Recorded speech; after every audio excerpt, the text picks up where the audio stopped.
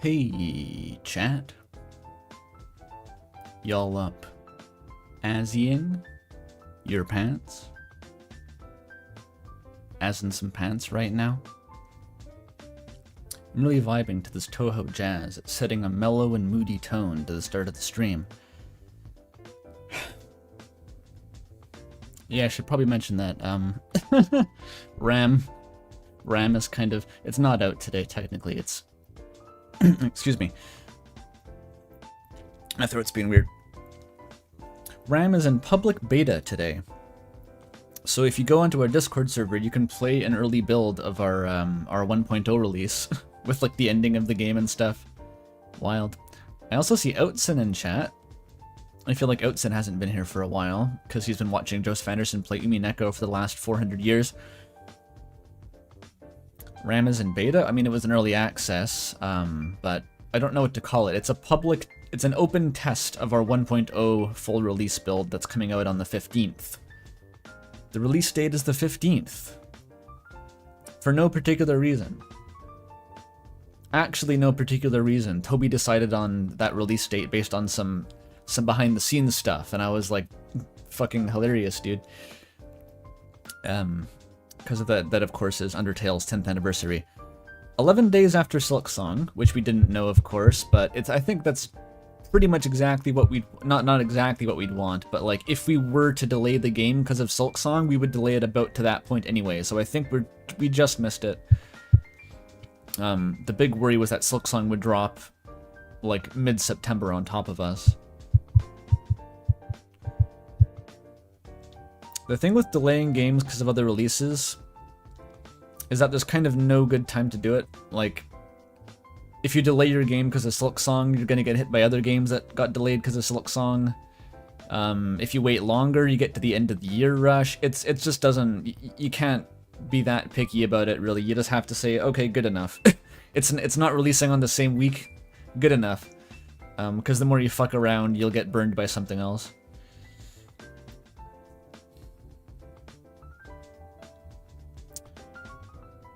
I wasn't tapping the mic, I was tapping my teacup, but yes, I'll stop doing that. There's stream lore? Was there stream lore? I've been streaming Koru for the last, like, 6 weeks. I thought there was a fringe chance that I would have more Koru to stream, like, today, but it's not, the new content is not out yet. The current plan is AZZYPANTS today, of course, because how could I pass up an AZZYPANTS VN? But yeah, once that, I'm assuming that by next week, I think there's a very high chance that we're gonna have more Koru immediately, which will be really funny to go back to that series at, like, after 1 week.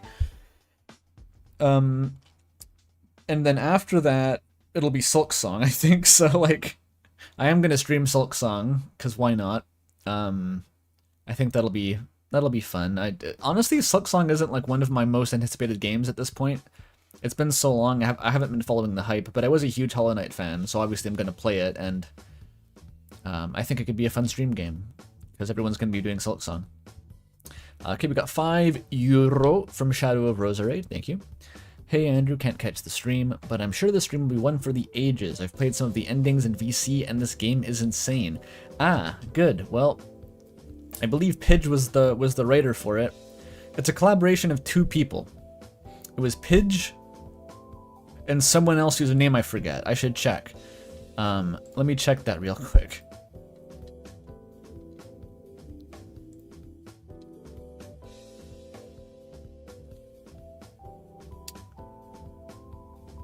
Oh, it was this person, I think? Tomato as? No. What is that name? Toto Amaze. I think that's the name, not Tomato as.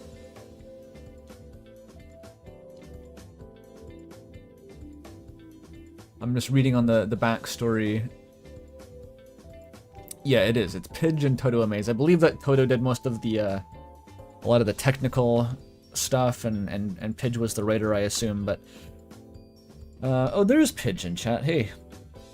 Been a while. For those who aren't dialed in to the beating heart, the pulse of my Discord server, Pidge basically dropped off the face of the earth for like 3 months and then just re-emerged with an AZZYPANTS VN. Just normal shit. It's like Tony Stark coming out of the cave with the Iron Man suit. Typical behavior. We got 100 arses from Coca, thank you. Close enough, welcome back Undertale fan game dumpster dive. I guess this does count as an Undertale fan game. A Deltarune fan game, I suppose. And £2 from Avast, thank you. Bravo, Pidge, and tomato. I can't sing tomato. I really want to say tomato. Toto Amaze. Yes, bravo indeed. I'm sure this is fucking batshit. I have no doubt in my mind that it's batshit. So I haven't looked at. I've gone through some of like the image folders to get that asset for the thumbnail, but I haven't seen anything that really makes any sense to me without context. So. We got the classic stream chat. Yeah, we got Outsin back. We got Pidge back. That's what does it. And Jules is drawing AZZYPANTS. Sick. But Amy's here now. Hi, Amy. Have you been to an AZZYPANTS stream before, Amy? I don't remember. I don't know if those eras intersect.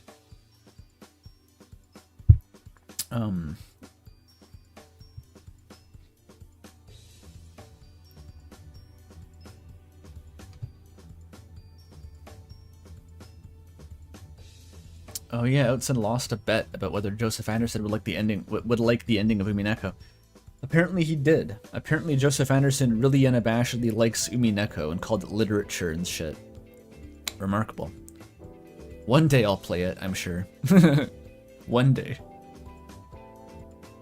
It seems like you're more likely to play it if you're a streamer and you say I'm never going to play it. So I'm just going to say I'm going to play it one day. And it'll be the same effect. That's what happened to me in Yeek, right? I said I would never play Yeek, and then I immediately played it. So.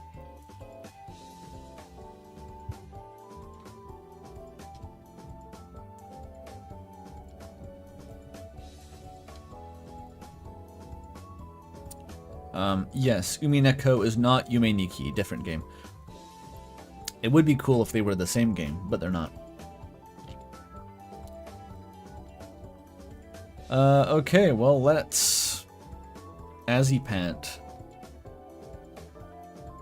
We probably don't need the music. I just realized I'm not reading fanfic. I'm reading a fucking game. It's probably has its own music. Let us activate the game. Oh, I never set up a desktop icon. Okay, bear with me.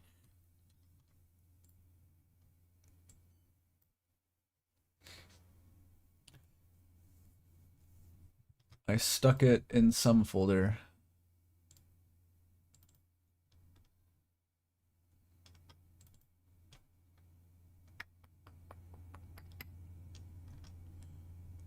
There it is. Alright, ready for the crazy... I wonder if I can get the stream capture set up quickly enough to capture its intro sequence, which I have seen briefly.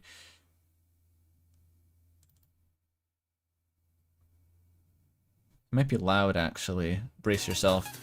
Oh yeah. It's already going. It's already going. Can we get this on screen? Come on, OBS.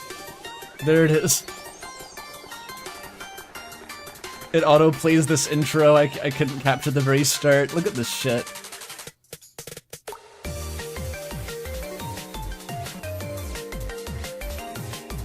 Like, what the fuck, right? This just happened. They just made this. I didn't ask for this. They just made it.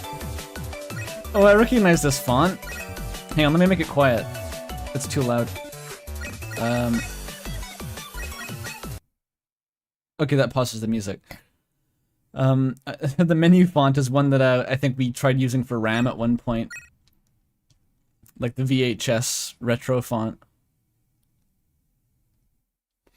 Let's just turn... Wait, there's voice volume? Maybe that's a default setting? If there's fucking voice acting, that would be hilarious. That's too quiet.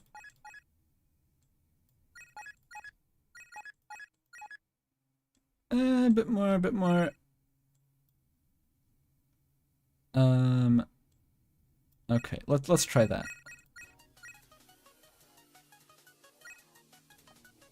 Oh, it restarts the intro if you go back. Okay, perfect.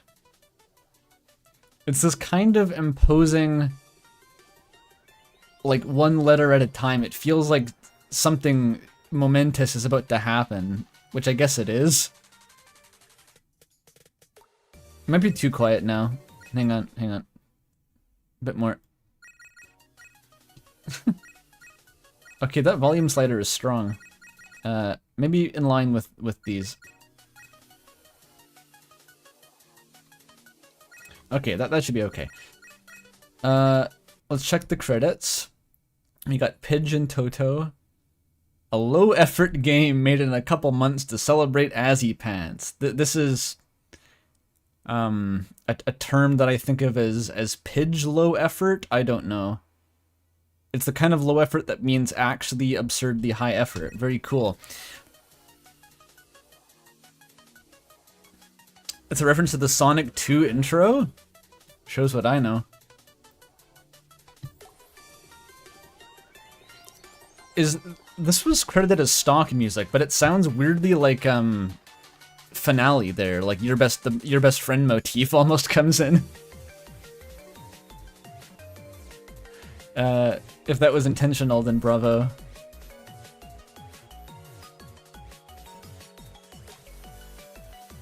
Yeah, they made this in 2 months. I don't fucking know, dude. Anyway, I don't know, let's start the game. Oh shit, I should have full screened it first. Hang on a sec, hang on a sec. There we go.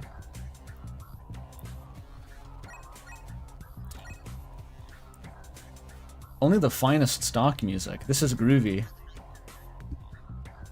Wasn't that the thing with, like, Higurashi? Where it's this super famous gigantic VN, but all the music is just stock samples and stuff? Like, because he didn't hire a guy to make music? That's really funny. If true.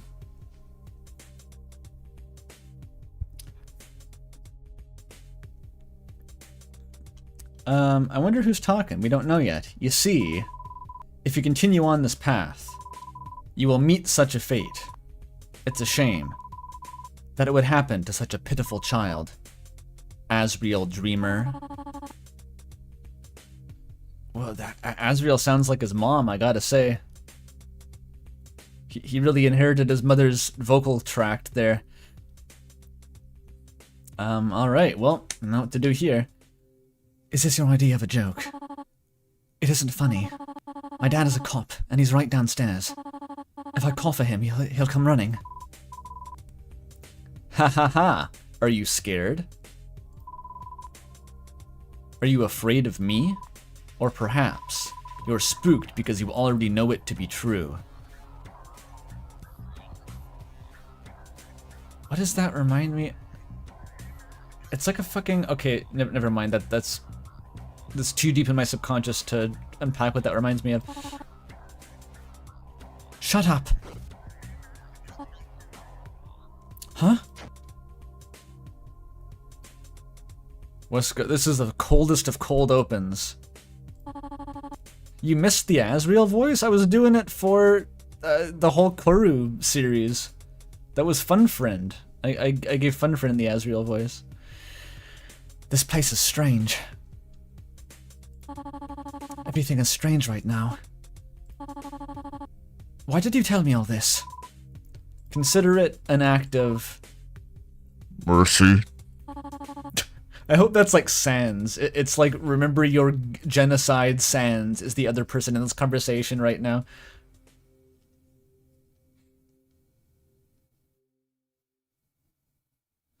Shout out to Courier New?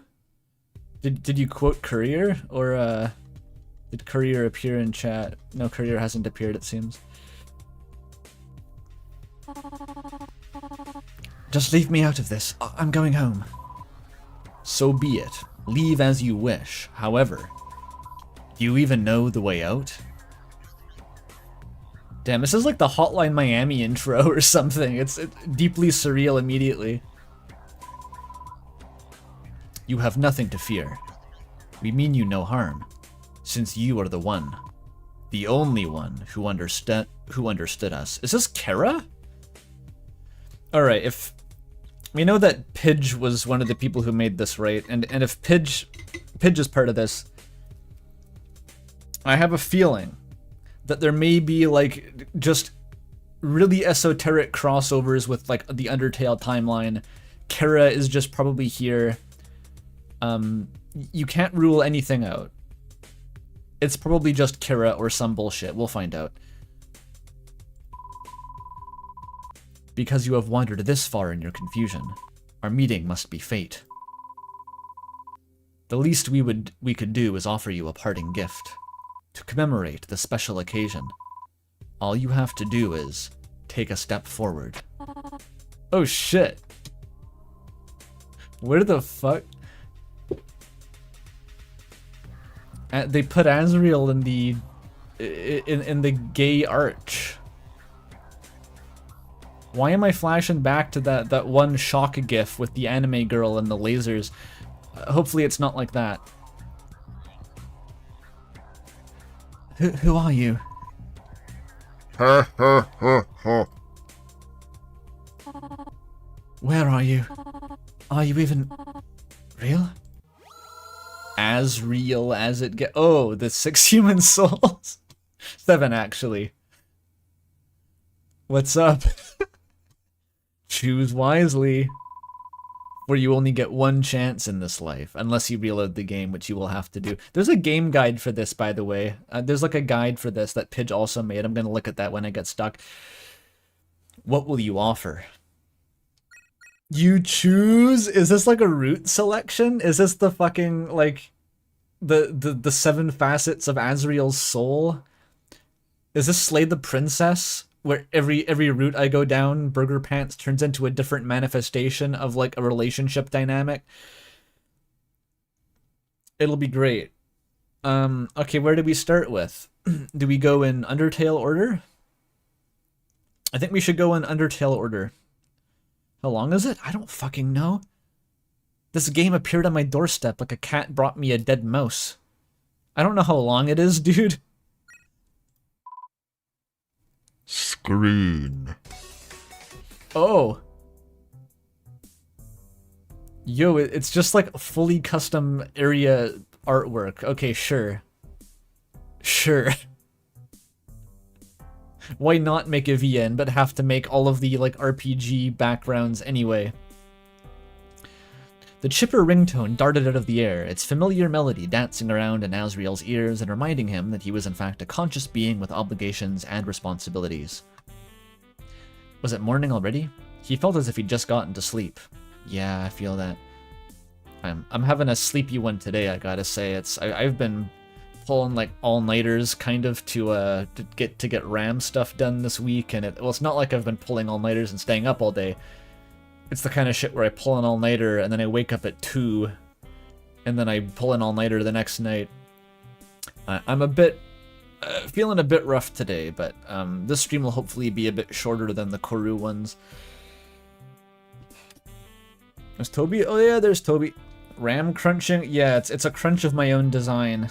It's just I've also had a new roommate moving in also just the last couple days, so I've been also sort of busy with that. A lot of shit going on recently. RAM Life's intense. Well, yeah, it's coming out in just a couple weeks, so. I literally, like, if you want an idea for how the development is going behind the scenes, I wrote, like, the last lines of dialogue for the ending last night at, like, no, it's not last night, this morning at, like, 7 o'clock, so. That dialogue is now publicly available in our open test. It's wild in here.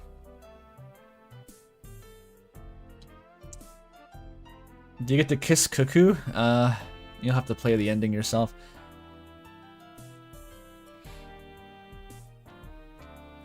I don't want to get derailed into talking about RAM here. We're just starting this whole beautiful visual novel. Look at how beautiful it is. The visuals, the novelty, you know? He looked over at the culprit, that familiar bright aqua blue phone he was given as a teen. It had been dropped and kicked across the floor many times, yet there was barely any visible signs of impact. Just one measly indent at the top of the hard reflective screen that he filled with superglue. Is it a supernatural Gaster phone, or is it just like a Nokia? Azrael was fascinated by electronics like these, with clickable mechanisms and moving parts. It's probably a Nokia. He enjoyed the feel of the buttons beneath his fingertips, and even though the T9 keyboard flip phone was definitely out of fashion these days, he couldn't bear to abandon it, despite abandoning the SIM card that connected him to the town of people that he'd cut out of his life upon leaving. Oh, damn. That's... okay, so Azrael just... what do you call it? He went cold turkey? That's probably not the right term for this. He ditched everyone. His mother always harped on about going to college and making her proud, to become someone of great importance to the world. Well, there was no way of becoming someone while also keeping in contact with hometown. That place was a cesspool built on the very concept of stagnation, practicing the same daily routine traditions as it had ever since its foundation. They were far behind on technology and culture as a whole. It was a place intended for its citizens to regress, to stay safe in the comforts of the past, and that was not something Azrael wanted to be bound to any longer. Thematic. It's the echoes of that last Courier Asgore fic. Like, I say that like it's not just a theme of the game in general, but specifically that last Courier fic. It's a Flowey-like Azrael? You just won? Is this already Flowey-like? This is like the opposite of Flowey, though. It's Azrael talking about needing to move on from the past and escape the stagnation. That's like unflowy.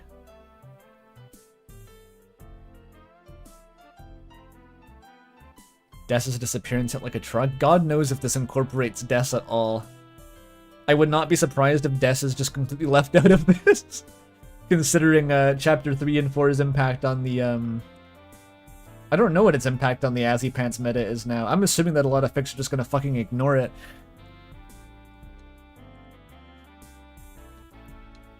Or it's gonna be some batshit. It's probably some batshit.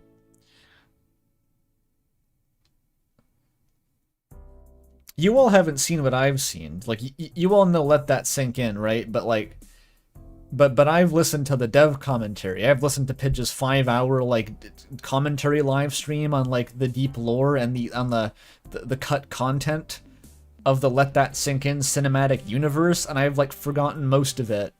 But I just know what's on the table. And I'm appropriately terrified. It's great. Cut content? Oh, buddy, you have no idea. You have no fucking idea. It's so much more than you could ever imagine. He was already so behind on the times, and he had a lot of catching up to do. Speaking of which, turning off the alarm with a mere switch of a dial, Azrael laid there for a lazy moment to compose his thoughts and mustered up the courage to start the day. It was pizza coupon day after all. What is that? Even though his body was unwilling to part from the comfort of the covers, he made the effort nonetheless, dutifully swinging his feet over to touch the ground and sitting up slowly so his horns didn't accidentally scrape the bunk above him. Azrael hadn't grown to be as tall as his father. He was barely just as tall as his mother, but if measuring by the typical everyday monster's height, he was definitely above average. He isn't. Toria looks like she's 7 fucking feet tall, so... It's of course malleable, but... they're kind of just gigantic. The size of the average human mother? I think much bigger. The size of the average Toriel mother. Visual yet visualer, my vision keeps growing. Glass lenses cutting, accurater. This next novel will be very, very interesting. I agree. What do you 256 concurrent viewers think? Viewership always goes nuts for anything Deltarune. I'm never not surprised.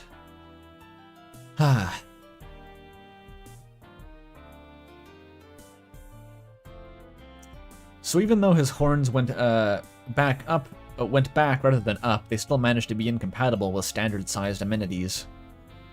He could, of course, dismantle that godforsaken top bunk. It wasn't currently being used after all.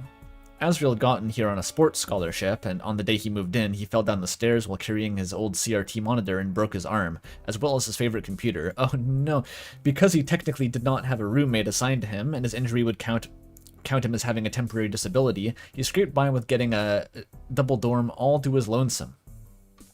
Sick hacks, I guess. It's if you need to escape the draft or get a free double bunk, just like intentionally break your arm. Easy. Though he could never be sure if it was arranged this way because of his esteemed status. He chose to think of it as fate. Thus, the room had two of nearly everything. 2 wardrobes, 2 chairs, 2 desks, 2 bunks. Azrael was used to sharing a room with another person, though he was definitely grateful to finally have some privacy. I wonder what this is leading to. I wonder if Azrael will get to keep his privacy. What do you think, chat? Tell Dora the Explorer through the screen if Azrael will continue to have no roommate. Except the furniture did take up a lot of space, and if he was to separate the top bunk into its own bed, he'd have less floor space to pace around while he pondered. Oh, he do be pondering. Sensitive pondering type. That's on his Instagram.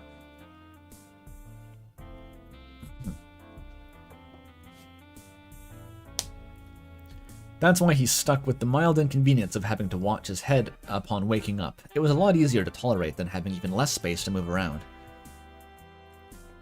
He wondered what it would be like to be enclosed in such a tiny place with another person.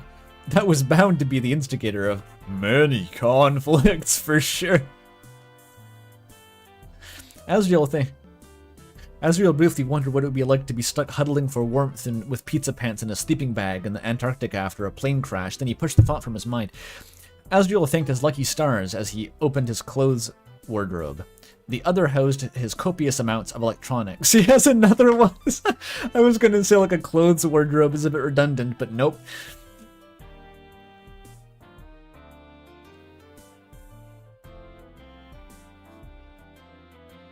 What the fuck is that comment, Lilac? What did you just say? Your dad told you that if you had to pretend to be a boy, but had to make an excuse to not use a urinal, you could say that you sharted 24/7. What a fantastic remark. What a fantastic anecdote. I'll keep that in mind as a pearl of wisdom to dispense to any... I don't know. Anyone who needs to hear that.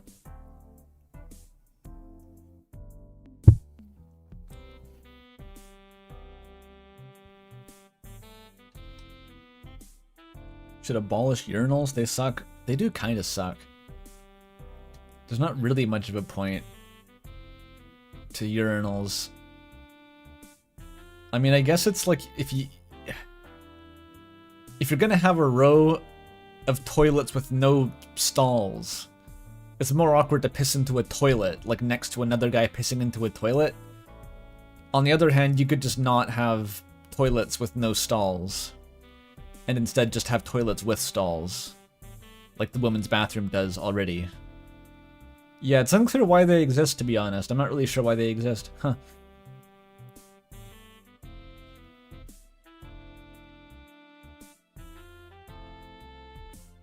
Guys all pee together like that, but that's like the thing that no one wants to. It's like you have to shuffle as far away from the nearest person as possible anyway. It's unclear. Like they should just go one of like either way or the other. Have just the stalls with toilets, or have a fucking communal piss trough. Just a single unbroken trough that runs down the wall and just dumps all the piss into a gutter with no dividers. Like, why have individual things that are all just function effectively as a piss trough? That is a thing? Yeah, they should have those.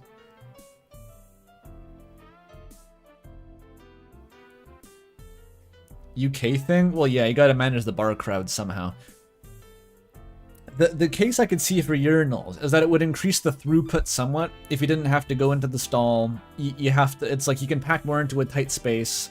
in like a fucking sports stadium, you get like the guys filing through faster on urinals, but like the women's bathroom is going to be just as slow anyway. So unless you can ensure like an entirely penis having population using your bathroom, you're still going to have the other one bottlenecked by all the toilet stalls. So it's like it doesn't really fix the problem. Yeah, what are they for? I don't know. Who invented urinals? I think it was Ducamp. I'm pretty sure that's why they named them after like the fountain and stuff, but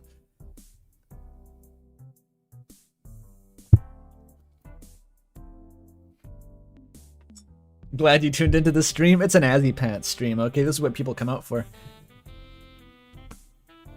Joseph Banderson prefers the sink. I don't want to know. Azrael thanked his lucky stars. Hey, lucky star reference. Slipping on a hoodie and a decent pair of jeans, he made sure to pocket the free Wedge Wednesday coupon. Free Wedge Wednesday. The coupon along with his keys and the flash drive that contained his intro to game making project. Today was his turn to hand it over to the professor, so he couldn't forget. So he's at university studying game dev, classic. Is going to become someone of import studying game dev. Deeply ambitious. I think he would have a bit more luck trying to become like the president or something. Is that the where's that sound effect from? It's so familiar. It might just be from Undertale. It sounds like Link to the Past though. It's escape.og. Oh, that's it. Patting his pockets once again to make sure he had everything, he walked out the door and descended the stairs at a leisurely pace, his impatient stomach growling all the more eager to finally get a taste of that greasy, melty New York slice. Is he in New York? Or is it just New York flavored pizza? I know that's a style of pizza.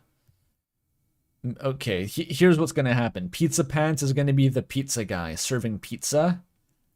And Azrael's gonna go reach for his slice, and he's gonna fall over. And he's gonna tip the pizza onto Pizza Pants' pants. And then it's gonna be this awkward scene of Azrael trying to like wipe the pizza off of his pants. And then maybe he'll like accidentally gropes him and it gets more awkward. And then he invites him back to his place to like help him get a change of clothes. And then they make out. That's probably the plot, right? Even though today was a relatively free day, going to class for hours upon end was still mentally taxing. Wait, did something weird happen, or is that just how it goes?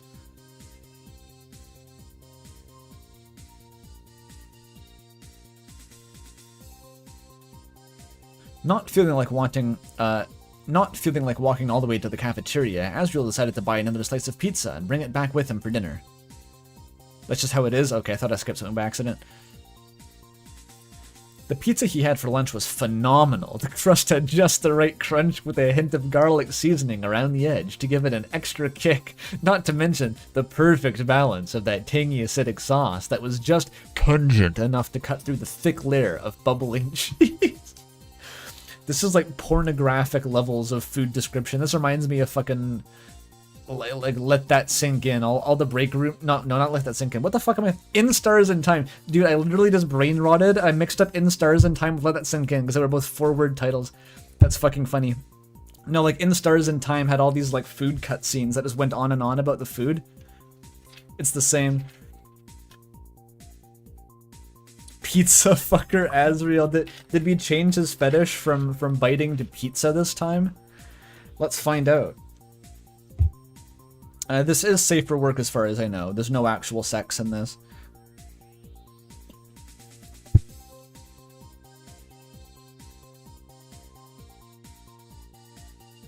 Which I say confidently because Toto Amaze was also on the project, yes. It was the best thing about college by far. He wondered if he'd get the urge to drive back here just to get another slice, supposing, of course, that he ever left the city. That was the thing about living near civilization. There were so many fun and new things to experience, though time, money, and transportation were the biggest limiting factors. Nothing like hometown, which had only a handful of offerings to choose from and were exceedingly bland. Especially the pizza, which was so horrendous that the Food Trade Commission legally required ICES to label their star dish as a pizza-like food product. It wasn't even real pizza.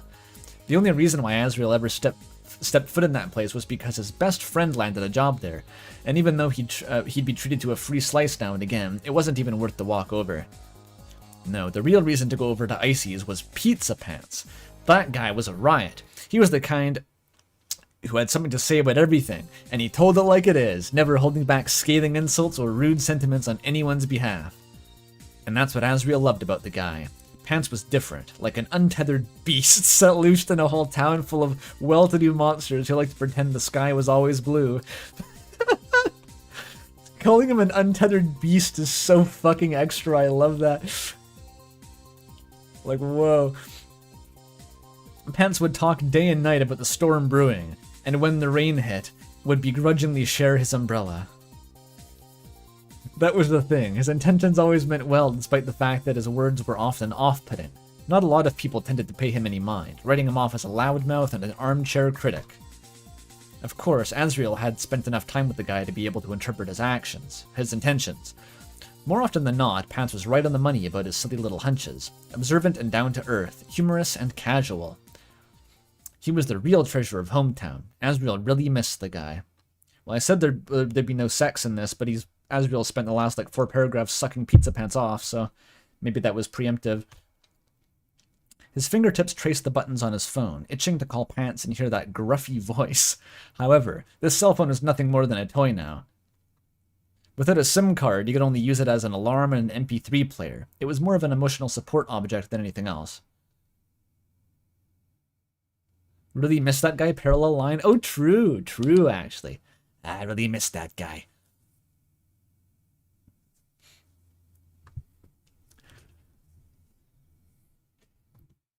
Azrael didn't want to cut Pizza Pants out of his life. He kept begging the guy to clean up his act, get better grades, and apply for scholarships.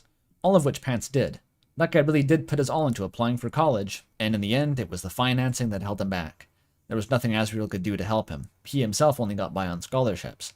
Before Azrael left, Pants promised to work extra hard to save up money to meet him there. Of course, Azrael could read through that lie too. Pants must have realized how impossible a feat it was and said such things to make Azrael feel better, so that he wouldn't back out of going. For a guy who was so self-centered, Pants wasn't very selfish. If Azrael was in need, he'd bend over backwards to help him. But if there was something Pants wanted, the poor guy felt as if he had to pass some insurmountable trial in order to achieve it. He might bend over in other directions too, but that guy was a talented dreamer, and yet he was constantly pulled down by a heavy sense of hopelessness, like he didn't deserve happiness. Azrael wished he could have helped the guy achieve his dream. He sorely wished he could have done anything to help him. With the sad music. Instead, Azrael cut off all contact with everyone, with Pants being an incidental sacrifice in his decision. It was much easier to pretend that his friends and family were doing well, that everything was going just fine. You could have had an email, but oh well. The fucking music. I feel like I'm in the Chimera Ant arc. Meruem and Komugi are playing shogi together. Like, this is... Because if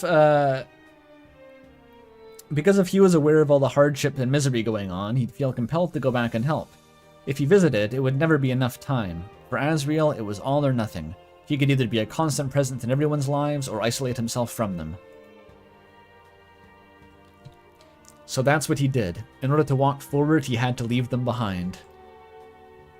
Playing a sad song on the world's smallest violin! That's it. Of course, Azrael was banking on Pants remembering his old email.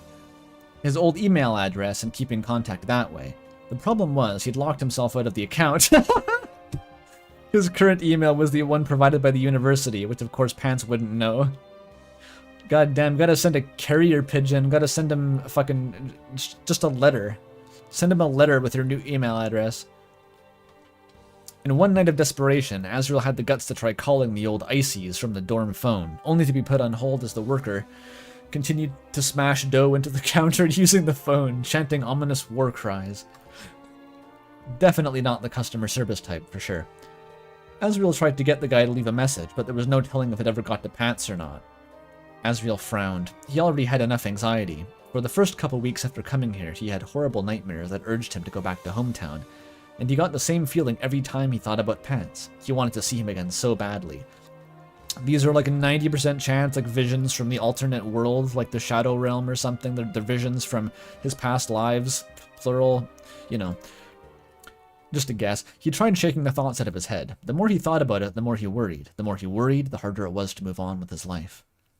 Surely these were just the growing pains brought about by the sudden change in his lifestyle. He had to tough it out and make something of himself. So he got back, so he could go back and make Pants proud. Azrael moved to the other side of the other desk where his computer was and decided to go ahead with his assignments. The concept of having just a perfectly mirror image room with two versions of every piece of furniture, really funny for some reason. Like, I'm gonna go to my left desk and do something else. However, no matter how long Azrael stared at the screen, he couldn't bring himself to focus on the commotion going on outside. He couldn't bring himself to focus with the commotion going on outside. It was a busy time of day, students walking to and fro in the halls to grab dinner or hang out with friends.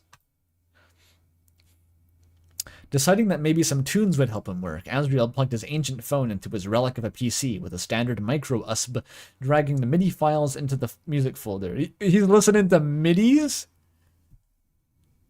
Azrael's downloading fucking MIDIs to his phone? That's awesome. Listening to Skrillex MIDI. That's like a new type of guy. I've never heard of that. Is that a type of guy who listens to MIDI files? I've only seen that on like on the fucking like Haley Labs back catalog site. There's like a page where you can download like NES tracker files to play some of the music. That's crazy.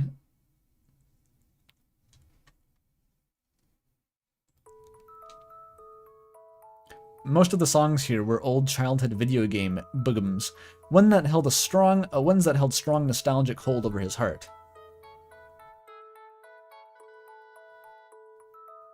Banger. Very Azrael. Did he get over the religious ska phase? I say get over like this is somehow better.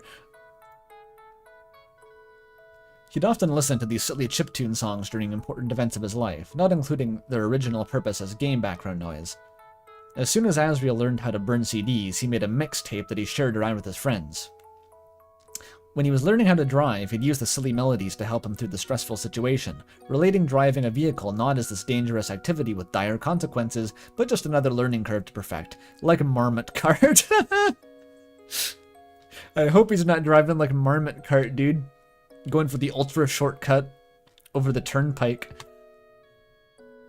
Side note, I fucking love the word turnpike. I've never heard anyone actually call a road a turnpike. It just sounds so much cooler than highway. Off the Jersey Turnpike. Like, hell yeah. I think it's an American thing. He listened to these songs while going to the dentist, waiting for the doctor, or getting scans done. They'd practically become the soundtrack of his life. And while Azrael enjoyed real music more for casual listening, simple wordless music like this helped him think, helped him concentrate, and focus on the task at hand. Now we're getting relatable. I need like penis core jungle blasted into my eardrums to be able to get work done. I need that. Right now, what he wanted more than anything was to return to normalcy. His surroundings had changed, his identity had changed, nearly everything about his life currently was so different. So instead of trying out new things, he found himself clinging to old games, old music, and old electronics. He can't be fully not Flowey. He too was bound by the seduction of the past. This is I see that's a lot of reading, like I should be surprised. This is a fucking visual novel. I gotta keep drinking though. It's a warm day.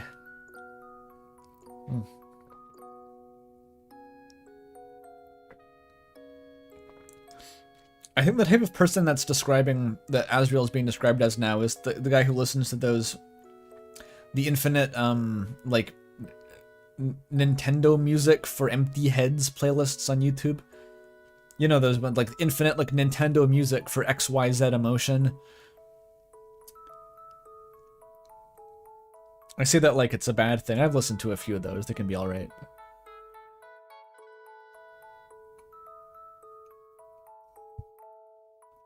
Actually, that was my introduction to breakcore, somehow. I was on some like Nintendo music playlist, and I think it was, what the fuck was it? Dark Rust Battle from Pokemon Black and White came up.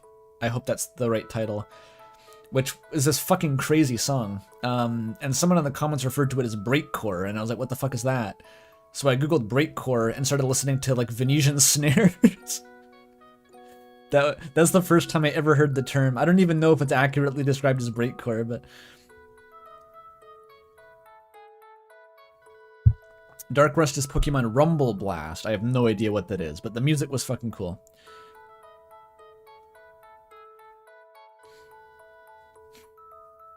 Yeah, Venetian Snares is good. I've only listened to like one album basically. I got the one that was like Hungarian for pigeon.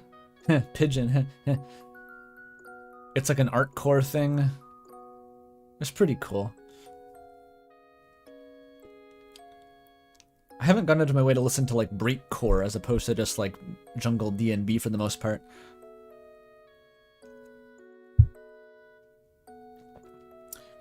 That one title that I probably can't pronounce is so good. I agree.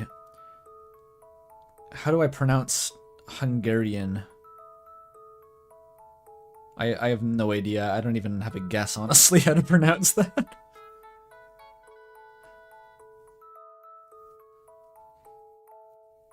What does the core mean? Oh, that I don't fucking know, dude. It doesn't really come from hardcore, because breakbeat hardcore is already a different thing. It's much older. Like breakbeat hardcore was like a genre that predated breakcore.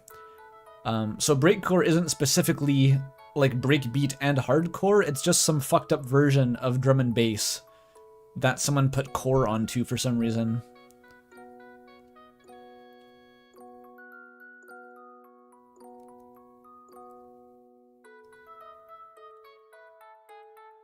Okay, anyway. We could be here for a while.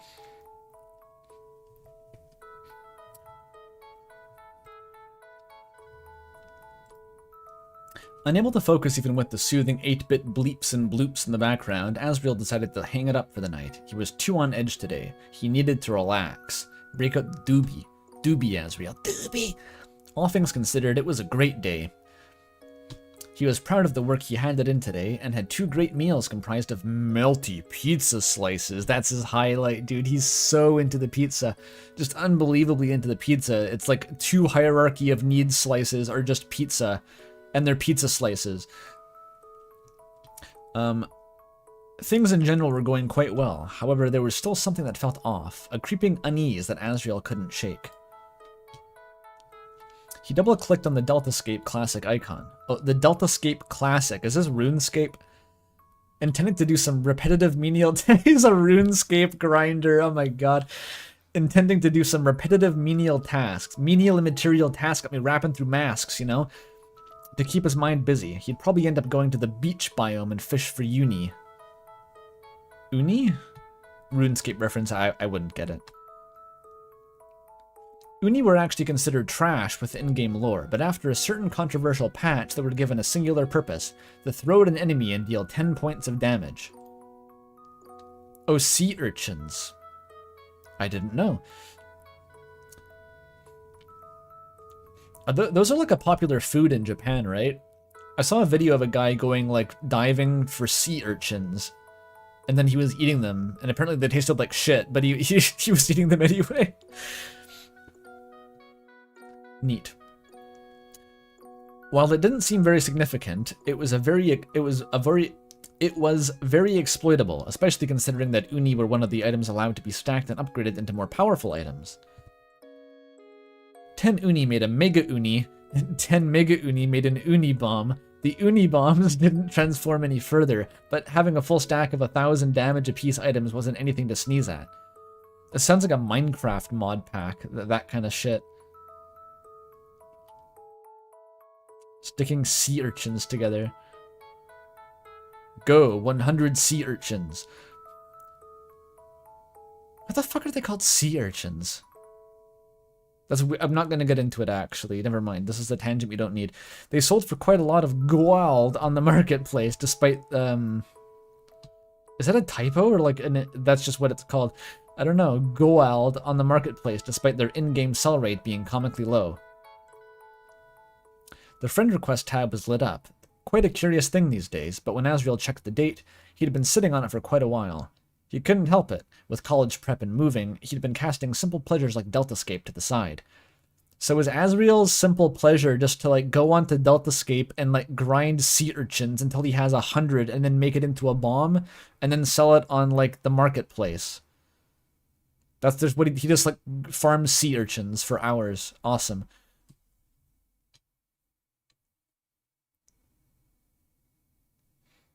Sea hedgehogs would be better. Uni is funny because that's just like, it's not even one letter off of umi, assuming we're talking in English text, but like it's one bump of the M off from just umi, which is just Japanese for ocean, I think. It's just like a slightly corrupted version of the same word.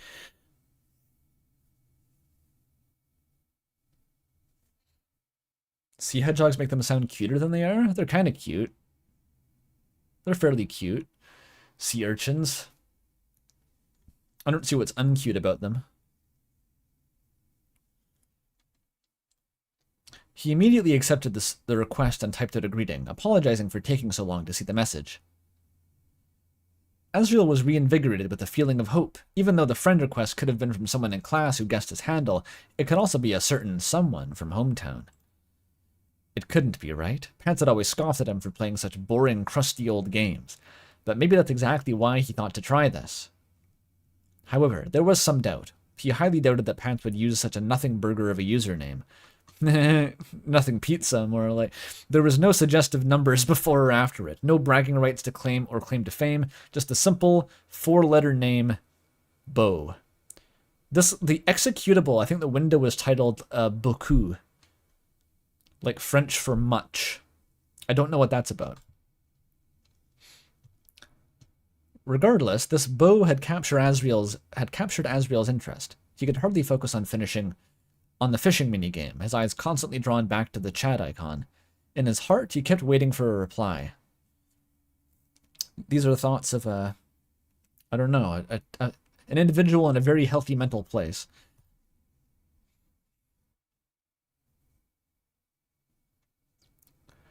And after a few failed attempts at catching Uni later, the message icon lit back up. It's all good. I'm just glad to be able to finally reach you. So what's up with you? Have you been? Both slang and proper grammar. No strange use of emojis, but the guy had a familiar tone. It was a toss-up. This music. I feel like I just started an Everhood battle. What the fuck? This is the Azrael's emotional state whenever he gets into an interaction over an in-game chat. Like, it could be Pizza Pants, the guy I definitely don't have a crush on. Holy shit. Like, okay.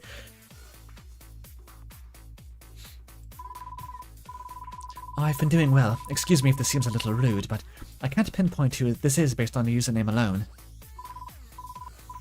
Oh yeah? No sweat. Don't worry about it. I might have borrowed an account so I could speak to my good old pal. Speaking of which, do you have any plans for the weekend? This is gonna be some fucking misdirect. It's gonna be Kira or something. It's gonna be something wacky. Azrael's stomach was practically doing gymnastics, constantly churning at their messages being sent back and forth. This guy was fishy. It could have easily been a scammer or a kid trying to get free items, as much as it could have been someone he personally knew. Oh, it could be Des. I forgot that Des was now canon, dude. I keep forgetting that Des exists in AZZYPANTS lore, potentially.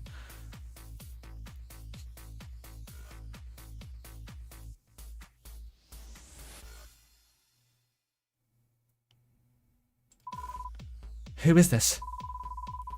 I'm actually one of your old classmates. I know you said you wanted to go to college and get away from it all, but I couldn't help wanting to get in contact. It's totally Des, dude. Azrael's heart squeezed tightly, almost knocking the air out of his lungs. Why was this guy being so coy? Plants? Shit, Azrael stupidly fell for the bait. He didn't mean to spill the topic on his mind so easily. Fuck, everyone knows I'm gay now. Pants, huh? That's how you think of me? Sure, that's me alright. Pants. His brow furrowed. This guy wasn't being very forthright, and something felt completely off about this situation. Even though the guy said he was Pants, that didn't mean for certain that he was. This sounds like Death Note dialogue, dude. This is like Light trying to figure out who Kira is, or no, the other guy, L, trying to figure out who Kira is. Your old classmate is 5 total people.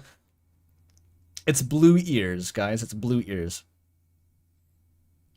And then I'll take a pizza slice from the box and eat it. L and Light were gay as fuck too? Well, yeah, I didn't say they weren't. And if this was a scammer pretending to be the one Azrael desired to speak with the most, just for some petty gain, he was going to be pissed. Insane social engineering. Insist on voice chat. Ask him some personal questions, the first option. Does RuneScape have voice chat?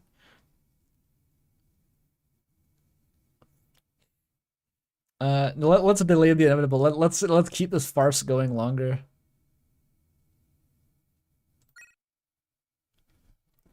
Anyone could search up a person's name and find out all their personal details with the click of a button these days. If he was going to confirm if this guy was telling the truth or not, he would have to get really personal. It's like, what did we do that one night after the graduation prom when you invited me back to your place and we were both really drunk and I tried weed for the first time and also it was really late at night. I thought about you the other day. Some guys in the student union were holding a Super Smashing Fighters tournament. You used to main that annoying character all the time. What was his name? Azzy, I'm gonna be real with you, I hated playing Smashing Fighters. The only reason I ever played it was because it had Kribby in it. Kribby. Eat Kribby. That, and it was one of the only multiplayer games you'd actually play.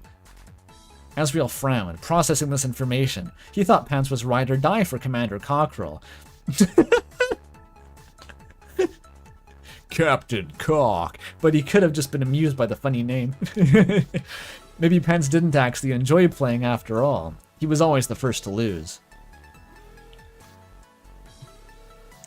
The Kribby detail was a new one, was one new to him. Pants had never mentioned anything like that in the past. No, it's not going to be nice Pants. That's too low even for like a fake out. Even for a rival, they wouldn't include fucking nice Pants.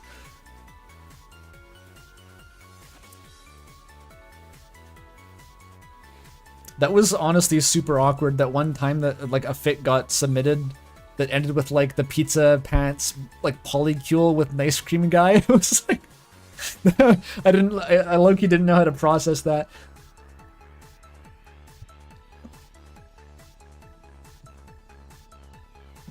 I never took you for a Kribby kind of guy.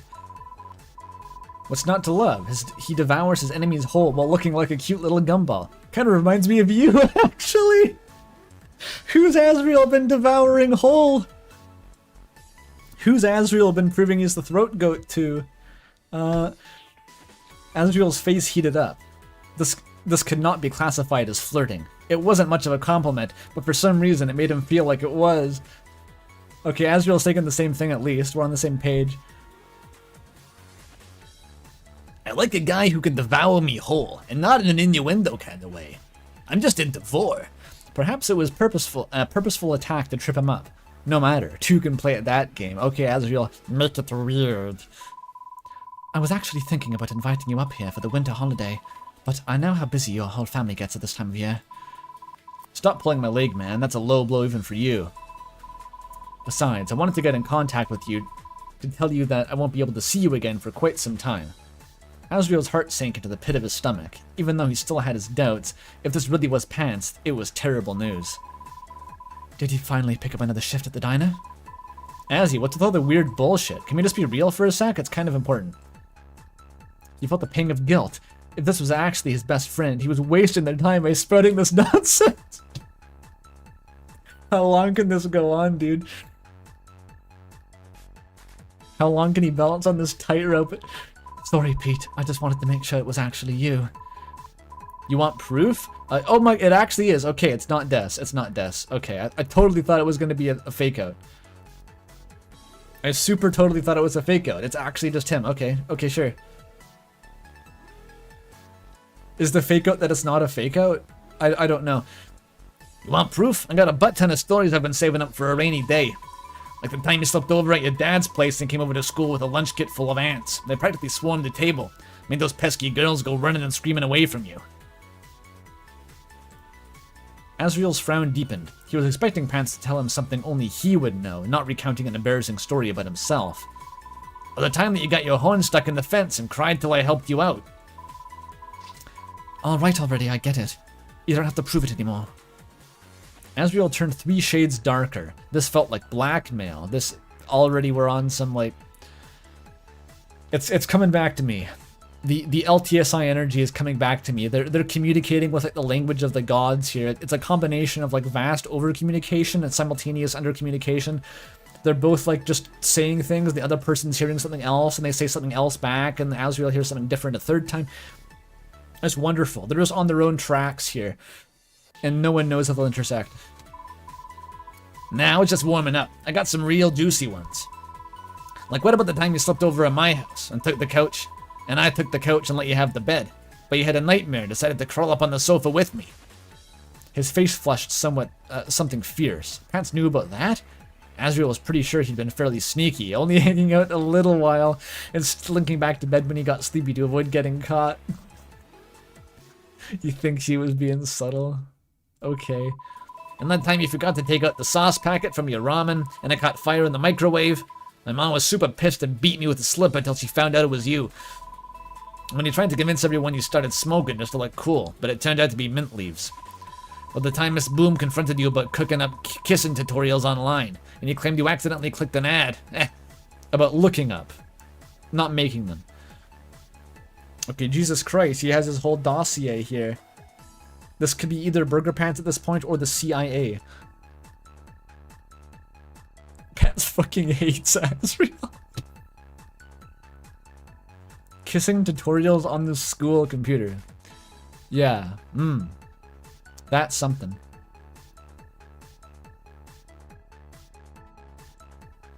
Azriel's hands were trembling. The shame and embarrassment that welled up within him was almost too much to bear. What the fuck is this conversation? Pete, that's enough. Don't make me block you for harassment. Ah, come on, Azzy. I was having some fun. Reminiscing about the past, how cute you were. I really miss you, you know. How cute you were. Is this going to be the dynamic where Pants isn't even subtle now? Are we going to completely invert the let that sink in dynamic and have it be Pants who's coming on really strong and Azriel who's oblivious? I hope so. That'd be funny. Pizza Pants read a tutorial on how to nag. Yeah. Maybe I almost forgot already that I clicked like a fucking ominous root selection with like the human souls. Maybe depending on what root, the dynamic is just different. It could just be that. It could be completely different. This is the role swap. This could be like 10 years long. I thought I would have finished this stream pretty easily, but there's like 7 fucking routes. And this has already gone on for an hour? I don't know. We haven't even left the first room. Maybe this is the whole route. Maybe it's just Azriel having a really awkward interaction with him on RuneScape. Azriel's heart melted. It didn't take much for Pants to affect his mood tremendously. That was the second time the guide alluded to him being cute. It felt rather nice. He wanted to hear that guy say it to his face. I miss you too. I wasn't joking about wanting to invite you over, you know. It doesn't have to be the winter break, just anytime you happen to be free. As much as I'd love to, it's impossible for me to do right now. I guess I'll have to be with you in spirit. You really can't come over? Did your car finally break down? If so, I can always pay for a cab or whatever. Pete, out of everyone in hometown, you're the only one I regret not being able to speak to every day. I know, Azzy. That's kind of why I've been wanting to talk to you. You're a smart guy, and kind, and handsome. And the whole package, really, especially the package. Big package. You've got a full, exciting life ahead of you. I'd hate for you to have to waste it all dwelling in the past or leaving your friends and loved ones behind. Everyone in the hometown misses you. I'm sure you miss them too. I know you're currently doing the college thing, taking the time to figure out who you really are. That's great. I'm happy for you. But you shouldn't cut everyone out of your life. Even if you don't want to call, you should send your mom a text every now and then just to let her know you love her. That kind of thing. Let her know you're not dead. You're not a pile of dust in the closet. People are getting weird back here. There's theories going around, Azzy. Azriel's brow was furrowed once more. Pants had quite a complicated history with his own mother, and even though he pretended to be fine after the funeral, at what? Wait, what? Oh, his own mother. Pants' mother. Okay, sorry. I heard his own mother as like Azriel's mother. And of course, let that sink in, flash back into my mind. That makes more sense. Okay. You never expected Cyan first? That's the first soul in Undertale. It's just the chronological order. I'm playing like the fucked up Bizarro route now, probably. This is like the joke route. God even knows what the normal route is. Maybe there is no normal route. Maybe they're all the joke route.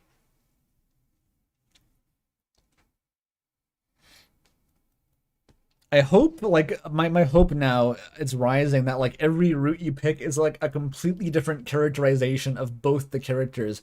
Like, Azriel being into chiptunes and having this, like, nostalgia thing, like, that's not even relevant to any other route. Like, that would be really funny. Like, he's just a new character.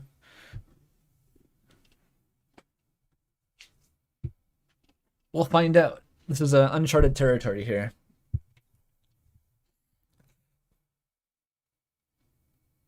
Even though he pretended to be fine after the funeral, Azriel still had a hunch that affected him more than the guy let on.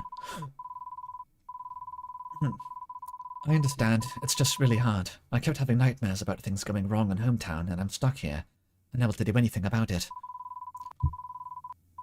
Thank you for telling me about problems I have no way of resolving. You fill me with such horrific dread. I forgot the quote, fuck. The more I think about it, the more worried I get. I keep having this feeling in my soul that something isn't right. Like I left the house with a stove on or something. A little bit.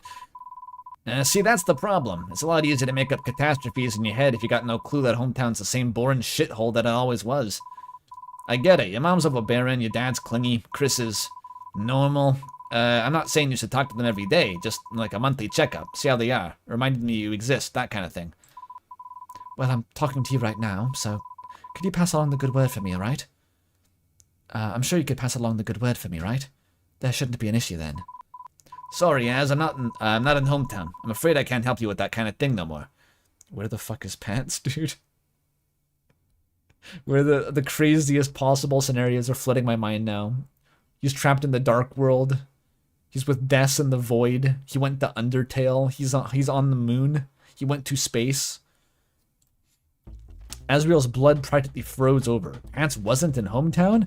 What happened? Was he forced to move? Oh, did he finally make enough money to go to college? Nothing like that, idiot. When did I ever get such good fortune? I just wanted to say, don't be afraid to move on with your life. Get out there, make some connections, have fun with new friends. But also, don't forget all the people you still care about back home. What is this music? It's like Earthbound battle music. Azriel could feel his heart practically crumbling to dust. It felt like Pants was breaking up with him. Azriel, you have to, like, at least get into a situationship first. Pete, you're the one I care about the most. If I could chat with you like this every day of my life, I'd be very happy. Is it not the same for you? Every moment with you is a moment I cherish, Azzy. Even when you're purposely doing things to annoy the piss out of me, I can't help but look the other way. You're my best buddy, you know. But right now, you're kind of like a wilted flower. I don't want you to feel so glum. I want to see you blossom and flourish, and not spend all day farming fucking sea urchins and RuneScape like a degenerate. And I'm no longer here to take care of you, so I just want to make sure you take good care of yourself in my stead. This is like emotionally intelligent and supportive Funky Kong Pizza Pants, you know, consoling Azriel after his messy divorce. What a beautiful Pizza Pants. Say that again. Emotionally intelligent and tender Funky Kong Pizza Pants consoles you after emotional divorce ASMR.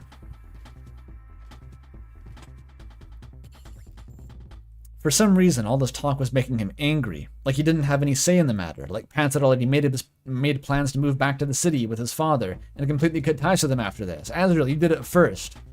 You Chunibyo Baka. I refuse. What? Come on, Azzy, I'm being serious.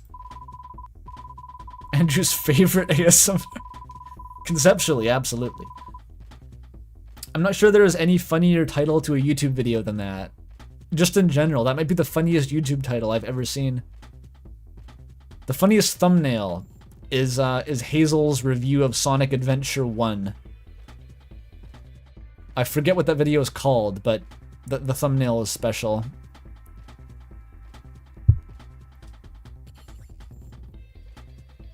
I'm being serious too. You're saying all this because you have a crush on me, right?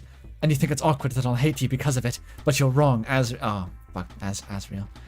I guess that's one way to get the job done. I feel the same way about you, and have for quite some time. Oh my god, what the This is like such a polar opposite characterization from Let That Sink In. It's actually throwing me here. This is wild.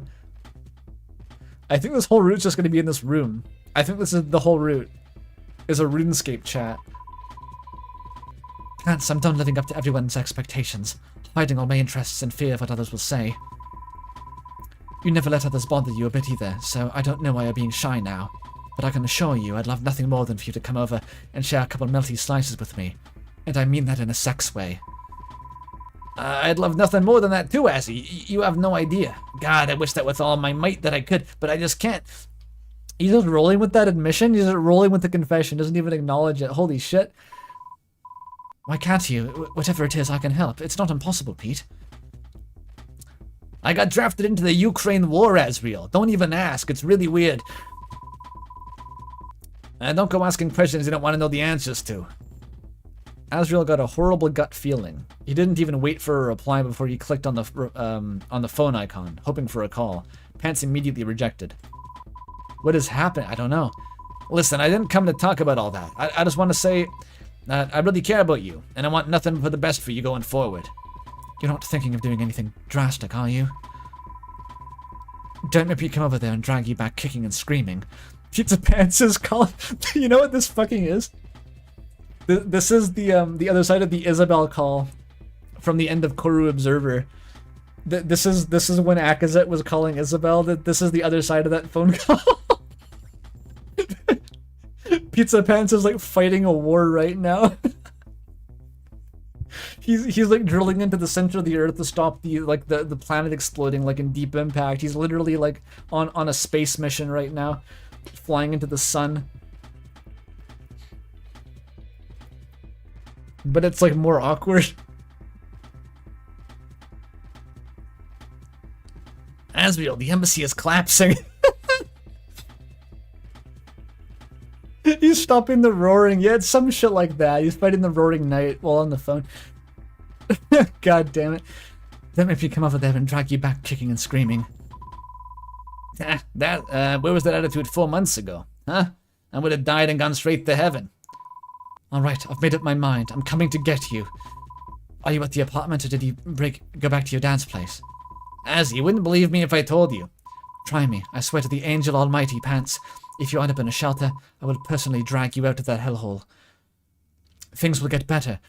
So Azrael's assuming he's in rehab or something, and Pants is probably like in the fucking fighting the roaring. Idiot, I'm not telling you because I don't want you to worry. That's the opposite of my intention. You should stop worrying so much and go have fun. I'll stop worrying and start having fun when you're by my side. Da-da-ba-ba-ba. Now, where are you? Not being able to shake the feeling, Azrael immediately darted for the box under his bed and looked for his SIM card. This is going through a RuneScape chat, I just remembered. Yeah, Azrael's freaking the fuck out. He's really anxious. He dashed back to the computer quickly, shoving the chip in his phone and distracting Pants with more back and forth while he called his mom. He had to get to the bottom of this once and for all. Getting to the bottom may be the plot of some other routes too. Oh, look, new art. That's like a super fucked up stock photo, I bet, but it's cool looking. Well, Azrael made the call. Not only his mother and Chris, but other residents confirmed the story. His stomach was in knots. Pants was dead? Yes, perfect. This is the kind of shit that I was talking about. This is what I meant, dude. You know what's funny? This is not the first time in an AZZYPANTS fic that Pants has died and continued to flirt with Azzy. This has literally happened before. Maybe twice, I don't remember. It's just kind of a thing that maybe happens sometimes. It was a ghost! My pizza was stolen by the ghost!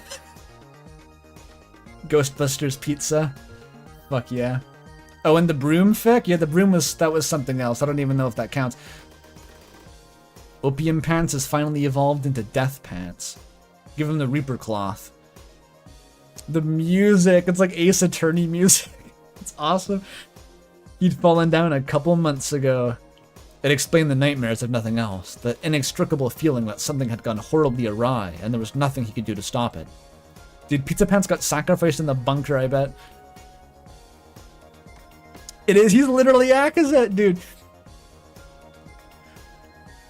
AZZYPANTS Pants. Cystic Pants. He hadn't been there for his best friend's funeral. Worst of all, no one had even been able to contact him and tell him about it. Except for the RuneScape ghost. Is this just what VNs are like? I think Pidge has tried to word me. Like, this is just what VNs are. This is probably just normal. He could have gone to visit the guy one last time while he was alive if his phone had been working. He could have hugged him, kissed him, confessed his feelings. Not that it mattered anymore. There was no longer anything he could do. As always, Azrael was helpless to the circumstances around him. He was but a toy sailboat set out on the ocean, being hurled about by the storm. However, all hope was not lost. Somehow the guy was able to contact him even after death. His sibling was knee-deep in the occult. His father's neighbors were ghosts. This was nothing new on him. Your shit ain't nothing to me, man. Oh, true. Ghosts are just a thing, so like it could be chill. Yeah, let's do a Dustiner. It's gonna be some weird fucking AU where Pizza Pants has to live as Gerson's roommate in the dark world, and Azrael comes over occasionally. But what this meant above all else was that he had to keep the guy tethered to this world. If Pants' final wish was to see Azrael develop into a happy, well-adjusted person, then that guy would have to spend the rest of his undeath proving it to him. This is the plot of a light novel, like an anime. I can totally see this. Like, the setup is like, oh no, my crush of 1 million years has died, and as long as I remain, I keep his last wish unfulfilled, he will have to remain tethered to the mortal plane. It's perfect. Absolutely a bit like a light novel plot, yeah.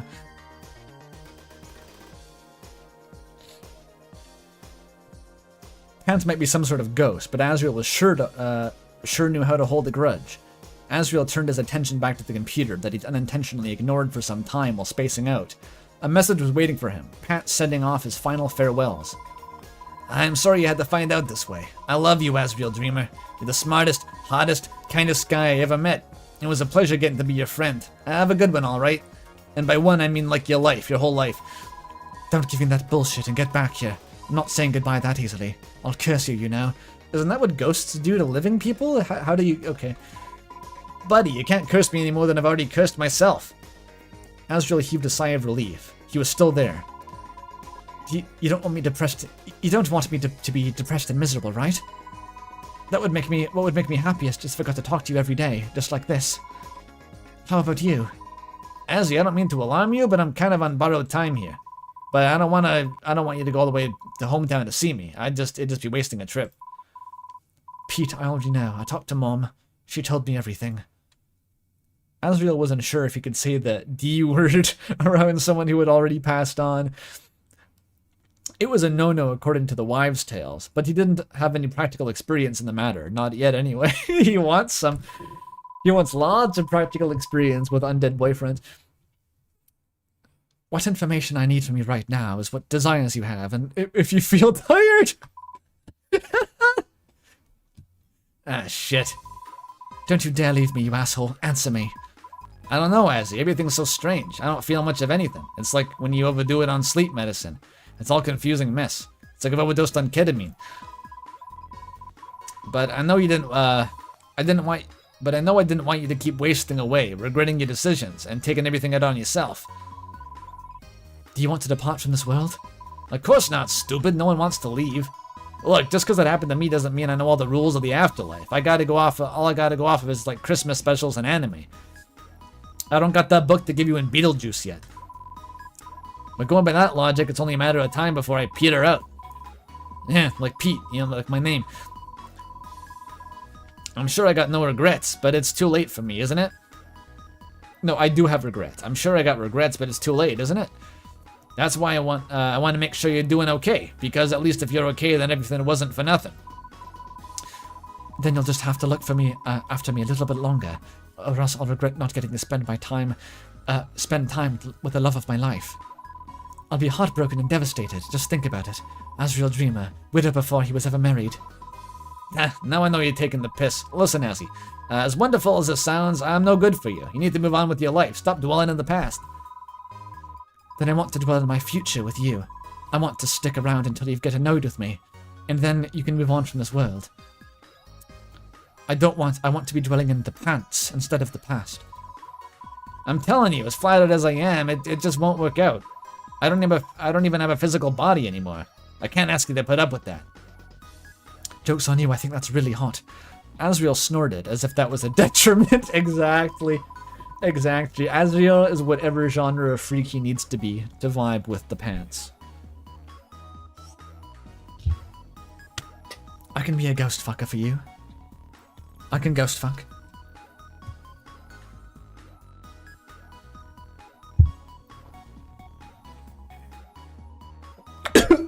I choked on the water, no! He's trapped in Delta Rune, and Deltascape, yeah. That's rough. He's the Evotar stuck in fucking Crosscode. The entire plot of Crosscode will transpire before the end of this route.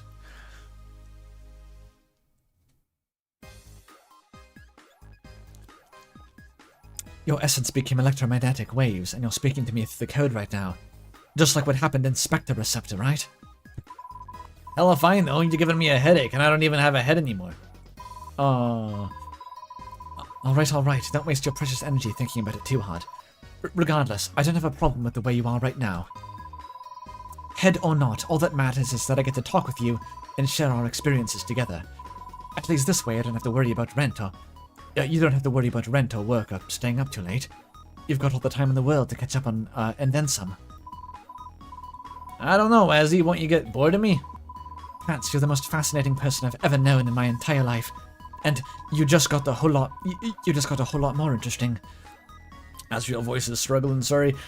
There's no way I'll get tired of talking to you. Just think of all the fun pranks we can pull now. In fact, I think it might even be more interesting. I might be more interested in you. I've always preferred electronics over people anyway. So, see what I mean? Exactly what kind of freak is needed. So, Bo, just, now that there's nothing stopping us, do you want to go out with me? Azrael, you gotta be fucking kidding. Even Pizza Pants is like, what the fuck? Who is this guy? Okay, he's cooked. He's so cooked. Azrael wants the relationship to be nothing but RuneScape ERP for the rest of his life, and Pizza Pants is like, wait, what? As he moved at the speed of a first-time lesbian with a U-Haul. Is this? I mean, the lore with the lesbians that's supposed to like they're dating for 4 months before any of them know that they're dating, right? But is this what happens once anyone confesses? They're just on this shit. I could see that. It's like a spring-loaded type of situation.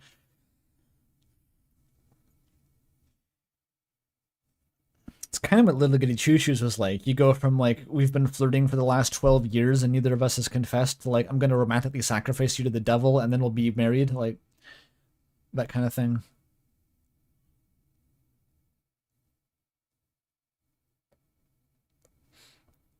Hook's Law type relationship.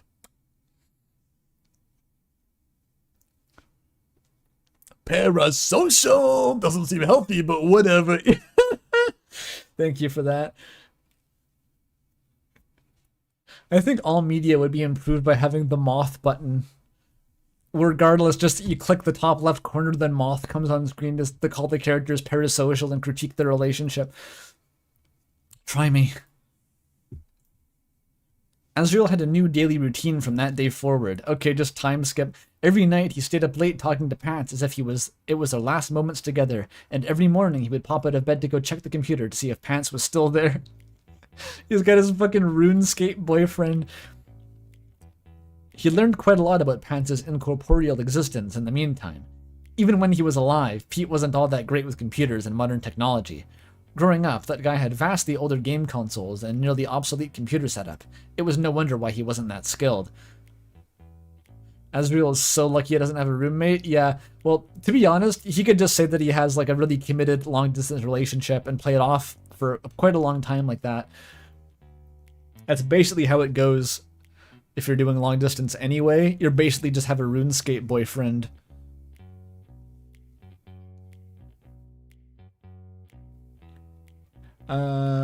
I need to piss real quick. I have to go use the communal piss trough, BRB.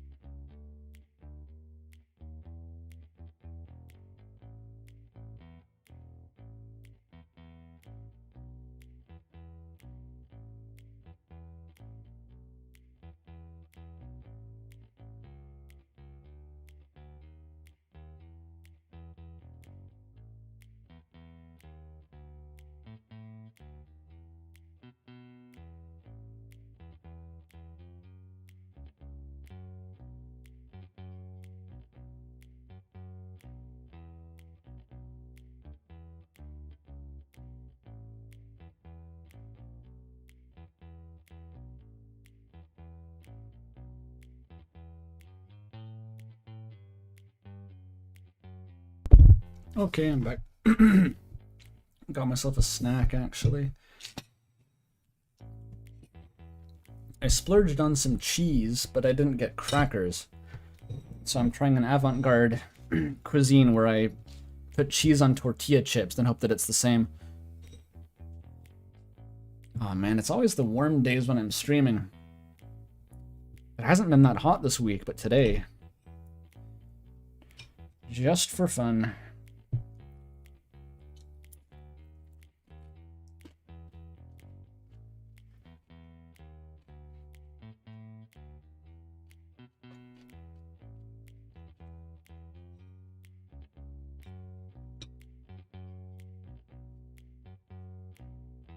It kind of works. Tortilla chip is cracker-like.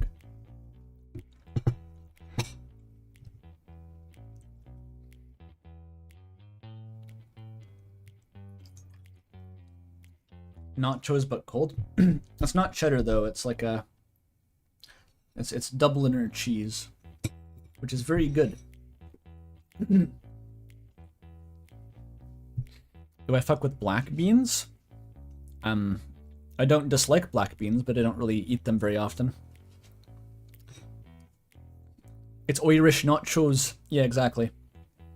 You make nachos with cheddar? I don't know. Generic cheese mix, I assume, is just like cheddar and mozzarella.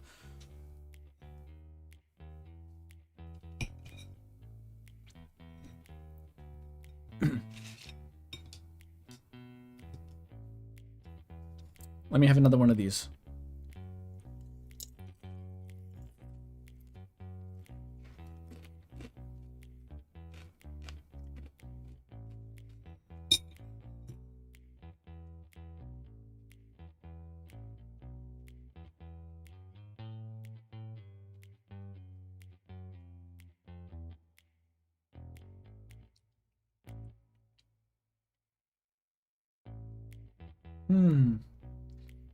We're talking about a Carl Jobst video calling out Asriel cheating controversy.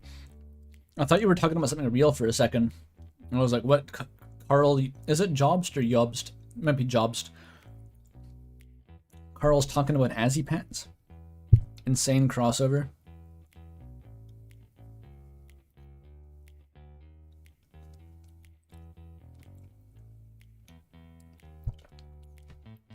Rather quiet music here. Very kissy cutie core music.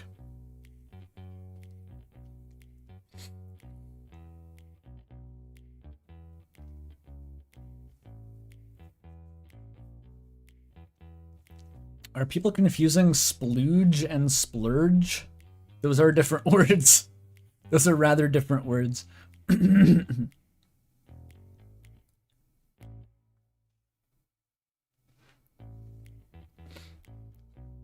You would have done Bone Slow if you were that talented? Hell yeah.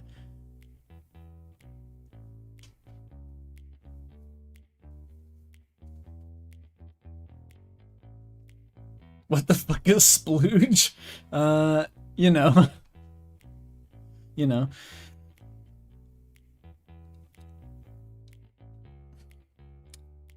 If we keep playing this visual novel, we might find out. However, it was proving to be an issue in his afterlife, where he was now tied to a computer every day. He could manipulate text inside the files, but he was too afraid to touch much of the code in fear of breaking things. The guy much preferred soft-coded systems, and while that wasn't a deal breaker, it was quite troublesome indeed. Soft-coded systems. I don't even know what that term is. Is soft-coded a thing?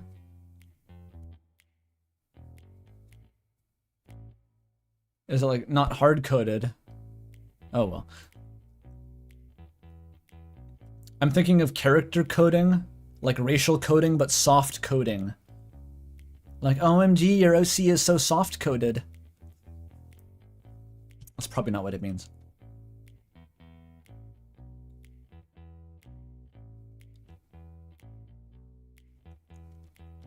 Pizza Pants is gonna bump System 32 and delete himself. Yeah, at this rate. Oh, weakly typed languages. I see. I've just not heard that term before. I guess I'm a soft coder. I program in GD script these days.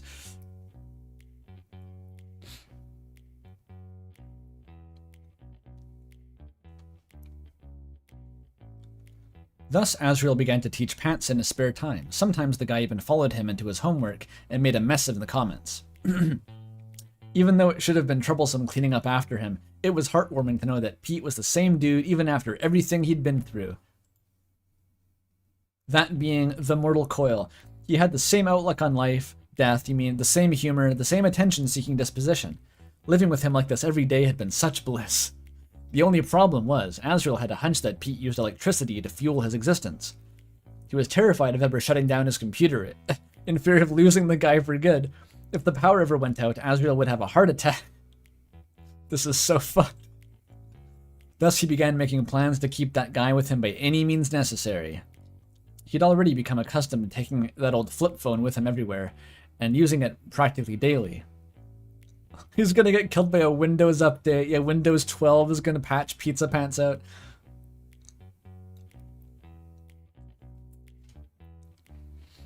It was the kind that had a removable battery, so we could always buy extras and keep them charged just in case the worst case scenario did happen. But Pants wasn't just a program, he was an actual living being. There was a huge risk trying to transfer him from one spot to another. How the fuck did he get there? How did he get into RuneScape in the first place? If it was successful, he would have the comfort of living with him by his side always, safely stored away in his pocket and taken with him everywhere he went. On the downside, he could risk losing him completely, a thought he couldn't even begin to fathom. This was the best route to pick first. This was such a good starting point. Like, it's almost irrelevant that this is Pizza Pants and Azrael.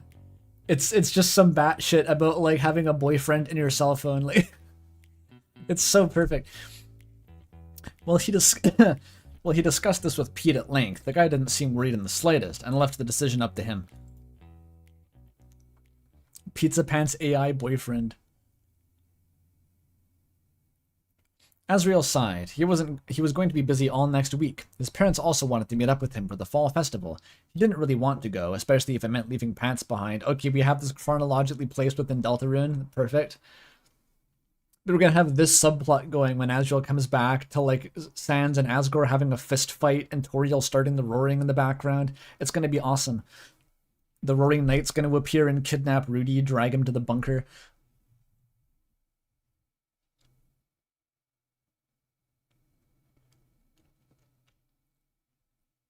He didn't really want to go, especially if it meant leaving Pants behind. However, there was a chance he could bring that guy with him. He would have loved having a nice romantic outing with the guy. He's the guy. It was probably time to make the uneasy decision. Always gamble. At the end of everything, gamble with whatever it is you're holding on to. That's the quote. Right? That's the quote. Take the chance. 2 days later, Azrael had finally finished the program he was working on. He gave Pants the instructions and shared another sentimental goodbye, then plugged in the micro SD card, praying with all his might that this plan worked. This is the ending of Soma. Just for good measure, he also connected the phone to his computer. Light some candles too, it'll help. He wasn't sure if this was going to work, but as long as he didn't accidentally mess things up, all should be well. Here's what you do, Azzy. To not risk destroying Pants and deleting your boyfriend, you don't cut-paste him, you copy. So you end up with 2 Pizza Pantses. And then once there's 2 of them, you can decide whether to euthanize the first one again, because it didn't really seem to mind. You can work that out once you get there. Or just keep 2 of them, actually. Just repeatedly duplicate your boyfriend until you have a polycule that's like a self-cessed polycule. Yeah, do that. Have an archived version. That's cheating? No. He gave the signal as forewarning and waited a bit before ejecting the microSD card and sliding it into the phone. The flip phone made a chime in recognition of his actions, and Azrael unfolded the APK. Dude, he's in an APK. He held his breath. APK pants. And then a call from his mother? Azrael panicked and hastily took the call. This was horrible timing. Dude, Toriel's gonna like destroy Pizza Pants. He's gonna get corrupted because of Toriel electromagnetic waves, and he's gonna get fused with his mother like in the Cronenberg Fly movie. It'll be horrible.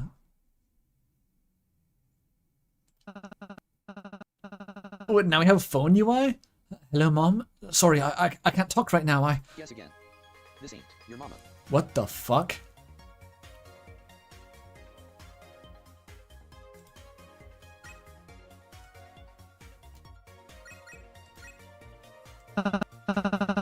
Pants, how did you configure the TTS on this thing? It comes pre-packaged on the accessibility tab. It doesn't make this louder? Okay, well, fuck it. Womp womp.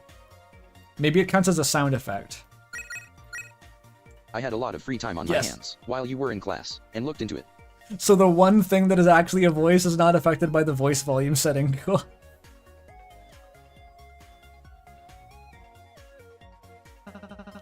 And you can hear me too. Of course. It's being transmitted through the phone, isn't it? This is fucked. This is so fucked up. Gosh, Pete, this is so wonderful. I'm so happy that I'm able to talk to you. Azrael tried to stand up and pace around, but the phone was still tethered to the computer. Right. Okay, Pants, I'm going to disconnect the cord now. Please keep talking to me so I can make sure you're still there. Sure thing. I was going to tell you a joke about pizza, but it's too cheesy. Isn't this the plot of the movie Her? This is just him, the sequel. I want to feel your fingers against my digits, because, baby, you're just my type. Yeah! Alright. New vibe unlocked. New type of flirting unlocked. Alright.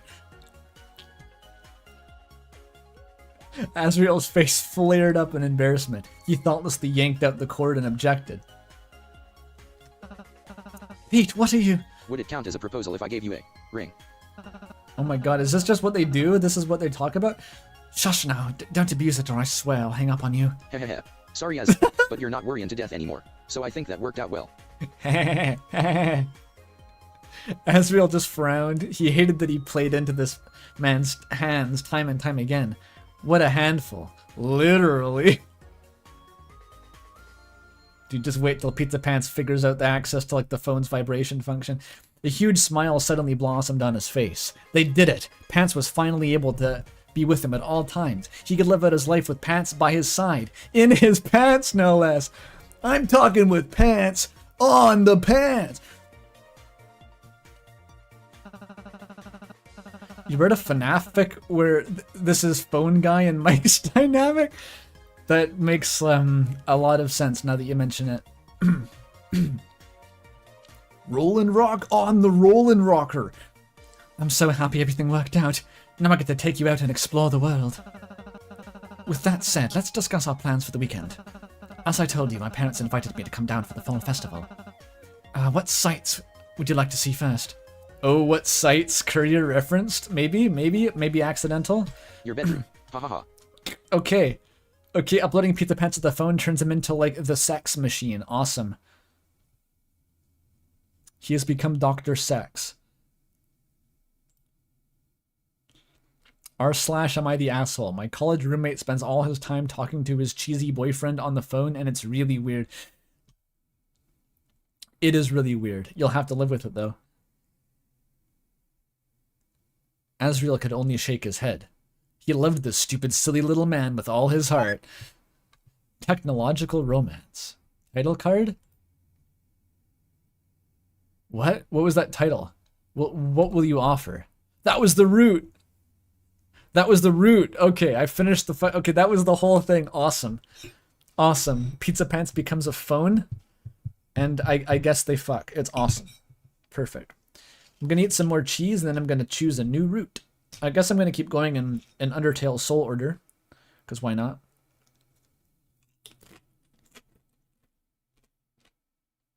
What a start.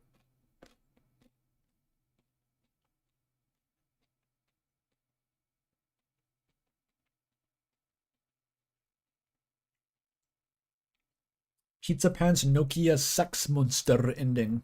I agree.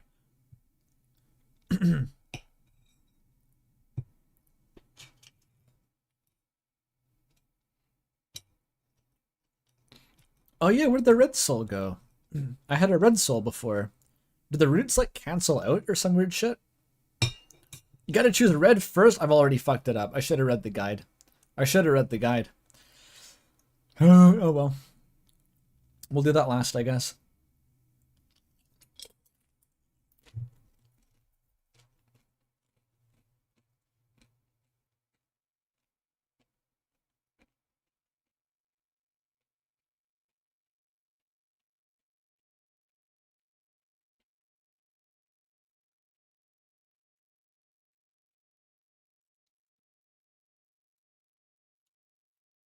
These fucking cheese tortilla chips are actually really good. I'm gonna have a few more.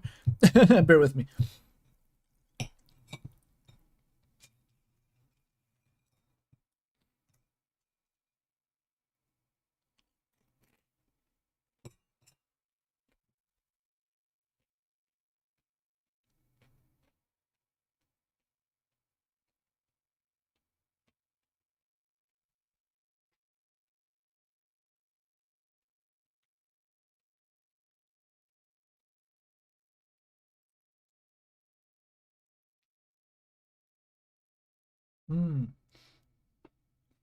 Canadian discovers nachos? I know a nacho. I maintain this is different. It's different cheese. It's not melted. And this is not the new snack. Because cheese is too expensive and I never buy it. I splurged this week on a block of cheese. I'm not going to be able to afford another one for months. It's going to be months until I can save up for another block of cheese, guys. Maybe if RAM sells 100 million copies, I can buy some more cheese. Please, everyone, buy RAM so I can buy cheese.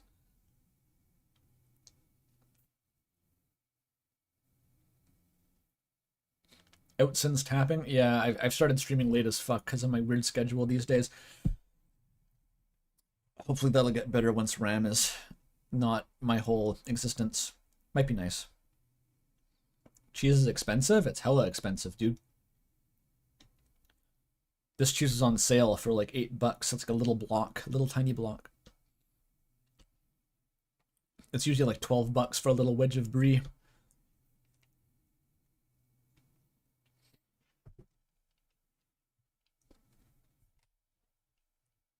I'm not living in fucking Wisconsin here. Okay, one more cheese slice, one more.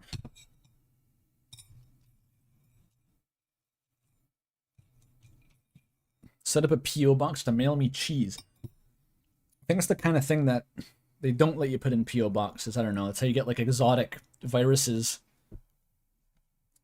Like I emailed this block of cheese from a Sichuan wet market and started a global pandemic kind of thing. The cheese was in transit for 4 months crossing the Pacific Ocean.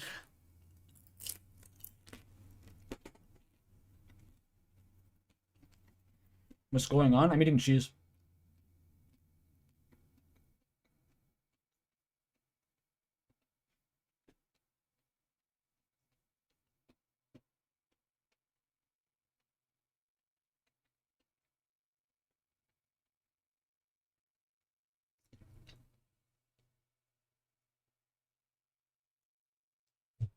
This is the cheese they talked about in the Bible? They had cheese in the Bible? I guess they had milk and honey in the Bible that implies cheese.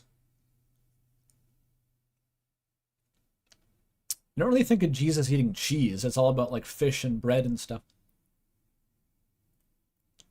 You probably could.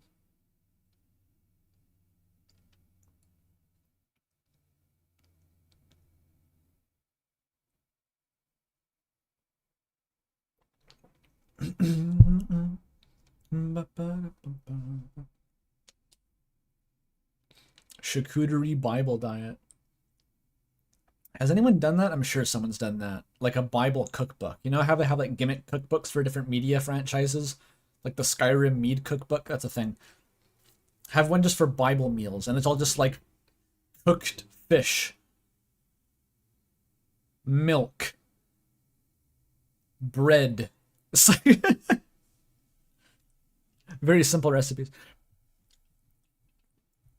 Maybe wine. But all the recipes have like Jesus as an ingredient, so you can't actually make any of them. Like the how to make wine is just like you need water and one Jesus. How to make bread, you need bread and one Jesus. It's yeah, it doesn't really work. Anyway, orange is next, I believe. Yeah, it's the slipper and then the tough glove. Did John the Baptist eat locusts? It's wild.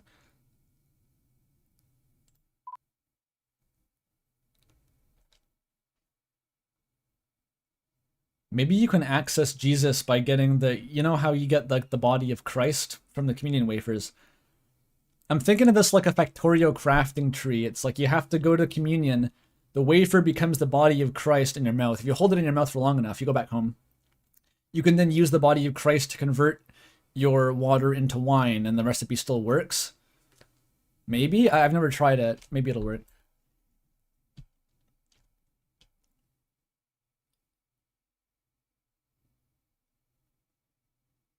Factorio is always at the scene of the crime. Yeah.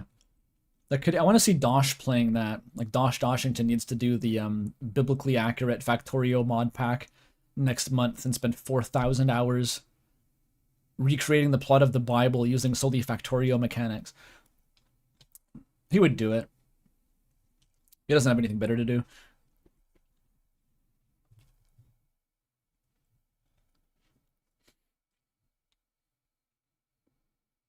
Okay, let's continue.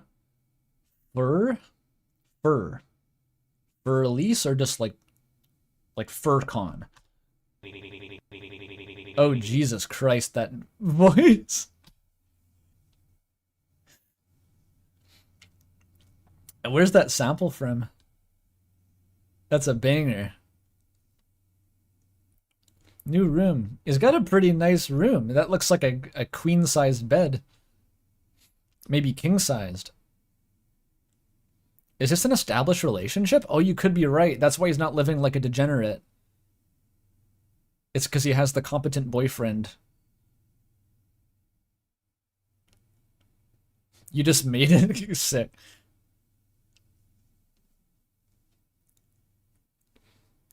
All right, sunshine, I think you've gotten enough beauty rest. Best to save some for the rest of us. As soon as Azrael felt that gentle paw brushing his shoulder, he smiled and latched onto him drowsily. Okay, this is established relationship pants. This is like 7 Azzy pants in 1 combo pack. Great value. Love it. If you get out on this side of the bed, by the way, you just have to avoid the cactus on your way past. It's a daily hazard.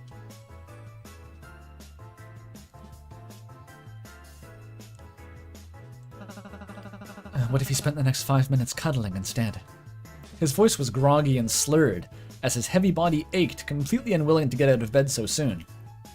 He definitely overexerted himself last night, but he stupidly felt it necessary to pretend everything was alright, because he didn't want Pants to worry about him. I wonder what he was doing. Lifting heavy boxes, I'm sure. Lots of heavy boxes in bed. Of course, that guy wasn't too easy to fool. In the next moment, he felt that mothering hand against his forehead, no doubt trying to check if he was running a fever. You feeling alright? That facial sprite was so good. I was missing all the good assets because the last run was weird. I got the icon up here still. I feel much better if you were snuggled up next to me. Ah, come on, Azzy. I know how this goes. You get out of the face too. You're gonna totally flip if we're even a minute late. You sure you want to cut it this close? Azrael didn't really want to open his eyes, for that would mean giving in to the new day, but he really wanted to sneak a peek at his boyfriend's expression. You're missing all the good ones, Azrael, yeah.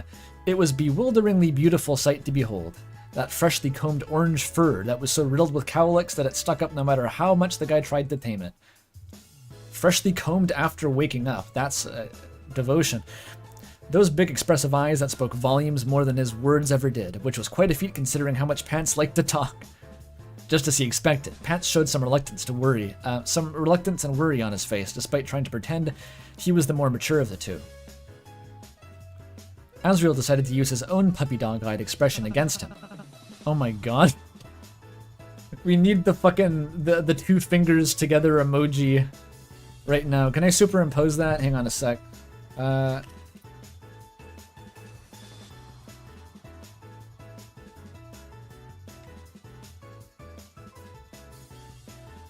It's giving me peace signs. What is that emoji called? Two fingers touching emoji. I need a transparent.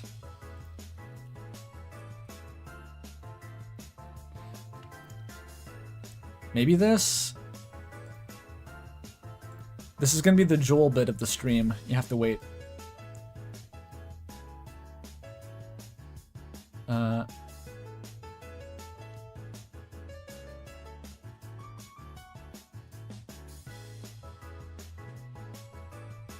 It's a JPEG, dude. They're trying to pass a JPEG off as a trend, and that's not. I'm not gonna fall for that.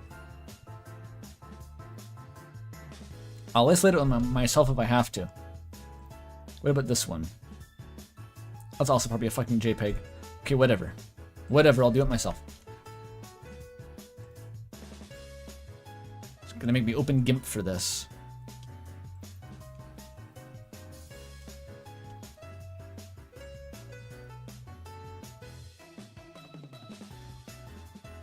At least the music is good.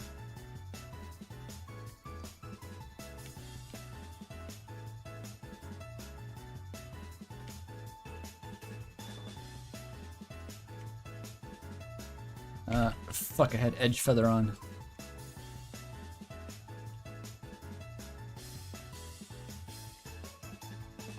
Okay.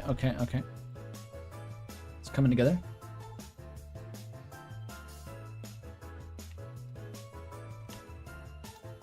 Fuck.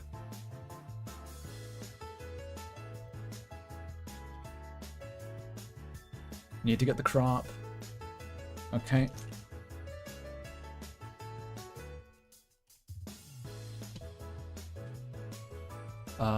No, don't save to my documents folder.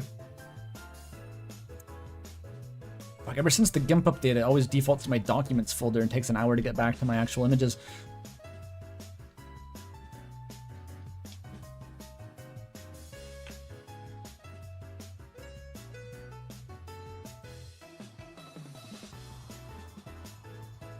Wait, where the fuck is it? Can I just... Oh, I got it.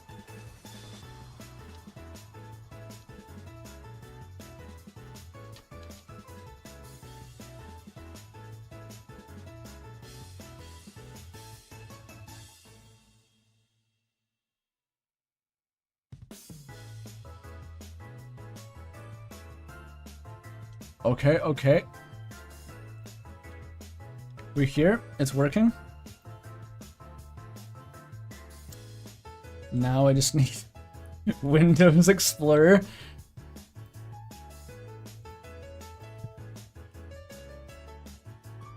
It was all worth it. It was so worth it. Check that out. That's what I'm talking about.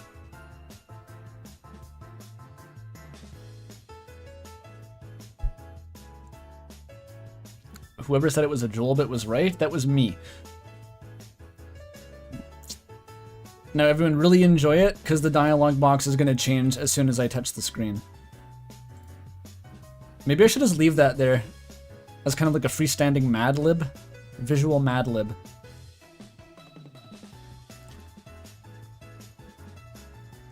Was I constructing that with command prompt? Close, it was GIMP. 10 more minutes, okay?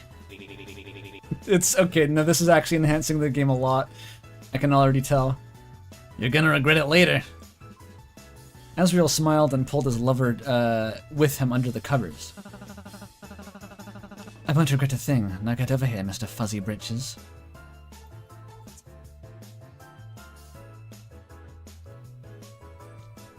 You should have added this to the game itself? Yeah, definitely. Just as a permanent addition to the UI. And 10 minutes really did pass by all too quickly. 10 stretched on to 30 as neither of them had the wits about them to properly set an alarm. Pants had of course fallen asleep, his fur ruffled into a mess from nestling against him. Though the guy always tried to appear jaded, rough, independent, the closer Azrael got to him, the more he got to see his vulnerable, trusting, and affectionate side. I missed a dono? During the Joel bit, I missed... What? You can't donate during the Joel bit, dude. That's the first rule. Let me find it.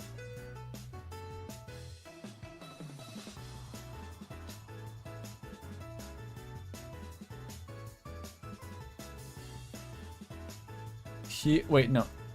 It won't let me scroll to it. Fuck. Okay, it is Brennan Games. Thank you for $5. I'm making a game called Muse Struck. No, Muse Struck. It's similar to Undertale in certain ways. Demo is free. If it sounds interesting, thank you and good luck with RAM. Muse Struck. It sounds like a Homestuck parody. That's my only mental image of it right now. I'm just gonna picture it's like about Homestuck. Or maybe it's Muse's truck and it's like one of those Asgore memes where you're just plowing through muses in the Greek underworld. Either or. Also $5 from director Kate, thank you. Putting this in to jump scare myself when I watch the VOD later. Also Pidge goated. Very true, very true. Pulverize this fuck with my Muse truck. Yeah. Afraid you're out of luck. Truck. I saw a Slay the Princess edit of that meme the other day. It really is still going. It's the gift that keeps on giving. The truck that keeps on trucking, you could say. I love it dearly, honestly. It's one of the better memes I think that's come out of Undertale. Because it's a format meme now, right? That's like the Grinch's Ultimatum. Once it becomes a format meme, it takes on a life of its own. You get people seeing the Bergen Truck meme who have never even heard of Undertale. That's possible now. Some Slay the Princess only fan who's only ever played Slay the Princess and doesn't play any other video games now knows the Bergen Trucking meme. It's supposed to be Muse Struck. Okay.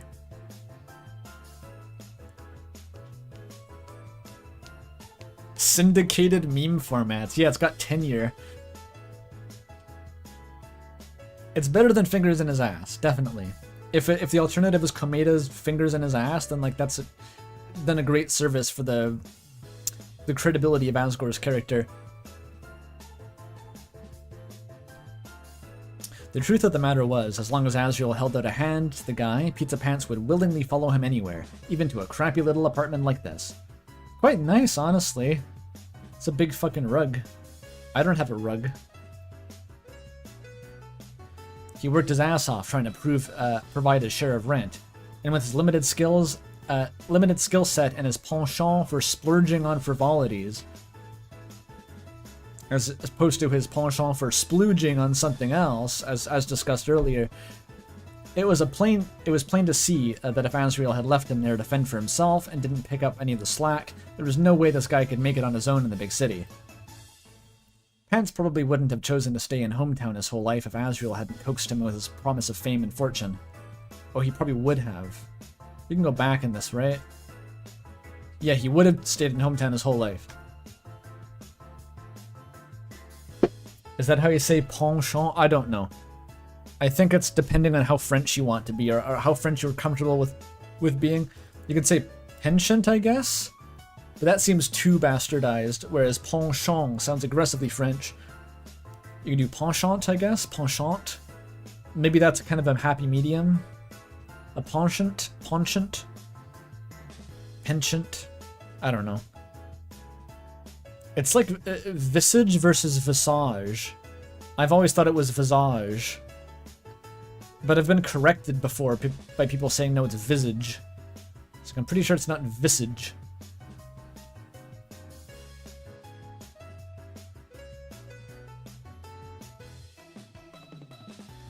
Eh. They hadn't attained either.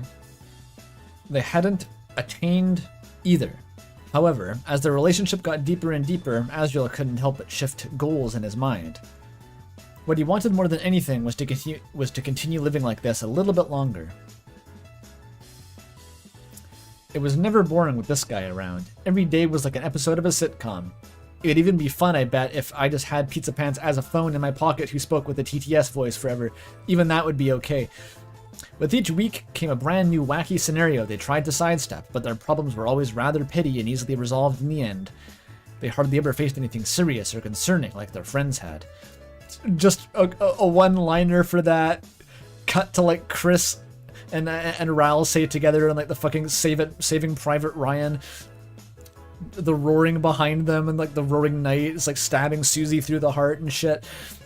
One frame of that, then cut back to Azrael and Pizza Pants. And even when the inevitable would happen, they were comforted in knowing they had support of their partner to help pull them through.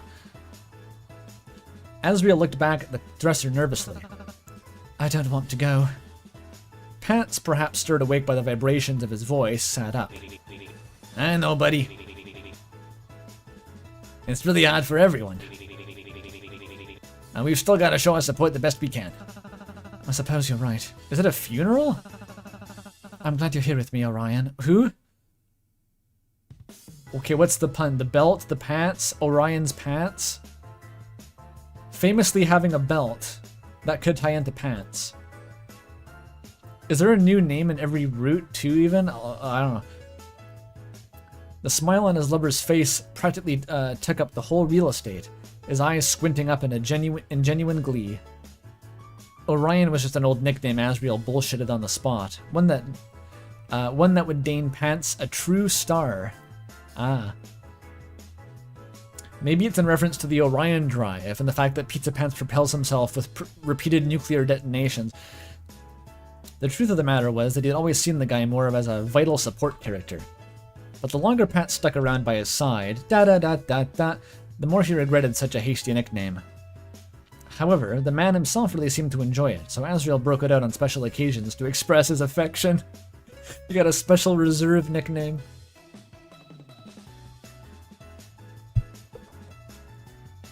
You think Orion knows O. Henry? It always worked out swimmingly. Most likely because of the plethora of nicknames the guy had been giving that weren't exactly the most flattering. Pants' most recent occupation had earned him the title of Grease Trap. That's really good. Which he was none too happy about obtaining. Fuck that. That's great. Yikes. It was a real shame that his birth name was completely forgettable. Okay, enough with the mushy stuff. We gotta get a move on before Azzy realizes how late I just had a fucking moment of crisis where I was like, wait a minute, has Azrael been on screen? Is it a different person? Has Pants been someone other than Azrael the whole time? No, okay, he's just being silly. It was like the moment I gave that person watching my Gaster video where they had to go and like overlay Noelle's sprite onto Gaster in case it was the same sprite. It was like that level of psychosis for half a second. Oh golly, you're right. It seemed like he couldn't put off the inevitable any longer, but he still desperately wished to spend just a moment longer with his lover as an incentive to get on with his day. Besides, Azrael was actually rather peckish, and he knew that Pants would want to eat soon as well. If he hadn't wasted so much time already, sitting down to a nice breakfast wouldn't even be a question. However, if they ran into any traffic on the way back to hometown, they really would be late for the funeral. It's a funeral, dude. Who died? Who died and why is it blue ears?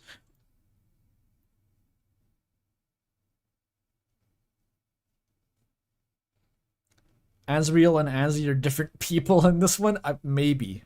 You never know. You literally never know. Gerson again? Rudy? They don't seem super concerned about it. It's a really abstract universe made exclusively of pairs of Azrael and Pizza Pants living in different states of romance. Maybe.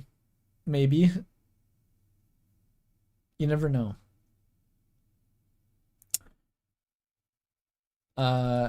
Not like the deceased could get any deader, but tardiness would be frowned upon. Well, I don't know. Harriet Dubois might say something to the contrary. Azrael sighed, decided to let the first thing that popped into his mind influence the choice that he made. Always ask about breakfast. Do you think Azzy would be upset if we stopped for breakfast on the way? Is this a different character? It might literally be a different character. Nah, he'd definitely want us to. If we didn't eat before we got there, we'd show up with a bad attitude and stinky faces.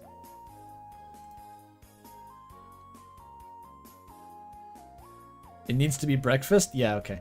I intuited it. Azrael smiled and nuzzled his lover cutely, softly chuckling. We must make sure our faces don't stink. Naturally. Oh my god. I think that emoji was worth it. It is adding so much value to the stream at every second it's on screen. It's just their tulpa.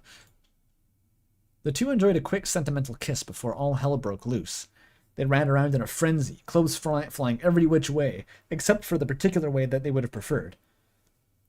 Pants struggled to squeeze into his old suit trousers and practically fell over while Azrael was busy fumbling with the buttons on his shirt.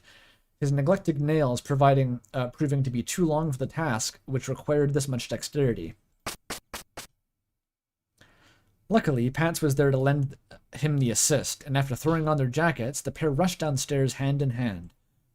Neither of them wanted to face a day like this one, but as long as they had each other, even the worst of times wouldn't be all that bad. The best of times, the worst of times, the so-soest of times. Yo, establishing shot. The apartment. Is this hometown? It is hometown, okay.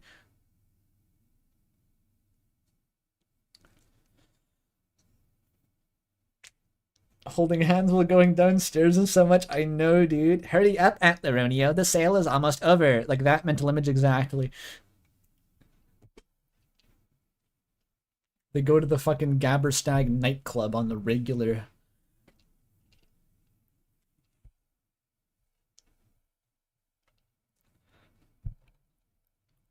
Dead silence. The diner provided a warm and friendly atmosphere, in sharp contrast to the miles and miles of endless highway they rode to get here. Pants was more than happy to stop at a nearby drive-thru and keep going, but Azrael wanted to sit down and have a nice little moment before he had to face the music. The Gabberstag rave would save me. Feel the bass beat through your hooves. It's joyous. Come around here, I wanna meet ya. Call him a coward, many often did, but he wanted to have at least one nice memory attached to the important parts of his life. Pants and he were growing older. It would take much longer now that they would be forced they would be forced to figure out where their lives were headed, pick a path, and never look back. Azrael hoped they picked the same one, but his life was never very predictable. If it was, he bet he wouldn't have so much anxiety. Looking around at this place, it appeared all diners had been cut from the same template. Oh, it's not hometown, it's just the same fucking diner. Each one was filled with the overwhelming stench of stale coffee stains and tables and sickly sweet syrup sticking to the seats. Yup. It should have been a deterrent, but something about it made Azrael feel like he was back home. Just like the film of caked-on remnants coating their booth, it was a nostalgic bittersweet. It hadn't been too long after they sat down that a very unenthused waitress came over to the table and asked for their order. Neither of them even had a ghost of a chance to look at the menu, but neither really needed to. It was diner food after all. Hans went through his prepared speech of wanting to order 2 different entrees a la carte, and by the time the query got passed to Azrael, he decided on pancakes. A pancake platter. However, the waitress threw him for a complete loop when she asked him how he wanted his eggs cooked. He turned pale as a sheet. What color is he normally? Having a sudden flashback to being forced to eat eggs on a dare, and stared off into space as he relived the moment. What is this trauma? Were the eggs raw, or is he just afraid of eggs? Does he just have an innate phobia of any kind of egg? Who knows?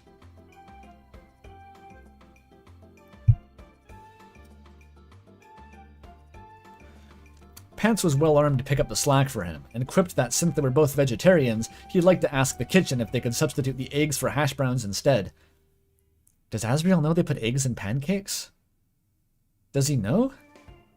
Chat, does he know? They put egg, like egg and milk both go in pancake. Maybe he just doesn't know. They could substitute hash browns instead.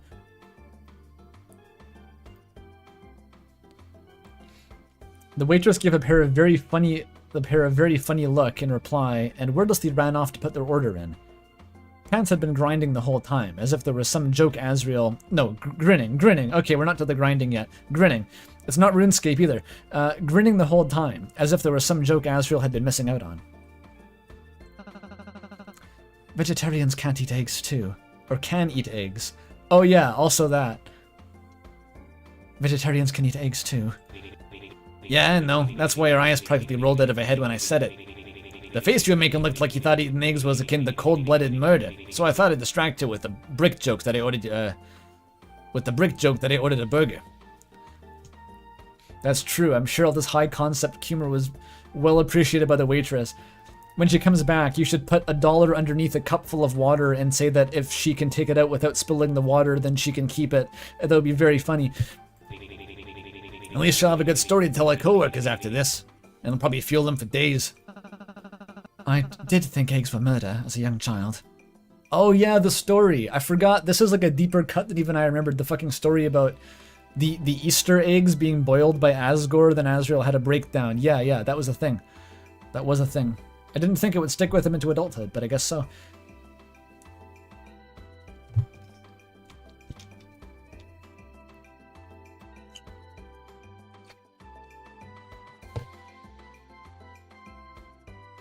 Deepest lore.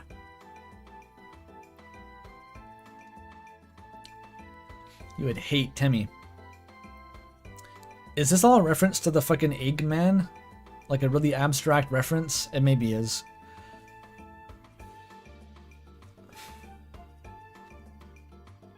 Azrael would never forget the image that was nearly burned into his head. That sickening swirl of green and yellow viscous fluid sizzling in the frying pan, slowly shaping into a formless pastel lump while the wooden spatula nonchalantly prodded it. What? Green? Why is your egg green?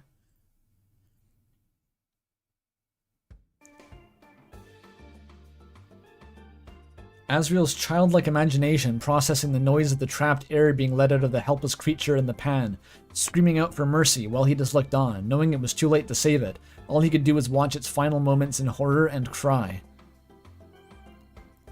The egg was dyed to look like Yoshi? The dye got through the eggshell? Damn, dude. That's some fucked up food coloring.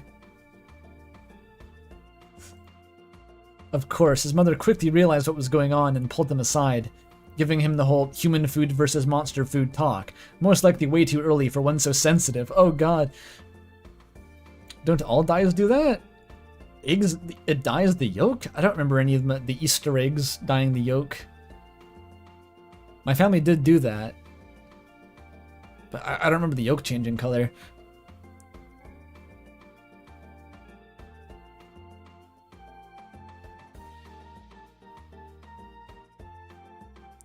No, we did eat them. I think we just didn't... We dipped them in dye for like just a little while, then took them out. We didn't leave them soaking. People have actual eggs for Easter? Yeah, it's a thing. You like dip them and you dye them and stuff.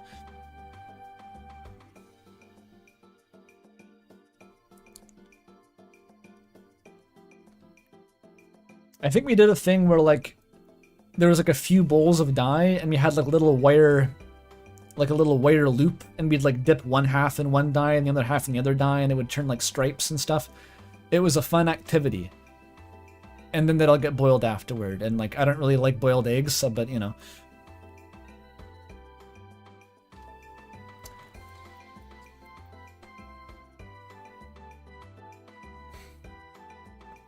Chris was in the room as well, but perhaps because they were human, it didn't faze them one bit. They took in the whole circle of life spiel as gospel far too quickly.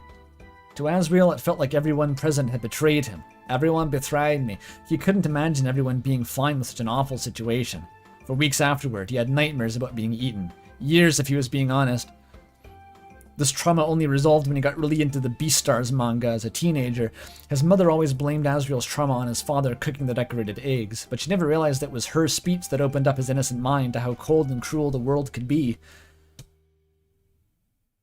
Meanwhile, Pizza Pants is eating a burger. Okay. He didn't want to hurt anyone, just so he could eat. He didn't want to kill anyone just in order to survive. Azriel desperately wished to separate himself from that survival of the fittest mindset. He wanted to go off and live in a fantasy world where everything would be okay, and his thoughtless actions didn't cause meaningless suffering. Oh my god, the spiral. And for the most part, he had. Except for Burger Pants is still eating the burger, though. I mean, Pizza Pants.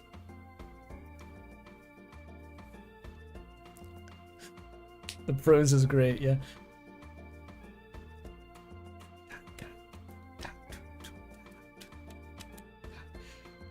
The birthday party incident, right, Azzy? You were obsessed with that green lizard guy. What was his name? Yoshi? Azriel cracked a sentimental smile, as if this guy didn't already know. Yosha. He was named that because he would enthusiastically shout, Yosha! Whenever you hopped on his back. Right. Man, that sounds like some hefty competition. I need to step up my game. Okay. I know I can't live up to your first crush, but I hope I don't disappoint. My first... Azriel blushed something awful. He wanted to hide his face. That guy wasn't wrong, but he definitely... Oh, he's talking about Bratty.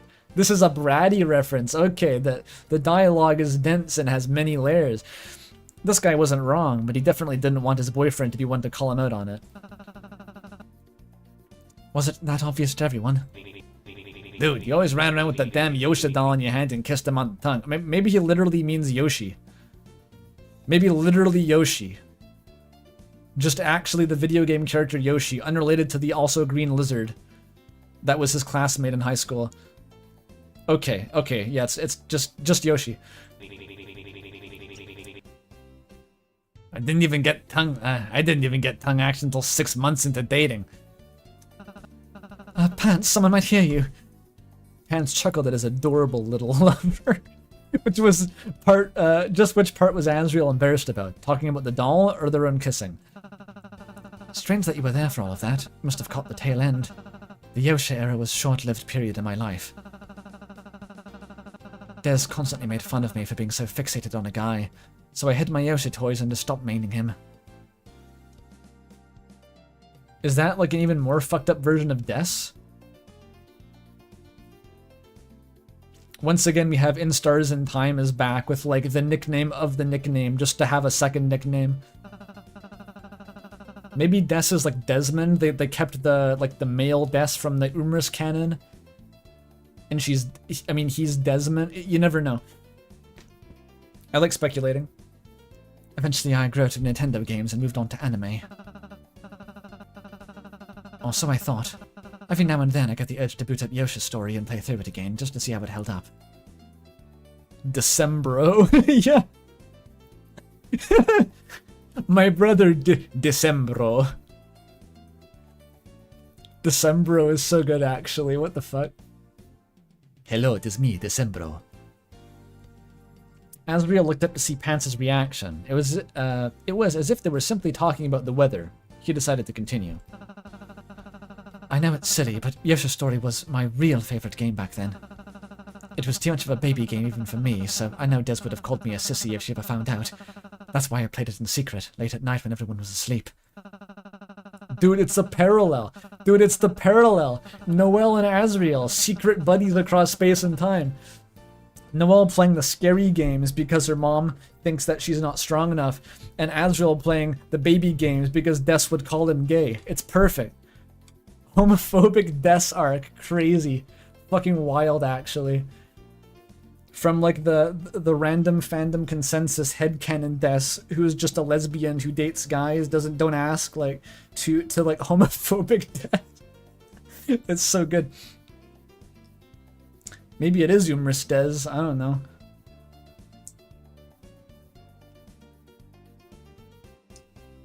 My compet fandom mandated girlfriend is gonna call me gay if I play Yoshi's Story.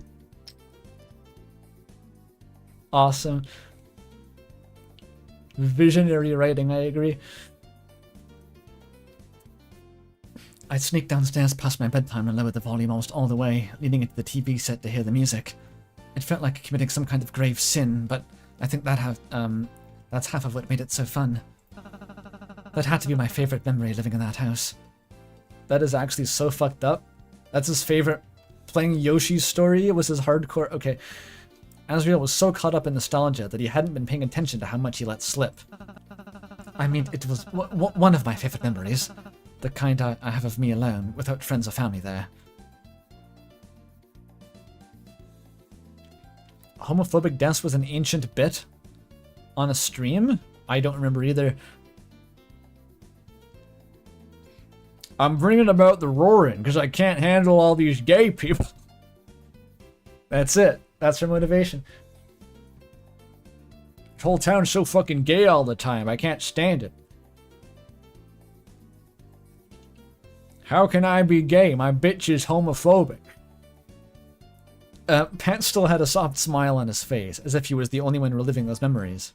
No, as if he was the one reliving the memories. That sounds like a great time, actually. Hey, listen, I want to get to know this Yosha guy. Get a couple pointers on what makes him so charming. If you go down this road, Pizza Pants, you know what's gonna happen.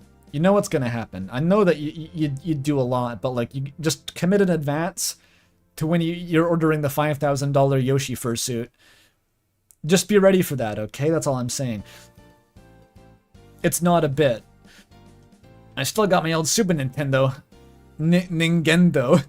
My Super Nintendo if you want to stop by the game shop on the way back. We can see if they got Yoshi's Story to pick up a copy. See what where things go from there. Maybe do a little co-op, you know, wink wink, little co-op.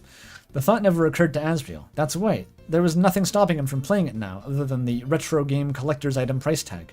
Just emulate it, dude. That on the console itself, maybe. It's a Nintendo 64 game, actually, but I suppose I still have one in the keepsake box. Azrael frowned, realizing that meant he would have to open that accursed time capsule after all these years, the one he'd put together to give to Chris. But Chris would never know about it, because they never actually did wind up seeing each other after that day. What the fuck happened to Chris, dude? We're missing so much lore. Is Chris in the Gastro dimension? Did Chris die? Azrael just loves paying corporations. That's not even corporations, that's aftermarket. Like, he'd be going to a retro game shop to buy a used one.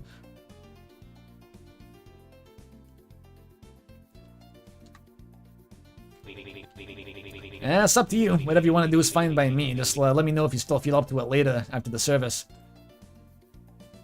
Azrael smiled to himself. It would be a nice memory, sharing his childhood with the man he'd wished he'd gotten to spend his childhood with. Oh, banger line. Beautiful. Pants unfortunately hadn't lived in hometown back in his early childhood, so Azrael's... Oh, early childhood, okay. So Azrael's friend group mostly consisted of his neighbors, which was its own brand of regrettable. If he'd grown up with Pizza Pants supporting him, though, he wondered how things would have turned out differently. Things definitely wouldn't have been the same, that was for sure. Perhaps even Chris would still be around. What happened to Chris, dude? Perhaps they wouldn't have had to go back to their real family. Oh, that's the last thing I expected. Okay. If that's even where they wound up going. It doesn't know? Okay, Chris is like a missing person. Alright, fucking crazy. Maybe it's Chris and Des in the Gaster Void, playing Uno. Before they knew it, the waitress had come back with her arms full. Yet she still skillfully dished out their orders. Azrael had the pancakes with the hash browns and grits, while Pants got both a cranburger and chicken tendies. It's typical vegetarian fare. The grits is so, it immediately outs the writer as Southern. I don't think I've ever seen grits on a restaurant menu. As Azrael looked down at his food, he remembered that he was wearing a suit and hastened to pick up the syrup. Well, he didn't particularly care much for syrup on pancakes, especially since his mom always chose the Grandma hard candy flavored varieties. Wait, what? They have Grandma flavored syrups? He'd grown accustomed to making them for himself and adding brown sugar to the batter. Interesting lore. Is that like Aunt Jemima? I just want to know what that means. Granny cream hot buttered pancake syrup. You take the hot syrup.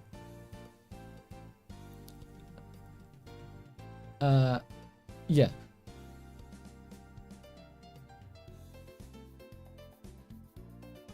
Grits are fire. They might be. I've literally never had them. They just don't exist this far north.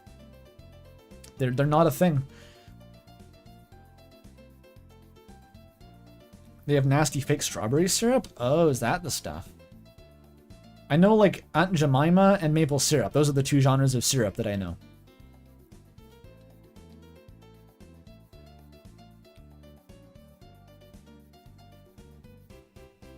Chat just confessing to eating brown sugar from the bag for no reason. Mom found the sugar drawer. Okay. Oh, it's supposed to be a butterscotch syrup. A butterscotch cinnamon. Okay, that's the heart. That makes sense. Just melted Werther's original. That sounds fucking delicious, Azriel. I don't know what you're on about.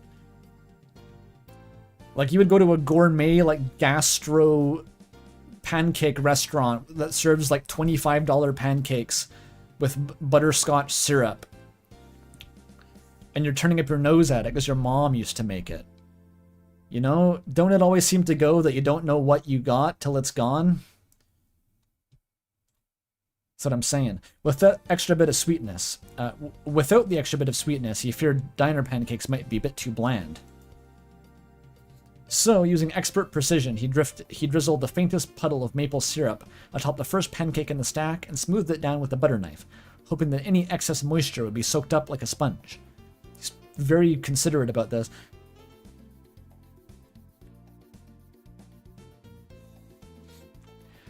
He used his fork to flip it over onto the dry pancake and picked up the pear to eat as if it was a sandwich. Okay, very, very specific ritual here. I wonder if he would like a McGriddle. McGriddles were always so gross, but like kind of good occasionally. When I worked at McDonald's, if I was feeling just a little bit depraved on a morning shift, I would order the McDouble for my break. Not the McDouble, the McGriddle.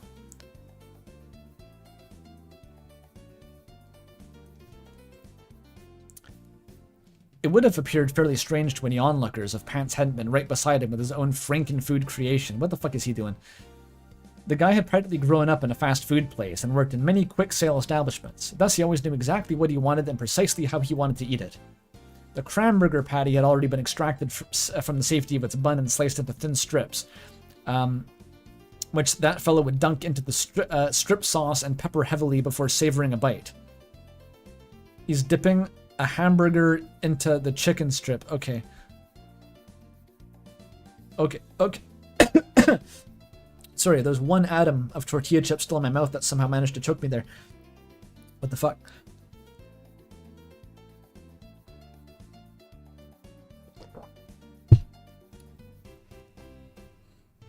This is what Chris would have wanted. Chris would have wanted me to eat the pancake like a sandwich with both hands. Honey mustard burger. Yeah. What does he do with the chicken strips then? The chicken tendies had migrated to said bun, essentially leaving that guy with a standard. Why is he that guy? Why is he that guy? It's so funny. It's so consistent. He's that guy. Which get that guy? With a standard fried chicken sandwich, which was in fact on the menu. He had lived with Pants long enough to know that the guy liked the taste of fresh cranberger, as he often claimed it to be the poor man's steak. Why is it like a copyright-free hamburger? What is a cranberger? I'm curious, what's in it? You have to cram it? I'm picturing the fucking cram cannons from the depths now. It's like a special machine that compresses the hamburger patty with whatever pellets you put into it. That'd be awesome. And he found the chicken to be too dry and bland to eat on its own. It's cranberry.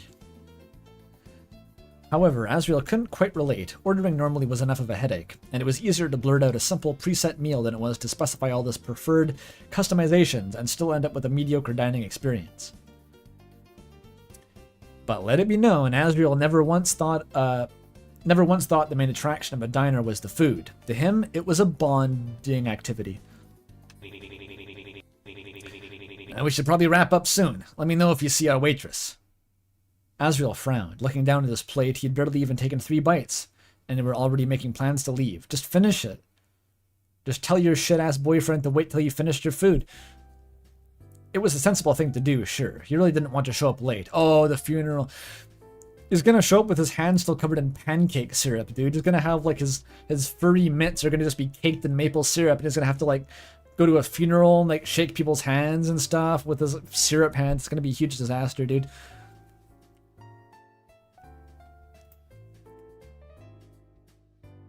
Just fold up the pancakes, roll them into a tube, and stuff them into your mouth. And leave the diner like a chipmunk while chewing still. Yeah, there's a funeral? I don't know. He didn't want to show up late. That would only bring more attention to himself. Rather, Azrael wished that he could simply slip into the shadows, show condolences to the grieving family while still avoiding having a huge reunion with his own family and friends. So it's not his family. I bet it's like Rudy, maybe? Maybe Rudy would make sense. Hometown still held a shadow over his heart. It was where he grew up, where he made many fond memories, where he met the man he would dare call his soulmate. Except it felt more like a kennel than it did a home. He was raised to present himself in a certain way, to live up to everyone's expectations. A well-defined role had practically been thrust into his hands the moment he was born, and everyone expected him to play the part perfectly. And even though he hated having to pretend to be kind and carefree all the time, regardless of how he actually felt, he hated it. He hated disappointing people the most of all. More water. Susie's funeral. Perhaps that's why he always gravitated toward the troublemakers and outcasts of hometown. If he was hanging around with them, he wouldn't be blamed for his own actions. The others would always take the fall, regardless of who was really at fault. Damn, even his own mother fell victim to this, often blaming Chris for mischief that Azrael had gotten up to. Damn! Azzy, you okay, bud? If your food's so bad it's offensive, we can always file a complaint. Azrael let out a small sound mixed between a sigh and a laugh. What is that? Like that? There you go. His gay little sigh. It's not that, it's fine, really. It's just... Reminds you of home, huh? You really that nervous? That was a crazy face. I skipped by that too quickly. I needed to look at that face for longer. A somber smile tugged at his lips. At least Pants understood him. Don't worry. I got a can of the old flamin' hot chochi. Okay, let me do like a pre-rendering pass on this. Flamin' hot chochi. I got it. Don't worry. I got a can of the old flamin' hot chochi-odorant in the car. A couple spritzes of that bad boy and nobody'll dare come venture into our stink cloud. Our stink cloud of doom. Azrael chuckled.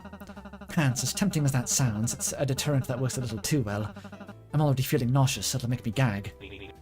I don't know, I seem to recall you wearing it a lot back in the day. That fucking face. That's a hell of a face. How many facial spritzes do you have? Of course he did. Azrael's always used that particular deodorant because it was strong enough to cover up the smell of his smokes. Hey! Besides, it reminded him of Pants. Azrael grew quite fond of it in his youth. It was the very smell of rebellion, his Hellion Rismellian era. Rismellian Hellion acupuncture. I don't have to face them all that often. It shouldn't be too bad, but I just know my mother's going to be there, and well, you know how she is. Yeah, she killed me that one time in the alternate timeline. It'll be alright. I'll be right there beside you the whole time. Da-da-da-da-da. She'll have something to say about that, I'm sure. Pants didn't look nearly as worried. He even wiggled his eyebrows playfully. Especially if you let me douse myself in that deodorant. Azrael hated that it made him smile. That it made a smile escape onto his face. This idiot. Seriously though, if anything makes you feel uncomfortable, just give me the signal. I'll shit myself. I'll do it. I'll shit myself so we can leave. I'll say we had an emergency come up and bail us out of there. And if all else fails, you know I can make a scene and distract everyone so you can make a run for it. Like I said, I'll shit myself. Too ashamed to look at these loving eyes staring back at him, Azrael switched to task switched tasks to poking at his hash browns. Thanks, Orion. Times like these, I feel like you really get me. Hey, that's his new face from the new chapters, isn't it? I recognize that one. Or is that from the chapter 2? I can't remember. That might be chapter 2. Buddy, you got no idea how glad I am that I got you. The pleasure is all mine. Is 86 faces? The fucking hell. Toby, hire these people. Now let's go over what you're gonna say as words of respect. That's the part you should be nervous about. All eyes are gonna be on you, you know. As if they wouldn't already be. Azrael could tell that his partner was trying his absolute damnedest to get him out of his funk, and it melted a soft spot into his heart that had previously been frozen in fear. Things always turned out okay when this guy was around. Maybe there wasn't anything to worry about after all. You gonna recount the incident where Chiron put on the wrong robe and accidentally slapped Mr. Kattenheimer in the face? No, that one wouldn't paint her in such a flattering light. I was thinking about the time she was so nervous about her first solo she hid in the wardrobe until we found her, and convinced her we'd be her backup singers. Did Chiron die? Chiron? That's random as fuck. Okay. Alright, Chiron died, dude. Sure. Chiron. The whole Chiron family has been wiped out at this point. I'm gonna eat some more cheese. I just remembered it was on my desk. I'm eating the cheese now. Hang on.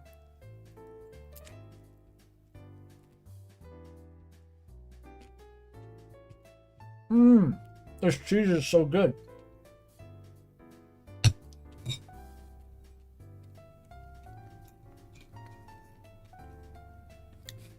The cheese tastes better the hungrier I get.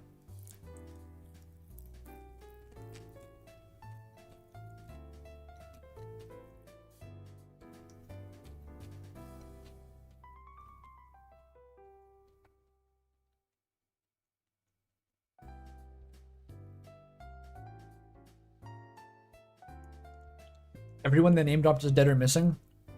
Assume it's like the canon from the Courier Umris adaptation, where like every character besides Birdley, Susie, Chris, and Noelle are just dead. Like as soon as Azrael left hometown, everyone over the age of 20 just fucking died instantly. It was like some like hexavalent chromium in the water or something. One more cheese, one more.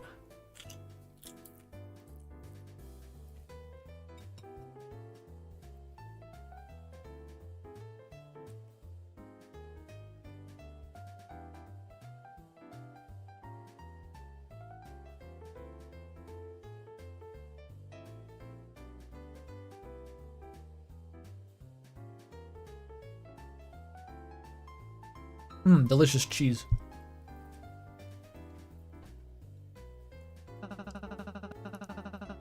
She sang so loudly that day, she strained her voice, but she had such a bright smile on her face that you could tell she loved every second of it.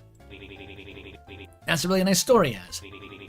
And it leaves the face slap one for grabs. What is that face, dude? Holy shit, he looks coked out of his mind. That's a wild one. Pants, you can't. Just watch me. I'll have them all rolling and laughing. They won't know what hit him, just like Mr. Kattenheimer. Ominous empty box. No matter how long they waited, the waitress never did wind up coming back to the table. What the fuck? After a good 10 minutes had passed, and Azrael had practically whittled his nails down from his nervous tick of biting them, well, they were too long in the morning, so that's not bad. When his nervous tick of biting at them when stressed, Pants flagged down the only other server he could find. His boyfriend across the table. Sorry. I'm not sure what the angle is there. Like Serve King, you know? Apparently their waitress had been sent on lunch break, leaving this girl to pick up her table. Except she'd forgotten to come over to introduce herself, leaving them needing to pay the bill and leave limbo. Oh, needing to pay the bill and leave limbo. The known state of being. Pants got a bit huffy asking for the check, but he made sure to give a generous tip. The original server, while not the friendliest girl in the world, was prompt with the service, and since she had to split the table with her coworker, they would have to share the tips too. Fucking Comrade Pizza Pants here. His Ushanka descends with his customer service solidarity. Are they called Ushankas? I hope that's the right word. Both deserve to be compensated for their hard work. Establishing shot. This fucking art style of these reminds me of Who's Lila. It's a really funny contrast. Oh shit. It's the Lost Woods. Follow the ba ba ba ba ba ba ba ba ba ba ba ba ba ba. Rushing out the diner, the pair once again hit the road, and everything was smooth sailing until they wound up at their destination. For some unknown reason, the traffic was backed up at their turnoff.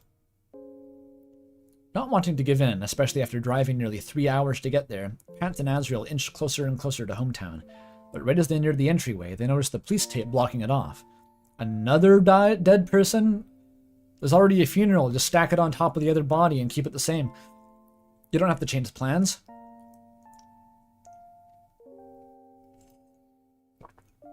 The mystery had been solved as soon as they saw all the news vans parked haphazardly across the street. Cyrena came to hometown to lay her sister to rest. It should have been a private moment, but that never stopped the gossip magazine's ability to spin a story from the most mundane occurrences. Is Cyrena some like a secret third sister who is like Lady Gaga? That's probably it. Azrael had Pants pull the car over to park, got out, lit up a cigarette to calm his nerves. His hands were trembling. Vomit on a sweater already. Mom's butterscotch spaghetti. I knew we should have gotten here early. I just had a gut feeling something bad would happen. Nothing stopping us from walking over. It'll be a bit of a hike, but we can manage. You think it would be that easy? Azrael looked at the swarm of random strangers in various logos running around trying to get through while the police fended them off. While it was technically true, there wouldn't be much of a point. Even if they talked their way around and through and squeezed their way into the church, the whole place would be crowded. Azrael and Pants had probably missed their turns for speaking. Des and Shira probably wouldn't even notice them there. Worst of all, they would get stopped by old friends and neighbors, wanting to know what they'd been up to, joking about how they were still together, asking if they managed to make anything of themselves. Azrael's worst nightmare. As far as I can tell, we got two options. You can be a saint, or you can be a Grinch. You got two options, buddy, so choose wisely. Either you call Des and Cyrena and tell them about the situation and try to finagle our way in there, or we both call it a day. We both give it our best shot and drive back home. Azrael's chest squeezed. He didn't want to disturb Shira in the middle of the ceremony. As for Des, he really didn't want to have to deal with Des either. Azrael hates everyone. All of hometown is just scary and bad. It was all too tempting to just go back home and text them later, explaining the situation, but it seemed like a waste to come out all this way for nothing. Azrael was unsure what to do. Make it worse. Azrael took out the phone and dialed Shira's number. He prayed she remembered to put her phone on vibrate before the ceremony so he didn't accidentally disturb the peace. No, dude, it's like fucking... It's like the suburban jungle ringtone has fully gone off in the service. It's playing like Homestuck music. It felt like an eternity as the phone rang until it finally cut to voicemail. Azrael heaved a sigh of relief. He much preferred explaining himself without any pushback. Hello, Rara. Rara? Rara. Rara. Who the fuck? Alright, Rara. Pants and I just arrived in hometown and there's... A sharp click rang out of his ears, but Azrael couldn't be quite sure what it meant. Perhaps her inbox was full? God knows Cyrena had made quite a name for herself these days. It was a wonder that she still used the same number. But it's Shirena, isn't it? Or is it Shira? Is Cyrena different than Shira? Getting a funny feeling in his gut, he redirected his attention to dialing Dez's number. Perhaps he called it a really bad time. Des, though, he didn't much care for proper etiquette. Oh, it is Des. It literally is Umris Des. He's just a guy for no reason. Okay, it's Umris Des. I somehow called that. Azrael waited 3 rings and then... Deston? Fucking Deston. I don't have a Deston voice, dude. Who is Deston? Alex Yeek. Yeah? Success. Des? Oh, thank goodness you picked up. Hans and I just got into town and we... There was no mistaking at that time, however. The party on the other line was most definitely hanging up on him. Azrael stared off into the distance as if the scenery would provide the answers to all the questions swimming around in his head. After who knows how long, a comfortable paw tapped his shoulders. No good, huh? I'm probably just too busy with the ceremony. Don't take it too personal, Azzy. You tried your best. Azrael didn't move a muscle, unsure what to do next. You wanna stick around, see if we can bust our way through? Given the prompt, Azrael immediately shook his head. At least he knew for sure he didn't want to intrude after that. He'd hate to get caught up in drama on top of everything else. It was revealed at the funeral that Toriel was the one who stabbed Chiron to death, and it's really awkward. No, I think it's best if we head back. Okay, buddy. Pants petted Azrael on the head as if consoling a child. They got back into the car and drove off, leaving hometown behind without looking back. It wasn't the first time they'd done so, and it surely wouldn't be the last. Establishing shot. Night time. Yo, the abstract city grid. Love that. What is the story so far? It's an anthology. It's 7 different, completely unrelated universes where the only common thread is AZZYPANTS. So the story is kind of like just whatever it needs to be. In the first route, Pizza Pants turned into a ghost in a phone, and Azrael grinded for sea urchins and RuneScape. That was the first arc. We're in the second arc now. The ride back home was eerily silent, as if they were holding their own personal funeral in the car. Alexa, play Funeral by Patricia Taxon. Unable to stand the mood much longer, Pats reached over and patted Azrael on the leg. It's been a rough day for everyone. I'm sure they won't take it so personally. You know how Serena is. Her bark's much worse than her bite. Give her some time. I bet she'll call and apologize. Azrael shook his head. Pants had the wrong idea. I didn't get to speak to her. It went straight to voicemail. Des did hang up on me, though. I'm curious, though. You don't seem to hate Shira, so why do you keep calling her by her stage name? Pants let off an unsure grunt. I don't know. I guess she seems more like a Sirena now than Shira. Besides, she made a name for herself. It'd be a shame not to use it. Good line. Banger line. There was a long pause, but Pants decided to speak once more. I know you only saw the two of us bickering back and forth, but believe it or not, there was a point in time when she came over to me to vent. She confided to me about a couple things here and there, mostly complained about Deston. But she'd always circle back to talking about how rough life was trying to raise her kid's sister on her own. Hell, me and my mama had to make it on our own too, so I could relate. How... Raise her kid's sister on her own? Did both the Holiday parents just fucking die? It is the courier canon. Somehow it's the courier canon, but Des never disappeared. It's like... It's like Carol and Rudy died in a car crash or something. Okay.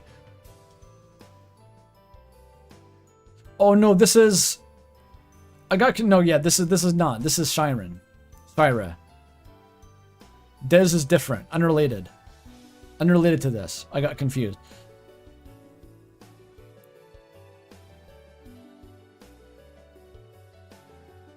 It was because Destin's name was right here. I got confused.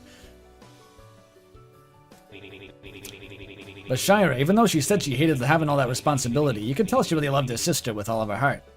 Chiron was a whole world. And I guess it took running away from hometown for her to realize that she was a lonely person without having someone to depend on her. Then, you know, things happen. She got a label to sign her on, didn't want to be alone. Roped Des into going with her. After that, I became number one enemy again. Since me and Des never did see eye to eye. I bet she knew she'd look like a hypocrite for getting back together with him after everything she said. This was fucking bizarre. The Des and Shiren. Des and Shiren's sister. Unknown ship. 0 tags on AO3. The rarest pair. New ground broken.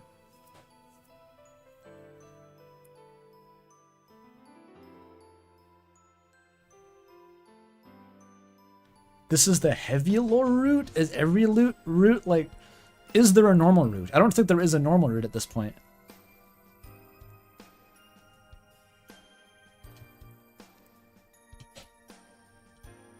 After a small indistinct noise got caught in Azriel's throat. Or it happened. A noise got caught in his throat.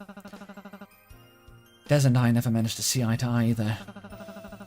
The only person I've seen manage such an impossible feat was Chris.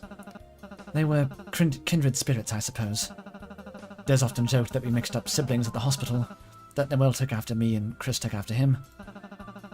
Chris really looked up to my Des, you know. Not my Des. What the fuck did that say? Chris really looked up to Des, you know. They'd never back down from a challenge and could match Des in his schemes. But they'd also seem to respect him. They mimicked him, wanting to grow up to be just like him. Whenever the 4 of us would go out exploring the woods, Des would go around licking the moss off trees to gross us out. One day Chris joined in, and from that day forward they started doing it too. Anytime they saw moss, their eyes lit up and they ran straight over, as if they'd spotted candy. Origin story of the moss bit. How did Captain Jack Sparrow get his famous hat? Both Des and Chris saw the world in a way I'd never understood, and acted in a manner which was simultaneously hostile and fiercely protective in the same breath. At times it was hard to tell what was done out of malice and what was done out of love. You mean out of all caps love versus lowercase love? They both had violent tendencies and always searched for an outlet. But while Des was expressing it outwardly, Chris took everything out on themselves. None of us knew what would happen when he brought them to the hospital that night. We thought they were being taken care of, that they would get better and come home, that life would continue the way it always did.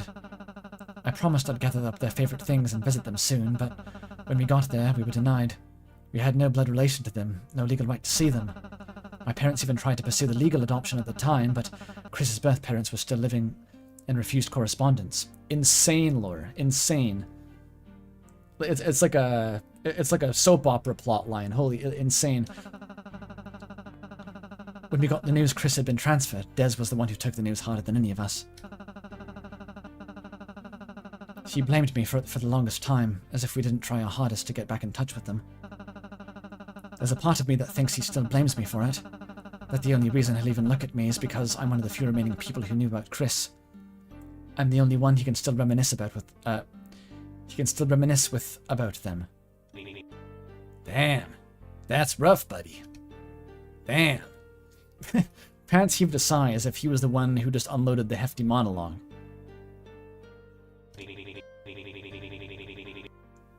Sorry, Azzy. I know you said you didn't like to talk about it. If it makes you feel any better, though, I don't think anyone forgot. The reason why everyone kept quiet about them so long is because they knew it was painful to bring up. So this is almost like a fucking role swap. It's like Chris and Des have... Like, Chris is now the missing one. I know I was late to the party, but even I remember little Buddy fairly well. Hell, it's hard to forget a kid like that. He had hardly said a word, but they got the point across just fine. And such a wicked sense of humor. They were a troublemaker, but you could tell they really cared about the people around them.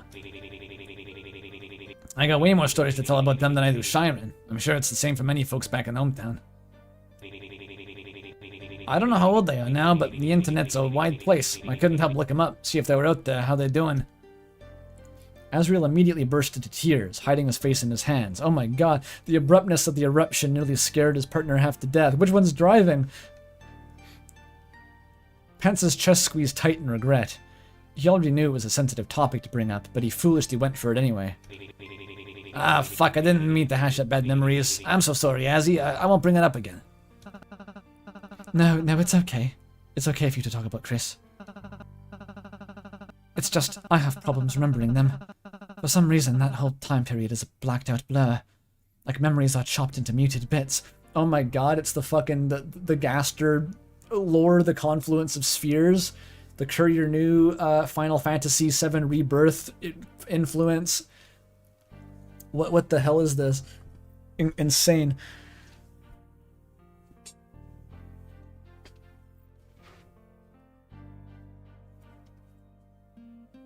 Speaks to how hard the mundane drama of Deltarune goes when you can shuffle any two elements and get a crazy time. I guess so. Did someone say Final Fantasy VII Rebirth? Yes. I've never played it. I've never watched a playthrough. I know nothing about it. I just know that it influenced the AZZYPANTS fic that Courier New wrote. That's what counts. Yeah, I like to think that Azriel's still driving, but he's just like, he has both hands off the wheel, sobbing in his lap, and the car is just like careening into the oncoming lane.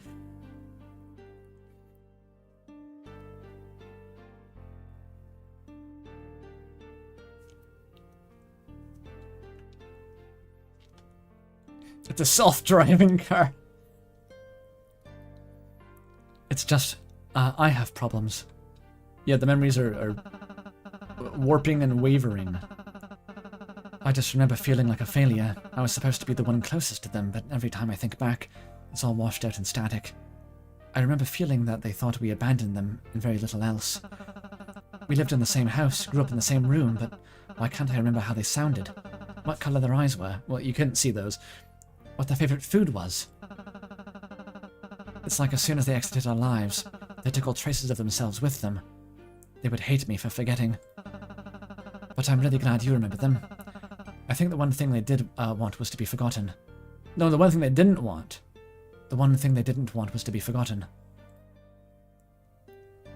But opposite characterization to Courier Chris. Not the same. Courier Chris is on the Mama, I don't want to die, but sometimes I wish I'd never been born at all kind of grind set, you know? Pat sighed, debating whether to go back out on a limb or to stay in the safety of the tree. Either way, he's going monkey mode. I don't think they'd ever really hate you, Azzy. Besides, who cares if you can't remember every little detail? You remembered all the important stuff, I think. I think that's the best anyone could really ask for. Ugh. Hard cut to living room. That's... It felt like the car just crashed through the wall here. I felt the deceleration. The ride home was slow and somber, but they made sure to have some good moments in between. They stopped for cigarettes and a quick bite to eat, getting closer to town. It was their second time dining out that day, but given how exhausted they were, both of them were happy for the convenience. That's a fucked up day. 3-hour ride to the funeral. Funeral's cancelled. 3-hour ride back from the funeral. Diner food both ways, and that's the whole day. When they got back home, though, that's when Pats had a sudden burst of energy. Even though they'd just gotten in, as soon as that guy got a ping on his phone, he was quickly ushering Azriel right at the door. Okay, back out. They went up to the rooftop, despite it being after hours, and Azriel lit a cigarette while Pants aimlessly looked at the sky. Damn, I just realized I live in an apartment now. I can go loiter on the rooftop, maybe. If there's rooftop access, I don't know. I've never checked. I can go moodily sit on the rooftop and, like, smoke cigarettes. Sick.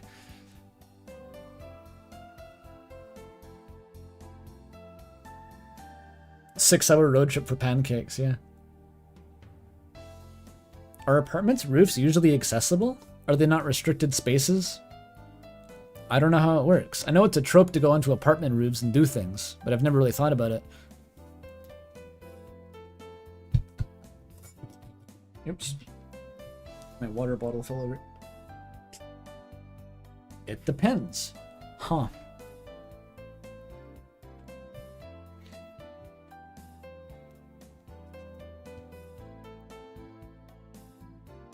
They went up to the rooftop despite it being after hours, and Azra lit up a cigarette while Pants aimlessly looked at the sky.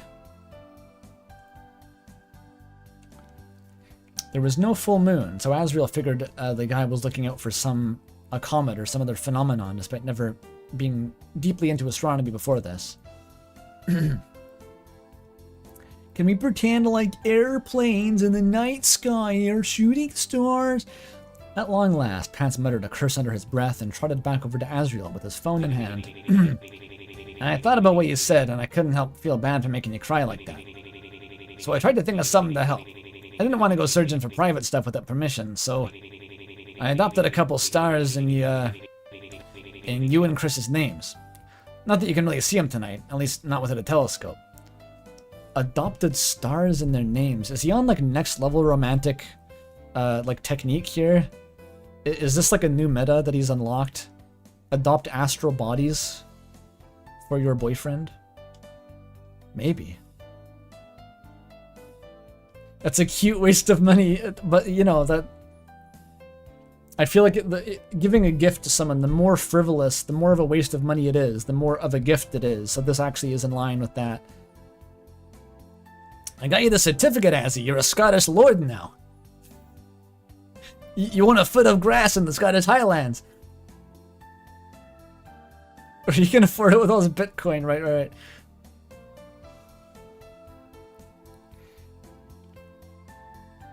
Is this, he has Orion as his nickname in this fic. Is that just thematic? Is that all thematic?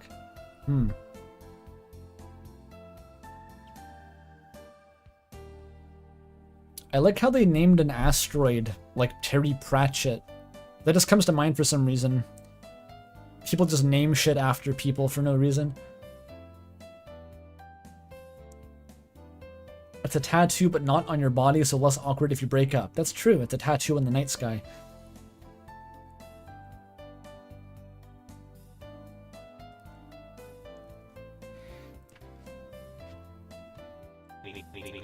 But with this, you and Chris are always connected, no matter where you two may be, no matter how far apart. Now you're both standing under those stars shining in the sky. And let that sink in too. Stars with a symbol of burger pants. I mean pizza pants. I mean burger pants. Azrael was the flower, and Pants was the star. It was a consistent kind of conceit. At least metaphorically. You decided what you wanted to do from here on out. I'll be here to support every step of the way. Azrael's eyebrows knitted together. He wasn't sure how to feel about this just yet. It was a sweet gesture, even if a little misguided. Pants, you wasted that money totally. When you adopt stars, does the money at least go to, like, funding astronomy research? That would be alright. It's like a donation, then. Build the next James Webb telescope. Pants and he had this sort of relationship of checks and balances, making sure they were on equal footing and never had any slight over the other's head. It went to Spamton, oh. Even though they didn't outwardly express their affections too often, they spoke candidly about the things that annoyed them, in order to assure they found a solution before it got to be a problem. And whenever one stepped over the line too far, he would make amends with a small symbolic gesture to show his sincerity. It was usually something silly, a drink here, a pack of cigarettes there. Pants really must have felt guilty about their conversation earlier. I bought you the night skies like shooting star. I fucked it up. The shooting stars in the night sky like aeroplanes. Yeah. Azrael looked up at the sky, seeing nothing but a black void filled with ambient moonlight and faded clouds. You forgot the most important one. You need to have a stop there too, or else I'll get lonely. At this, Pants beamed a huge grin his way. You already gave me one, remember? Back when you gave me the nickname Orion. Oh, he's smooth. That guy was adorable. He was a complete idiot, but he was an adorable idiot. And as such, Azrael didn't have the heart to tell him that Orion wasn't just a singular star in the night sky, but instead a constellation. Perhaps it was the most fitting, because no matter how lost Azrael was, he could always find comfort of home when looking toward his very own Orion. He's so sappy. He's literally so sappy. They should go to the Gabberstag rave. Pants was a diamond in the rough, a star that shined brightly in the sky that only Azrael sought to see. And every single day, he couldn't help but thank his lucky stars. Hey. and the jewel box heavens spiraled onward into the relentless future. I had a feeling that was the final line. Beauty. Pizza Pants hitting tonight for sure, says chat. All right, cheese break. I gotta eat my cheese. You come out to the basement and eat my cheese.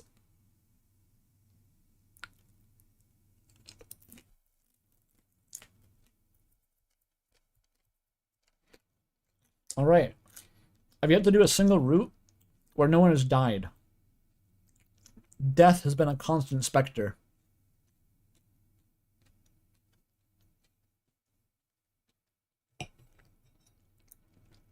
It's 3 a.m. though? It sounds like a you problem to me.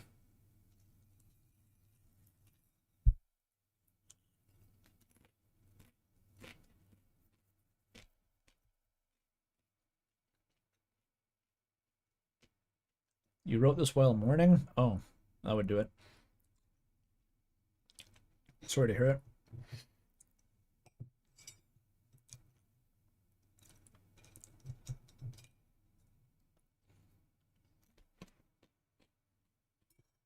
There's a document where you catalog who dies on different routes. It's important to have the stuff unlocked, you know?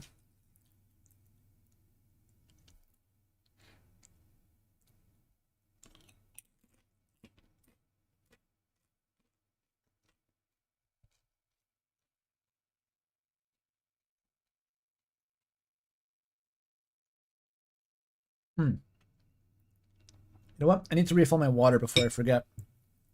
If I don't put the water back in the fridge, I'm not going to have cold water. That's how it works. I'll be right back. I can eat the cheese while doing the water too. It saves time.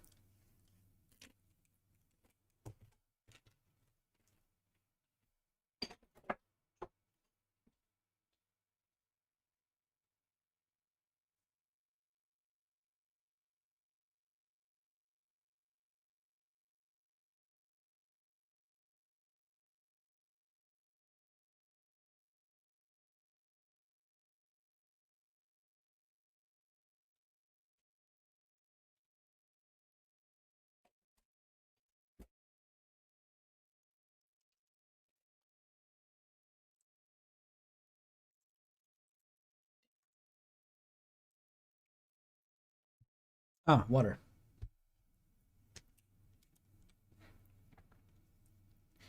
Can't wait for your dad to walk in on you watching AZZYPANTS. That sounds like a valuable bonding moment. I can't wait till my new roommate asks what I was streaming today, and I go gay fan fiction. It'll be great. Fun interaction.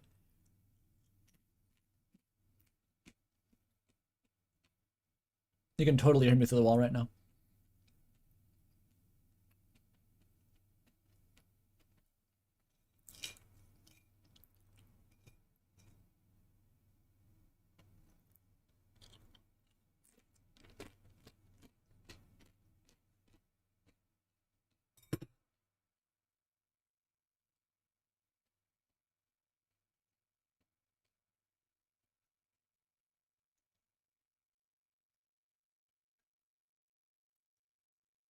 There's 24 endings?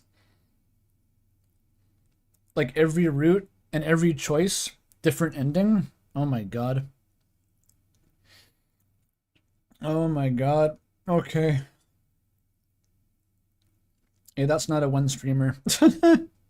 We'll see. We'll see. I'm just gonna wing it.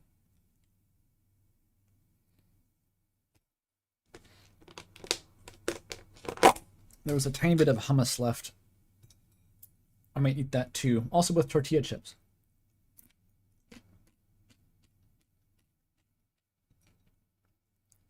Yo, hummus and tortilla chips. That's also good. I gotta get more tortilla chips for the hummus. Okay, BRB again. I gotta get more tortilla chips.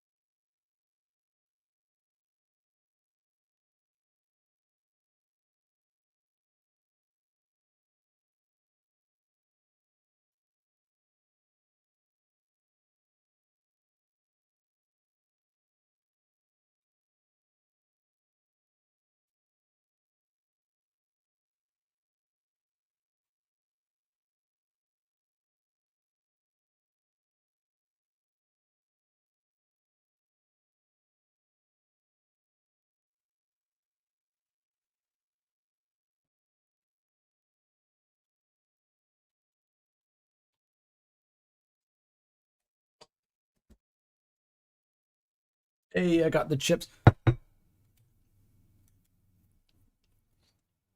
Turning into an extended snack break.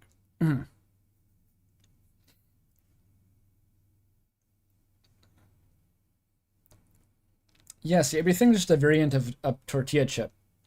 Like a pita, that's just a soft tortilla chip. Cracker, that's just a thick tortilla chip. It's all the same.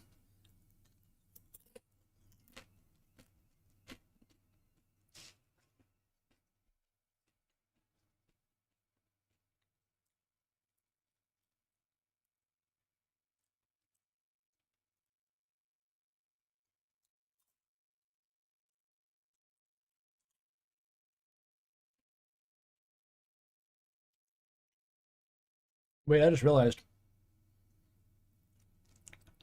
the endings at the top are separate from the roots. Because I did the cyan root, I got the heart. But the phone ending, I bet, is a separate thing than just doing the root. There's probably multiple endings on that root. Akazet spotted. I just finished streaming Koru for 6 weeks straight, dude. I was streaming Koru for 6 weeks. And you join on the AZZYPANTS stream the week after I stopped that. And you see the Akazet.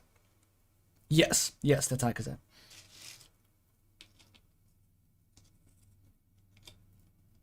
Each root has 4 endings. Oh my god.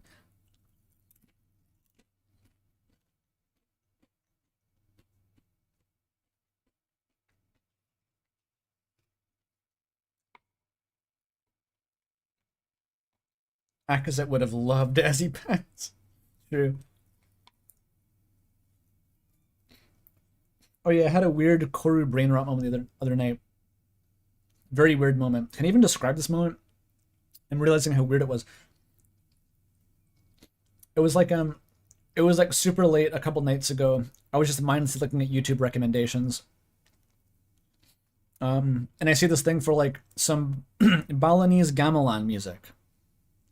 And you know, I was like, fuck it. I'll listen to some Balinese gamelan music. Which is cool. If you don't know what Balinese gamelan music is, look it up. It's very cool. But then after that, I kept getting recommended more and more like different cultures doing music and like crazier and crazier shit. Like you had like Indian dancing and stuff, and like ballet dancers like bouncing upside down on broom handles and shit, and just like more and more stuff popping up, like Maori Haka recommendations. But like my YouTube just threw me in a fucking vortex, and I just had the most brain rotted thought, being like, damn dude, the Obesk would love this, man. I wish I could show the Obesk all the cool human culture I'm getting hit with, man. That's the extent to which Kuru is like infected me, I think, was having that realization about like, yo, Isabel should show this to Akazet.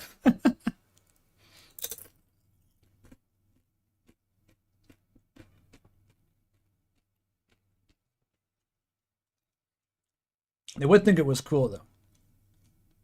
I thought it was kind of cool. It was kind of just like the perspective moment of like, what the fuck? Humans just kind of do anything. Humans do whatever the fuck. Like every different culture in the world's independently invented its own variant, just like doing fucking anything. And you look at it and you remove yourself from context and you put yourself in the mind of an alien for a second. You're like, what the fuck is that? What are they doing? It's awesome.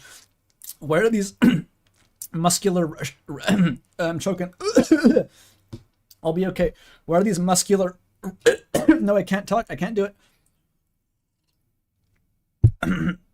I'm choking on muscular Russian men. Why are the muscular Russian men balancing upside down on broom handles? Why are they doing that? Why is this type of Indian dance involve like painting your face completely green and making really intense facial expressions? Like, why are they doing that? Who thought to make a band entirely out of gigantic metal xylophones? Like 20 guys playing xylophones together. Why are they doing that? Wacky.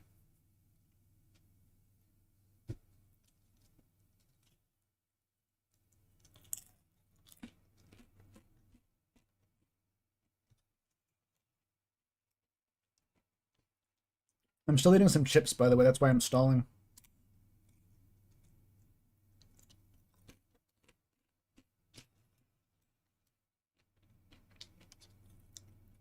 This is AZZYPANTS exposure. I mean, choking on muscular Russian men? I guess that would do it.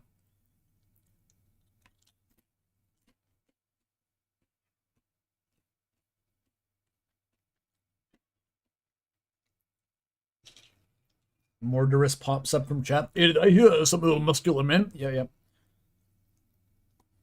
I was watching those muscular man videos.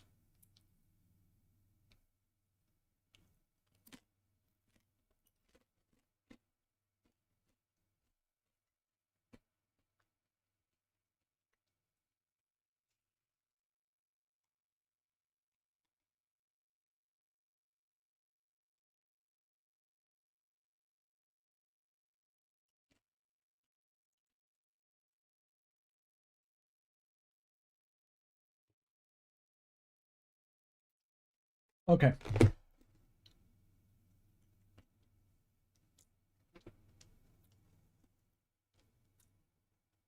I think I'm done with the snacks for now. Let me just make sure all the crumbs are not in my throat.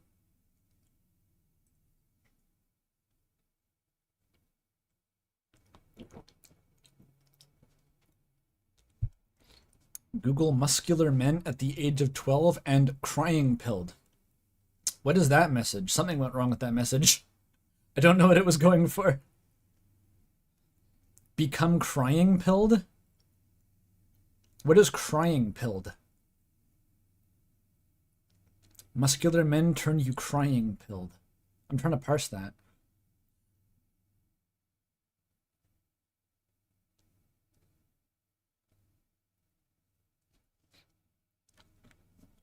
Okay.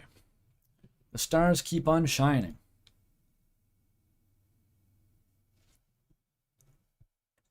Oh yeah, all the videos of those guys building swimming pools in the jungle are fake. Yeah, there's like one guy called like Primal Engineering or something. There's like one real guy, and then there's like a whole genre of channels that are all just like faking what he does. And those are like all the ones where they build swimming pools and shit.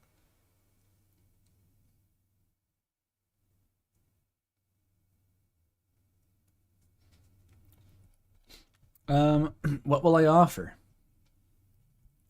Next one is Blue. The old integrity soul. The one that is always evil in Courier New Media.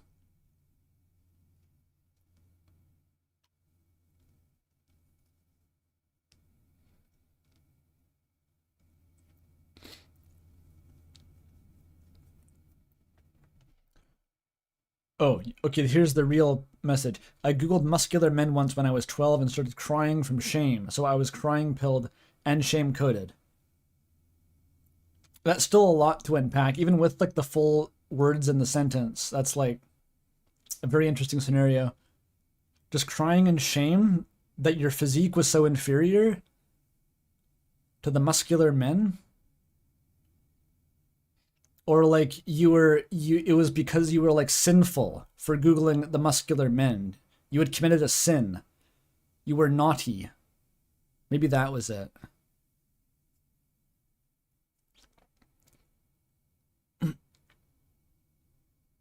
You're a woman, so it was sinful. I get it. I see now.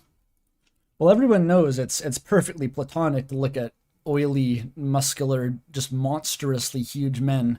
You just have to get into like powerlifting and stuff. There's whole genres of content in YouTube that are just like muscular men filming themselves lifting things. They don't even have like an OnlyFans. It's just like, you know, you're supposed to watch that as like a straight guy and not feel aroused at all. 12-year-old, you shouldn't have been ashamed. That's what I mean.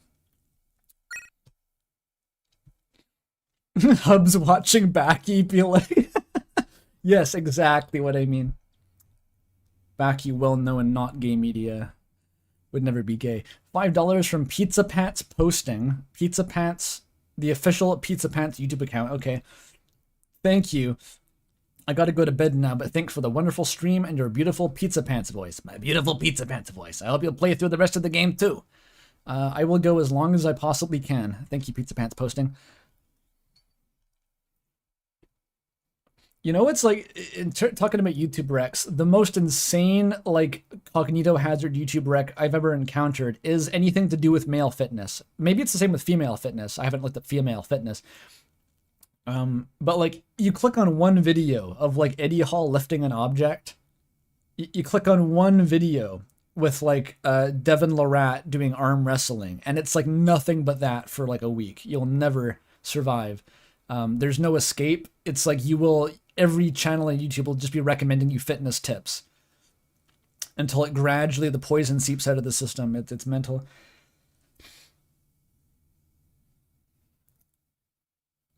I unpacked all the Catholic guilt for you. Hooray. Muscular men, like scantily clad, that's all like the Catholic Church was doing for hundreds of years. Michelangelo, do you see that guy's Jesus? That guy drew Jesus's mom like an MMA fighter. That guy was on next level shit, okay? He drew Jesus not as an icon of faith just because he wanted like a guy to draw muscles on. Michelangelo was doing Bacchae before Bacchae was a thing, just with like Catholic saints.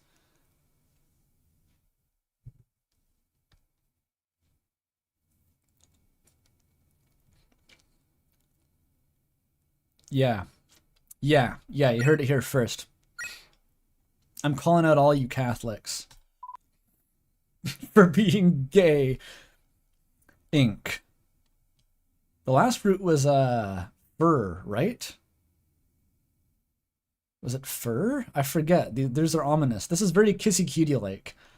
The mysterious, like, omnipresent narrator that only occasionally appears and we don't know what the fuck it is until the end of the game. When it turns out that it's Flowey. Michelangelo's David? Oh, don't get me started on David. Bro literally has yaoi hands. If you look at, like, the lore about the David statue, he has disproportionately large hands to convey a sense of, like, masculinity and action in his pose. He gave him yaoi hands.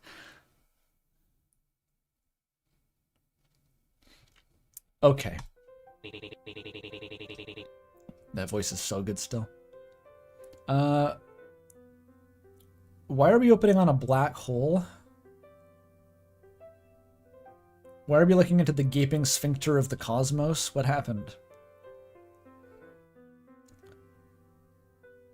The hole became full. Hey, Azzy, why don't you come over to play anymore? Okay, this isn't the normal route either. There's no normal route. They're all fucked up. This is like young Azrael?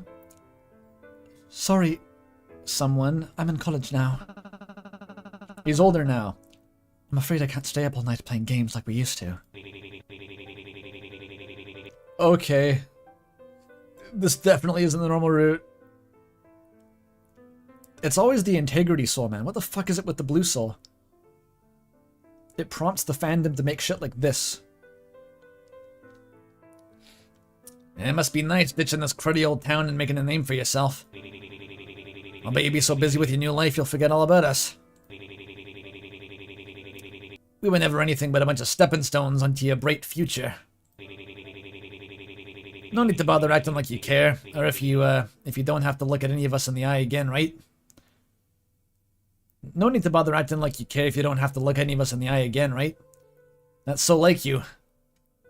It was plain to see that this guy was fired up, sounding a lot more aggressive than he usually would when his feathers had been ruffled. Have you noticed that he didn't have a face? Which can only mean one thing. He truly was hurt this time, a thought which got stuck in Azrael's brain and started tearing holes through his neurons like acid. He had to clear this up immediately, before what little they had left dwindled to dust. You're wrong. Oh my god, I just got a flashback to the, It must be Project Eden's Garden? Was it also in Danganronpa? The You're wrong! Like the objection pop-up? No, you're wrong! Why did my mind go there? You're wrong. I didn't want to go. I was forced to. You of all people should know I didn't have any choice in the matter. You've got to believe me. Pants, I miss you more than anyone.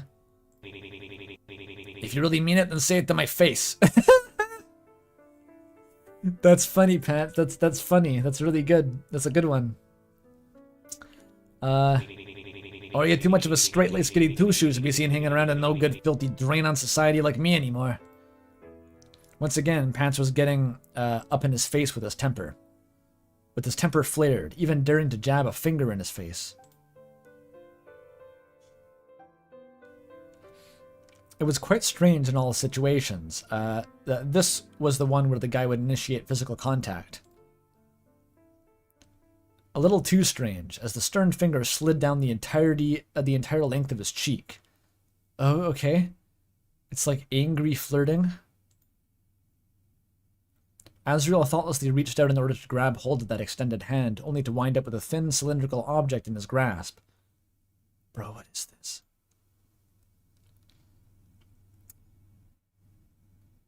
This is like the Simpsons couch gag where they're in the future and Homer's like a tentacle monster and it's like, what the fuck? This is like abstract in the year 17776. Or did I say, I meant AZZYPANTS. Whatever. Half startled by the unexpected sensation, Azrael opened his eyes to find a bright blue colored gel pen in his hand. Of course it had only been a dream. Oh. We still have the void, though. He stayed up late last night taking notes for his advanced calculus exam and must have fallen asleep while studying. He'd hardly done anything but schoolwork since coming here, but it was especially soul-crushing as of late.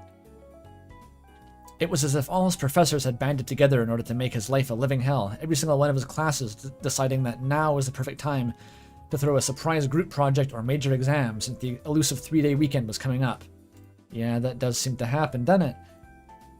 It wasn't even midterms yet, and Azrael was already sweating. University was a lot more demanding than he'd been prepared for. It was a struggle just to stay afloat. Can you hear my speech slurring as I'm getting lightheaded now? Okay, that means it's time to take a sip of water.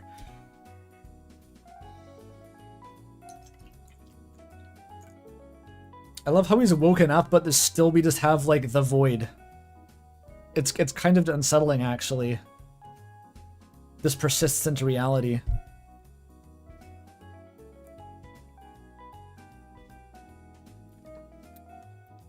Hey, Anthony, if your void is pulsating, you should get that checked out.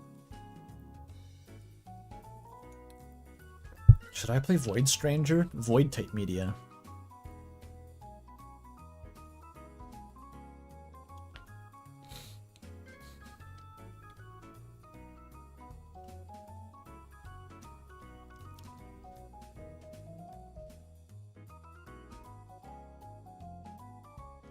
The Diegetic Void.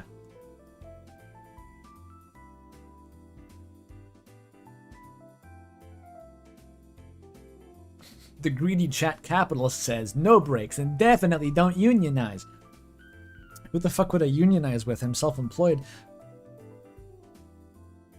That's a horrifying thought.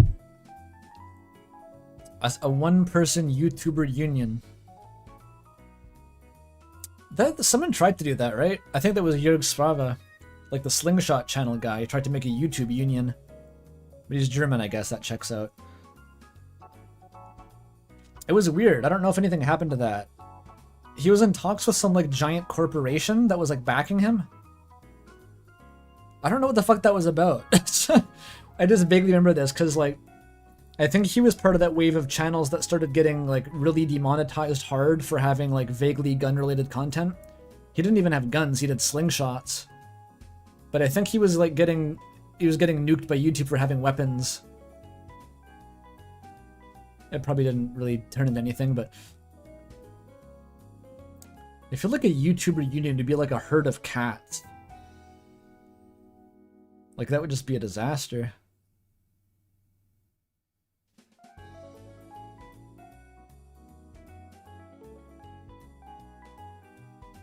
To be fair, his slingshots were like... He was demonstrating that his slingshots could penetrate like police riot shields and stuff. That was the whole joke of his channel, was that like German gun laws were really harsh on anything that was a firearm, but there were loopholes that let you build like compressed air and slingshot weaponry that could like destroy cars, and it was still classified as a toy and was unregulated. Really funny.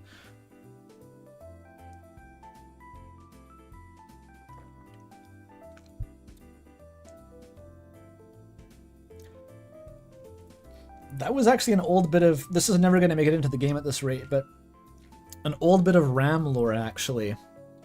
It was like flavor text for the Slobber Knocker protocol upgrade, and I was trying to imply that the only thing the upgrade changed... I assume someone in chat knows what the Slobber Knocker upgrade is, otherwise it's not going to make sense, but I was trying to imply that the nature of the upgrade was just like, it turned off the part of the robot's brain that required it to follow German gun laws and make sure the weapon classified as a toy in Germany. It was the most abstract reference. There was no way to fit it into the final game, but now you know. That's my headcanon for what Slobber Knocker protocol is.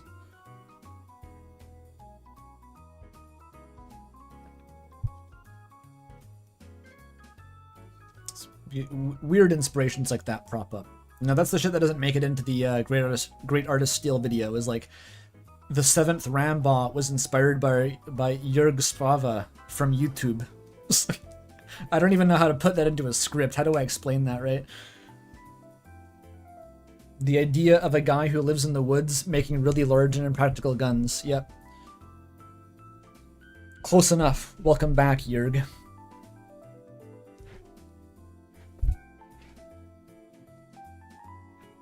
Young Link taking on the German riot police? Does Young Link have a... I guess he has a slingshot, yeah. Slingshots are scary. Like a high-powered slingshot can just kill you. Good to know, right? Always good to know these things. Did you know that even with seatbelts, people die in car crashes all the time? I just thought that was interesting.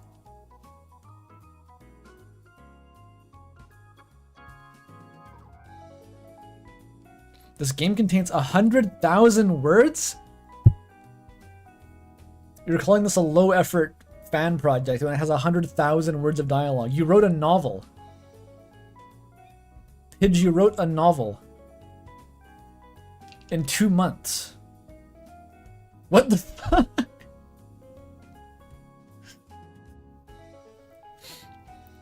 That's insane.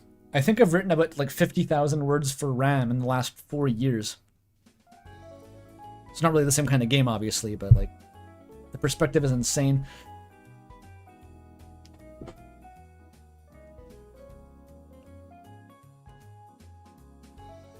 Okay, I think I can continue. Luckily, his mother had no way of monitoring his GPA. What the fuck is this room? This is such a fucked up room. Are those like Stardew Valley sprites?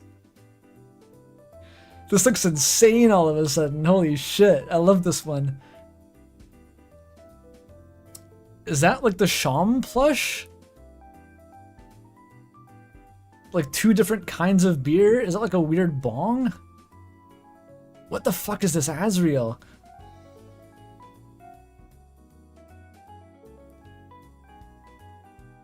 I'm surprised they're not just like a big mosaic filter over one corner of the room. Azrael assumed that since his alarm hadn't gone off yet, it meant that he had woken up early, but no such luck. Somehow he had skipped first period and was already halfway through second.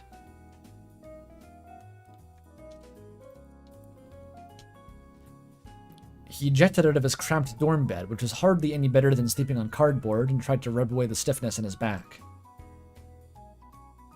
Not only had he slept with the pen plastered to his face, liable to poke his eye out in his sleep, but the textbook and his notebook had migrated underneath him like baby chicks huddling for warmth. Aw. What are the little rings down here? Is that like one of those plastic packs that beer comes in? Or is that his like, I don't know, engraved wedding ring collection that he won from the sweepstakes? Soda rings. Yeah, make sure to kill all those turtles. Yeah, fuck him up. I haven't seen one of those in so long, actually. Like the old school plastic kind. They're all different models nowadays. They got like hard plastic versions or cardboard versions. Maybe they're still in America. I don't know. I think they're trying not to kill the turtles as much.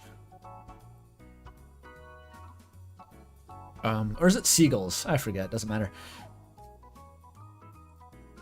Azrael checked the mirror and straightened out his unkempt fringe while trying to decide if the clothes he slept in were presentable enough that he wouldn't have to waste time getting changed. Absolutely not. He looked hideous. You know, an Asriel hideous is probably still like 4 out of 10. It was bad enough that if he gave his teacher the excuse of some rowdy punks dragging him out back and giving him a good pummeling, they'd have to believe him. Might as well have happened. Might as well have happened for how lousy he felt. Damn, you got that Poindexter hangover, that 0 ABV nerd hangover. I've had those. I had one this morning. Hell, those darn imaginary hooligans must have also ransacked his room while they were at it, given the state of given the state it was in right now. Azrael had only put off cleaning it for weeks ever since. That's right. He only put off cleaning it for weeks ever since that day had been. Why can't I? Azrael had only put off cleaning it for a week since every day had been so hectic. But if the RA was to walk in right now, he swore it had been neglected for over a year.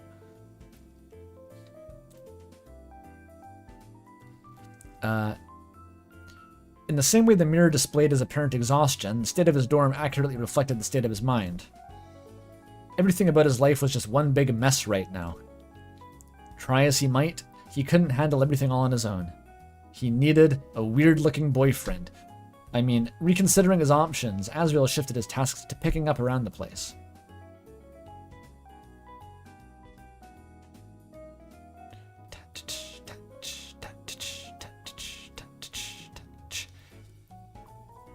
Nice music. What is this lore? Your dad started buckling in seatbelts. So he got into crashes and flew through the windshield? Did you say like plural with an S? Crashes? Like multiple? He flew through the windshield multiple times before he started wearing a seatbelt. And he's okay? He just went through the windshield a few times. Does he just have a strong neck? Is it not that bad? Did he not put the seatbelt on because he survived the first time? And he's like, okay, that's not so bad. Like, what?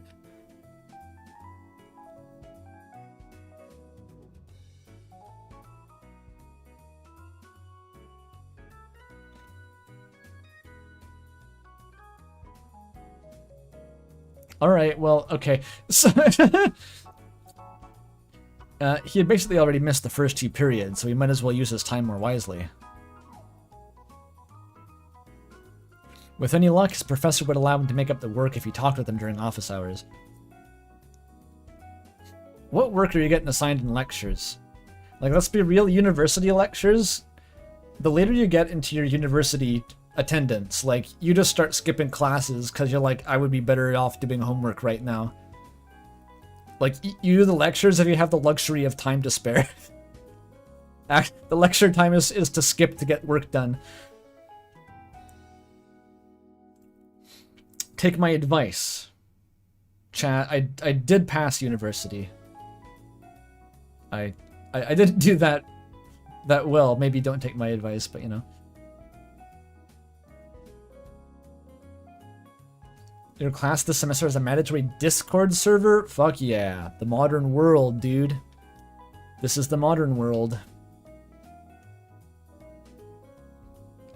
Skipped half your classes in last semester? Everyone seems to do it. It's universal. You get to year 4 and it's just like, yeah, fuck the... You know the meta by then. There's attendance policies? I had a couple classes who did that, but they were just like weird psychotic professors. There was no reason to do it. Like, none of the other profs cared. They're just like, yeah, whatever. Come if you feel like it. But like, a couple weirdos still thought they were teaching elementary school. So you'd go and like sleep through the lecture. I'd show up to it was like my basic, it was my music history course. I think it would literally show up on my ritual was like, it was super boring class, like the prof was not charismatic. I'd show up with like a scone and a coffee and just like sit all the way back in the chair in the back row and eat the scone while like gradually falling asleep. It was great.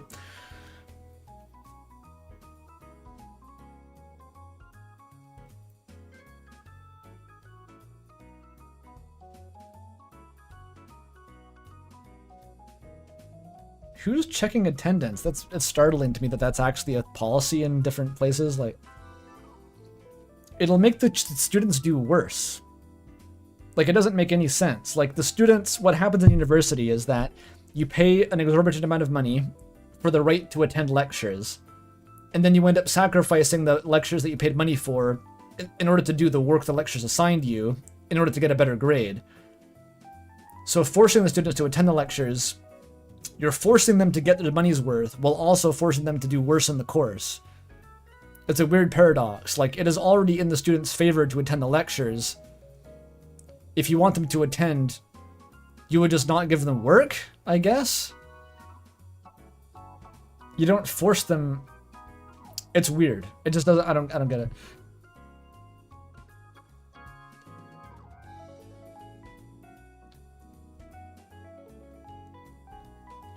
Like, it's if you went to an all-you-can-eat buffet and someone came to, like, check if you were eating enough. Does that make sense? Like, the buffet makes its money on people not eating enough.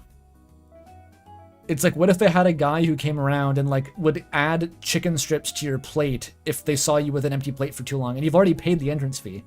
Like, you've paid for all you can eat. And there's just a guy who was, like, shoveling breadsticks onto your plate. Like, why would they do that?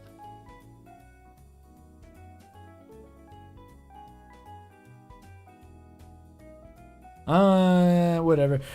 However, he couldn't very well use the excuse of falling ill just to show up bright-eyed and rosy-cheeked for the third period. Besides, he really had been sick and tired. After organizing his belongings to his liking, Azrael felt slightly better. Earning a second to catch his breath, he sat down and cracked open a bottle of mineral water, staring off... Oh, the stuff disappeared. Nice. Staring off at nothing in particular as he chugged it down.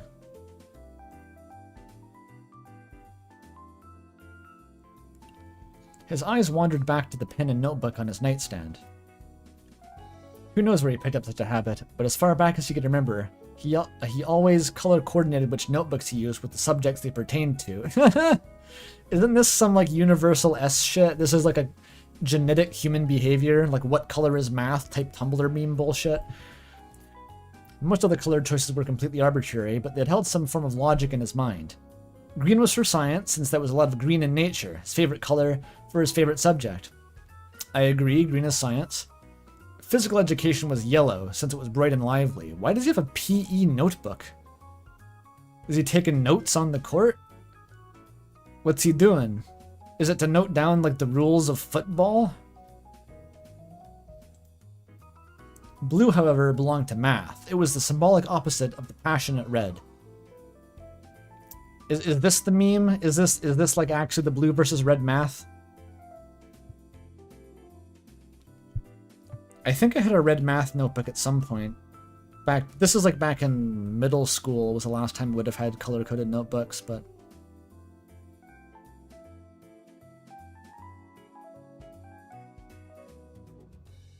I don't know. Red and blue are fine.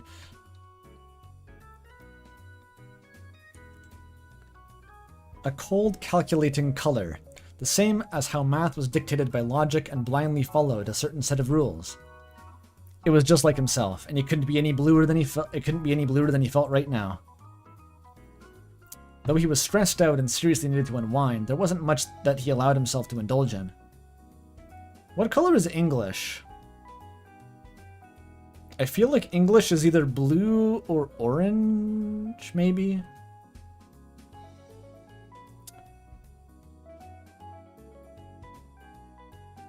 English is a yellow. Yeah, I can see it being yellow-orange. I don't think I ever had a yellow notebook. That's the problem. I think I had an orangish notebook. I associate English with orange maybe because I associate letters with colors, and E is orange. So that might be doing it. It's the same reason I have association with the musical notes having colors. It's just because they're letters. It's the same association. Like Megalovania is green because D is green. It's fucked up, right? Do I have synesthesia? I don't know if that counts. It's the most basic flavor you could imagine where just like letters have inherent colors.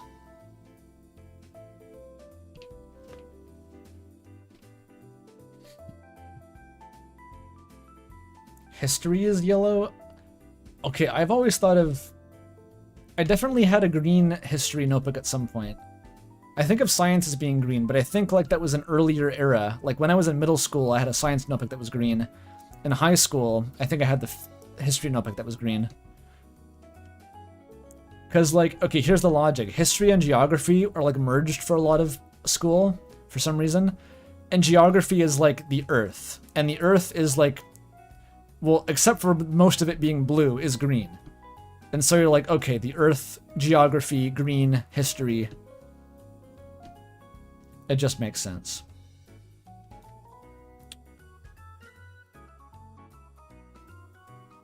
This is really boring. Let's continue.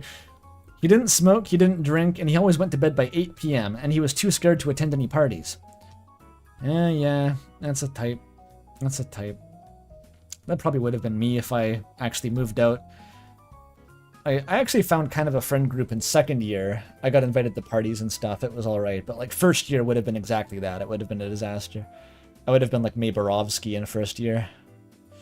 It was hard going from super religious backwater town where everyone knew his name to a massive bustling campus like this one where no one had the time or energy to chat. And the ones that did always belonged to a pre-established friend group. Well, it's not like Azrael didn't talk to anyone at all, it's just that their interactions never breached the surface level. Kept getting kicked out of friend groups? That's too bad. Green is not a creative color. Yeah. I think green is my second favorite color. My favorite color is yellow, so my top two are just Azrael's shirt. It's not because of that. It was my favorite color before I played Undertale, but...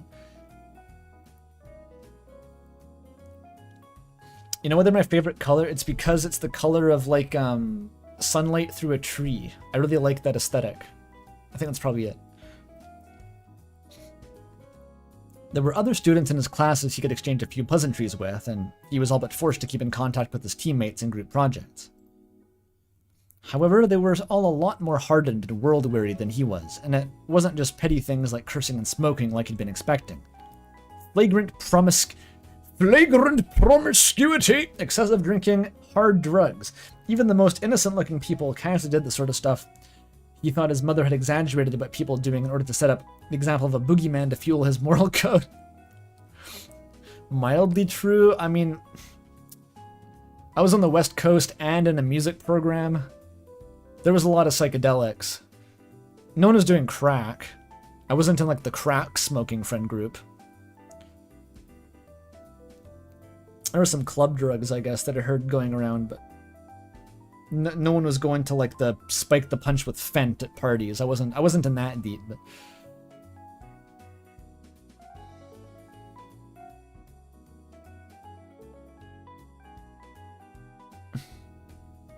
as he's relatable as fuck. I think this is actually a pretty common type of guy. Yeah. The crack smoking friend groups usually break up. You say that. My brother's girlfriend had this weird fucking story. I don't know if it's true. She claimed that one of the places she worked at, the serving staff she was working with all like did crack. And they would like ostracize her for not doing crack. Hilarious if true. It could be total bullshit. I want to believe that's true though, because it's so fucking funny. Like you can't be in the cool the work clique unless you smoke crack. You're like Yule cowards.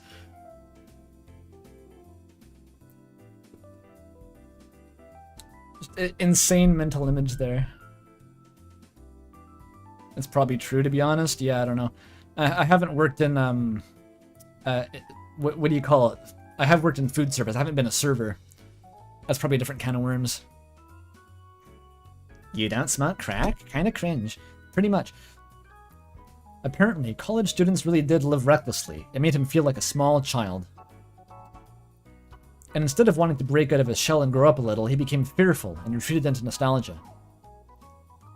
There's gotta be a happy medium friend group out there somewhere, Azrael. You gotta find the right crowd, you know? I'm sure he'll figure it out in second year, hopefully. I hope. Maybe.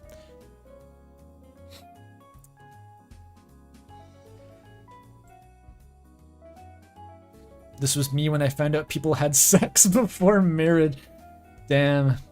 Is that why Twitter is the way it is? Is it because of, like, Catholic education or I don't know. I don't know how the states work. I'm always surprised by, like, the states and Canada seem like the same country a lot of the time, and then you get hit by, like, oh no, they're not. And you never know exactly what the difference is. I grew up, like, taking for granted, like, yeah, of course. People in my middle school are probably fucking like rabbits right now. Not me, but people probably doing it. But there seems to be people who just, like, don't realize that or think it's not true. It's confusing. It's like a weird divide.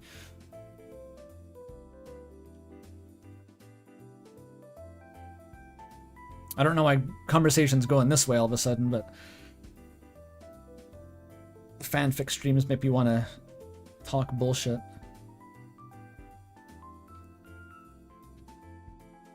He wished to go back to the old days of watching Saturday morning cartoons and spending all day playing console games with his mother rented out from the video store. Don't we all? This kind of yearning for a mental retreat was probably why he had been having dreams about his past law lately. Everyone's smoking crack but you. This is what they don't tell you until you're an adult. You get to university, you realize everyone but you was smoking crack.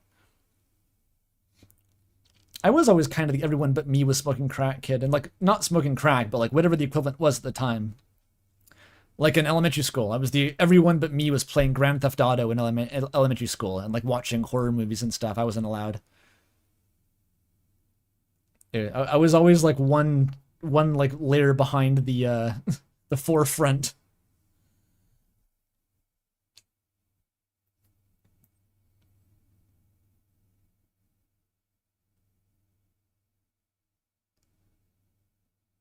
Everyone but you had Facebook? When you were 14, you dated an 18-year-old for 3 weeks. Yeah, I mean, I've heard stories like that. It's probably not uncommon, unfortunately.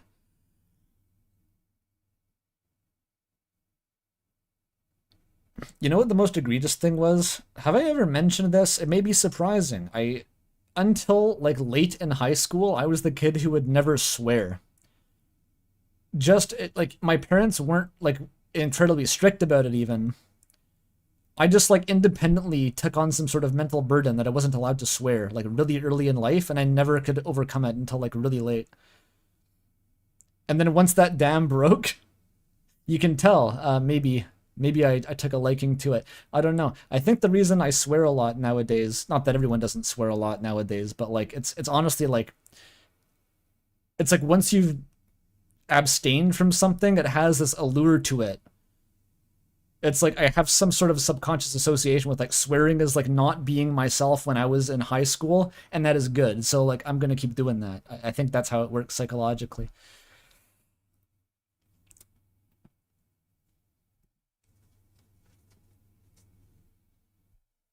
Because, like, I always find it so silly. It's one of the funniest things to me, like, the idea of, like, the puritanical parents being afraid of their children being exposed to swear words.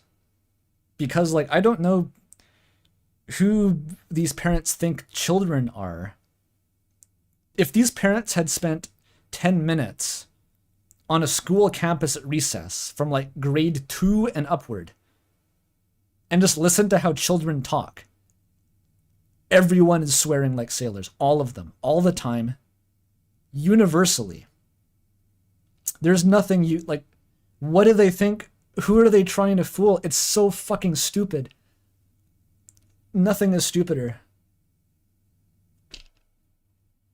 Like, so much of, like, the weird censorship and shit, which, like, I don't want to make any statements, like, universally pro or against censorship. I'm talking about, like, sheltering children from media specifically is, like, literally everything you are protecting your children from, they are experiencing every day once they go to school. Like, every day. I was the most sheltered kid my parents could make me, and it didn't fucking matter, because the people I knew in grade 3 had watched Saw, and were talking about Saw at recess. And we're, like, figuring out how what porn was and stuff. It was like, what? the insane dissonance between like what censorship assumes childhood is and what it demonstrably is at all times already anyway is like inconceivable. It's so fucking weird.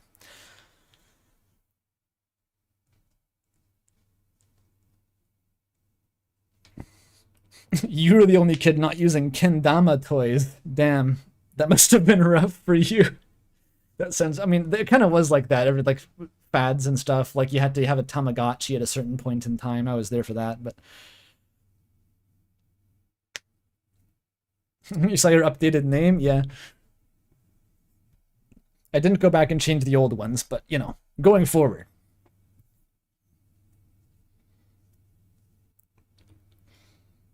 The internet happened, and I was doing Reddit 50-50 with my scout group in the cabin at 11. The thing is, like, I'm kind of on the older side, right? I'm a bit of a grandpa. So, like, when I was growing up, I wasn't really even on the internet. Like, at least as far as back as elementary school. Like, I played Flash games, and that was it. So this was, like, no social media. No one was on Facebook. And we were still like that. It's not the internet. I don't know what happened. It's weird. Or not what happened, but like, why does no one get that kids are just goblins all the time, no matter what, just always? They should get their heads around that.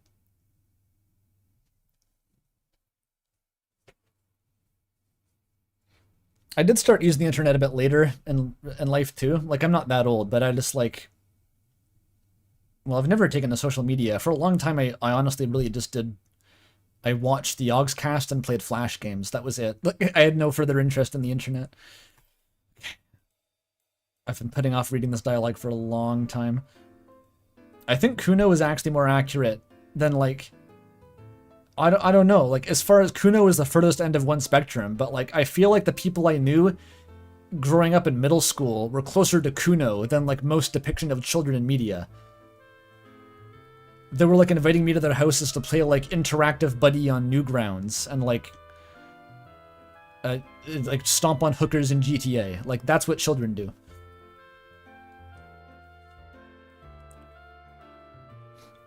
Azrael glanced over at his cell phone. Well, what might only have accounted for a small part of why he had this morning's... Oh, that might have only accounted for a small part of why he had this morning's dream. Last night he got a strong sense of loneliness and really wished to get back in touch with his childhood friend. I wonder who. He didn't have the guy's number anymore since he'd thrown away the phone in a fit of anger before moving out of hometown. New lure every time. Only to arrive here and realize that he did in fact need a cell phone. Resorting to buying a pre-packaged burner phone at the local retail store.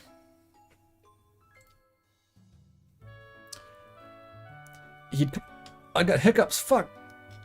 Why? I need water. I wasn't even eating anything.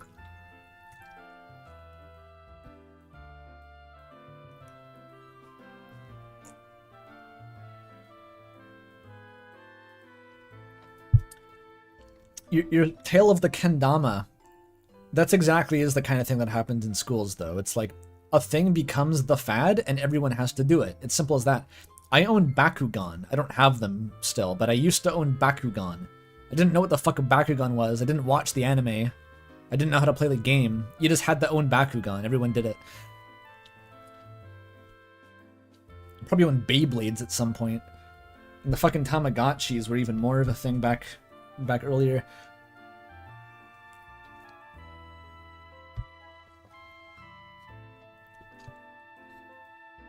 Yeah, Bakugan.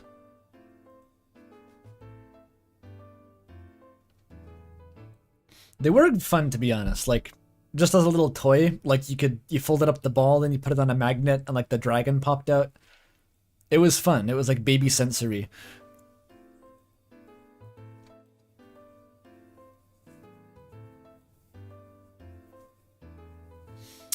Anyway. He'd called up the only place he knew where to contact the guy, his job at that godforsaken pizza shack.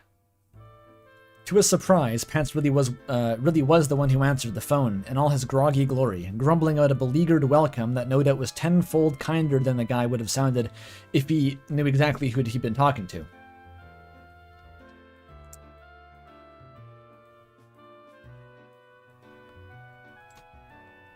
Okay, the familiar but distant feeling of that voice caused Azriel's throat to dry up and all words escaped him. He wanted to talk, but there was nothing he could say. Not at this point. So, like, Burger Pants hates Azriel in this one? I think he doesn't like Azriel.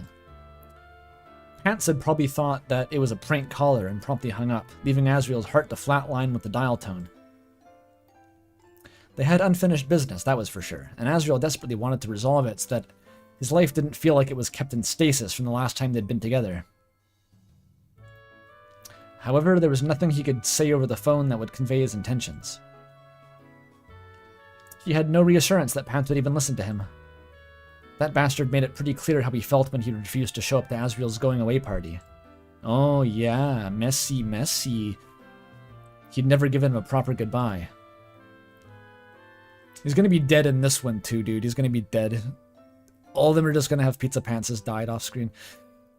After everything they'd been through and all their years back together, he thought they'd have each other's backs, through thick and thin, yet when Azriel needs his reassurance the most, that's when Pants had failed him. Oh, are silly bands those like rubber wrist bracelets? Is that what a silly band is? Because I had one of those. I think I had one that I wore for like fucking years straight for no reason. Just a random like green bracelet. Weird. Shaped rubber bands? Okay, that's different, I think. That's just like a rubber bracelet.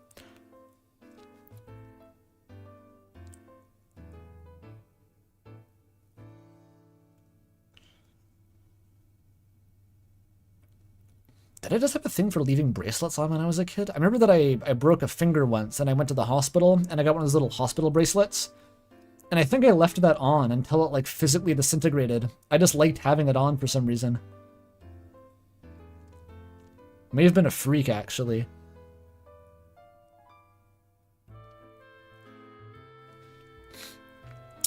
Which is exactly what prompted Azriel's hasty decision to cut off all contact with the guy. Or rather, it was an excuse for Azriel made on Pants' behalf to protect his own fragile ego. Of course Pants couldn't contact him if he threw away their only lingering connection.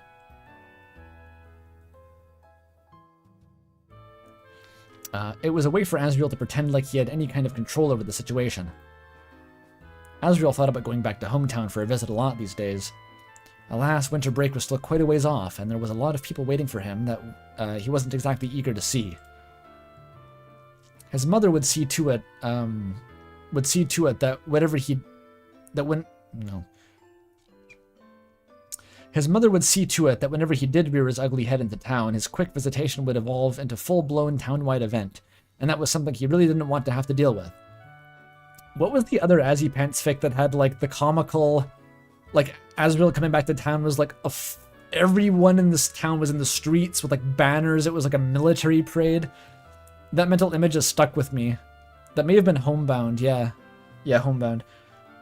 That's the one where he got out of the car with fucking, like, Mae Borovsky and Alex Yeek. Into, like, the fucking... The parade. The second coming. Those paper bracelets so that staff know you paid the ticket? Yeah, exactly. Exactly those. Same with the hospital bracelet. You just used to leave those? Maybe that's universal. It's like, hey, I got a cool bracelet for free.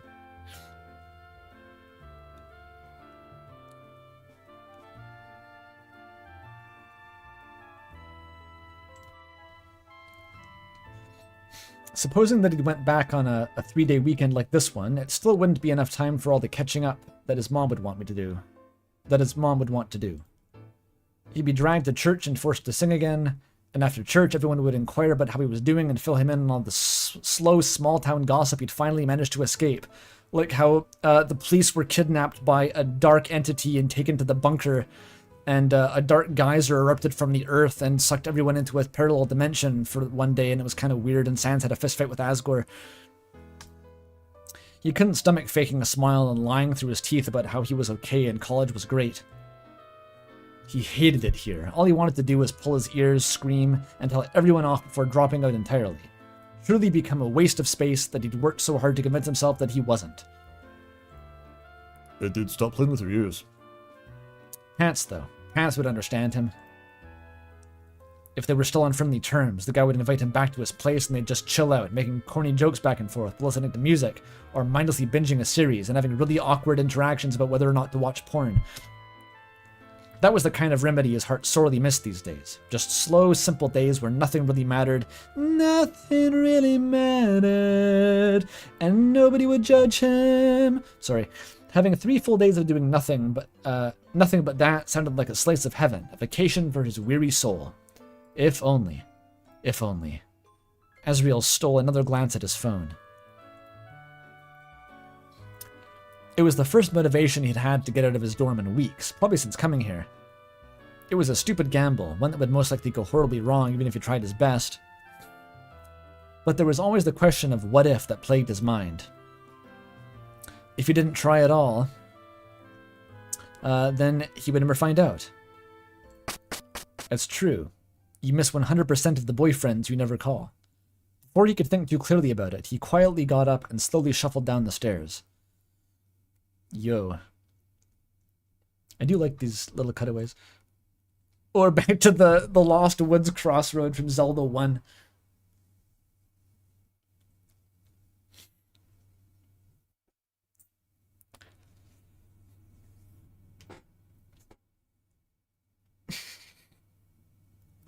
Yeah, no one talk about nice pants in chat. Don't do that. That's not for now. By the time Azrael arrived, he had long since regretted his decision. It was getting later in the evening, and there would be no daylight left in a couple hours. Worst come to worst, he could stay at his mom's house, but that would in fact be the absolute worst situation, and one he wanted to avoid at all costs. You should find, like, the park bench that Susie sleeps under. That would be chill.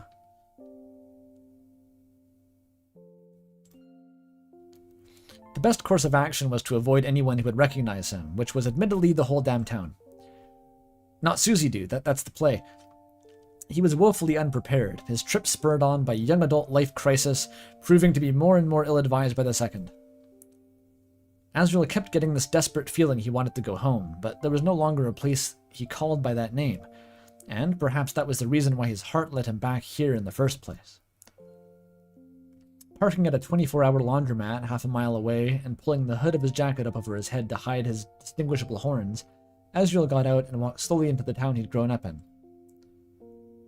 He'd hardly even left its sights, but it felt oddly unfamiliar due to the pink horizon skies. As long as it's not blood red and cloudless and sunless, that's a bad sign.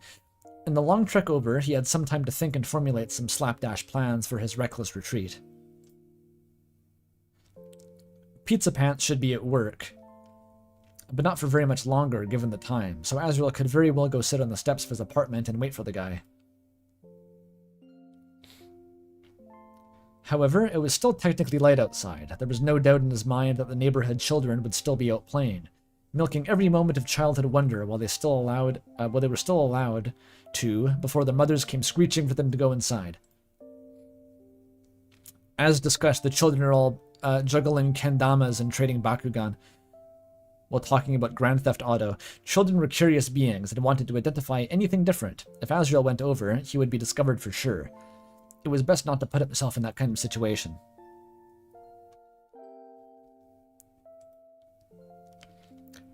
So instead, he could go wait outside of Icy's. That place was usually deserted and would prove to be fairly safe as long as he could successfully sneak his way past the diner. He could go around back, where Pants usually exited the building, and wait for him there. Tell the guy his situation and hope that he would take pity on him. Of course, there was the most obvious decision. The glaringly red flag waving right in front of his face. Just call him up and ask to stay the night. Is that less weird than waiting on his apartment steps? Azrael could very well do that. It was the objectively correct thing to do in this situation. However, it was the hardest one to do. If Pants didn't meet him face to face, it would be a lot more impersonal. That guy wouldn't hold back his sharp tongue one bit, and he was bound to reject him flat. But Azrael knew that if he was able to look Pizza Pants in the eyes with a sad face, I still have the fucking emoji on the dialogue box, goddammit, and ask for a favor, the guy was likely to give in, albeit begrudgingly. I mean, I do get it. Everything's worse over the phone. Besides, the reality of Azrael being back here would sink in a lot more. Would sink in a lot more if they could meet face to face. If they talked over the phone, Azrael would be out of sight and out of mind. Anxiety is great with Azzy in most routes. Wasn't Azzy, and let that sink in? He was like self-hatred and body dysmorphia Azzy, and now we have like anxiety, depression Azzy. It's great. Different species of Azzy.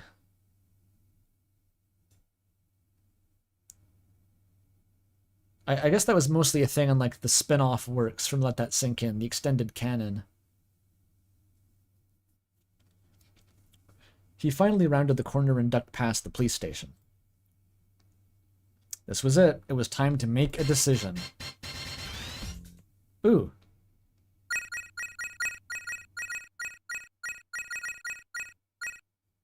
Big decision here.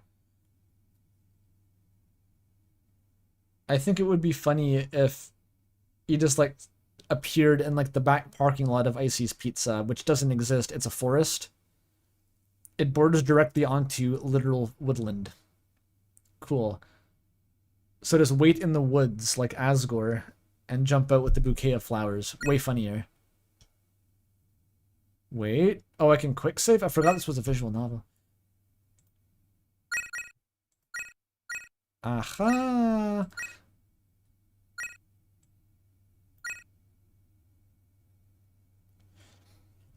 It was best to take this time to work out what he was going to say, so we didn't wind up blowing it. You blew it. Azrael laid back on the plush grass on the lot next to Icy's and looked up at the stars. The plush grass that is like 40% cigarette butts by volume.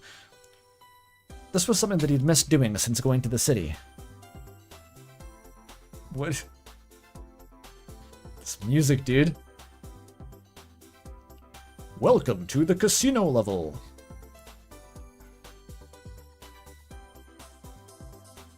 Oh, you know what it reminds me of? This is Omori music. This is Omori-ass music. It was nice out here, natural, laid back.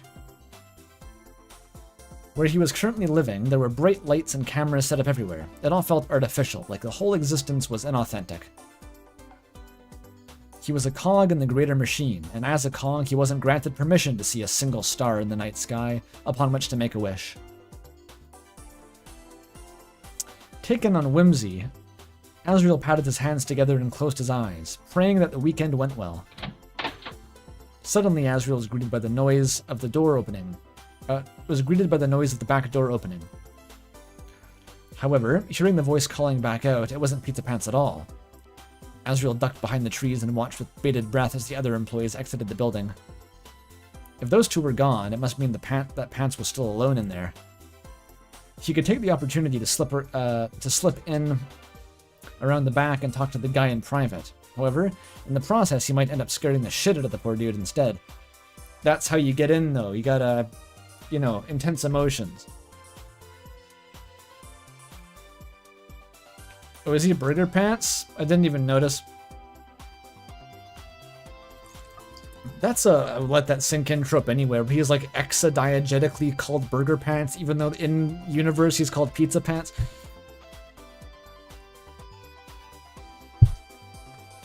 Slip into that. So he decided it was probably best to sit back and relax until the hour was up. And that's when another figure emerged from the building, propping open the door so he wouldn't get locked outside. Pants looked up at the stars, much like Azrael had been doing, and lit a cigarette, taking a slow drag before releasing the smoke into the night sky. Pizza Pants is a nickname for Burger Pants, sure. With the nice cool shades of blue from the nighttime sky, the guy almost looked majestic. Damn, I wish you could see it. I want to see that illustrated, like, soulful Pizza Pants looking up into the sky with his cigarette, like the kind of the hazy light of the evening casting across his face. He's got his like sleeves rolled up like I don't know, some guy in an anime. You can picture it.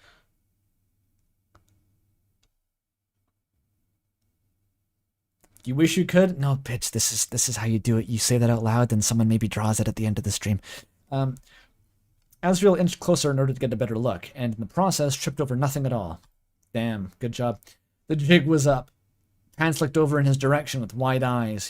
He looked as if he'd seen a ghost. Azzy? Insane facial spray. That's like what's the guy? Who's the guy? Why can't I think of it? Astro Boy ass facial spray. That's like an old anime style expression. Azzy? Hey, fuck nuts. Nice night, isn't it? The fuck you mean, nice night? What are you doing back here? I really hate college. Azrael winced. He answered a little bit too honestly. I meant, why you hiding out in the woods late at night like a fucking cryptid? Never mind that. You dropped out? Decided on taking that gap year after all? Oh no, dude, he's turned into B. Santello. He's Beatrice Santello. You fucked up, Azzy. Azrael looked away sheepishly. He didn't have the guts to do that. His mom would kill him. Not exactly. I just felt like I had to get away from it all, you know? Escape to somewhere familiar, get my bearings straight.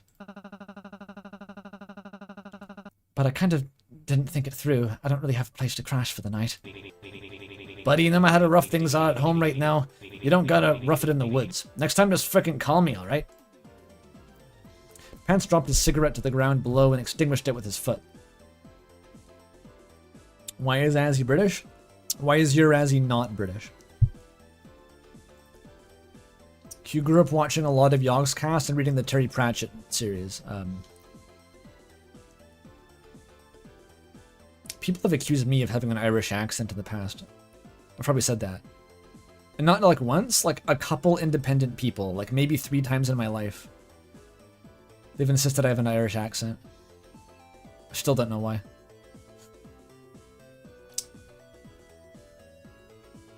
Azrael didn't want him to get the wrong idea and wanted to clarify the misunderstanding, but the opportunity had presented itself to regain Pants' number.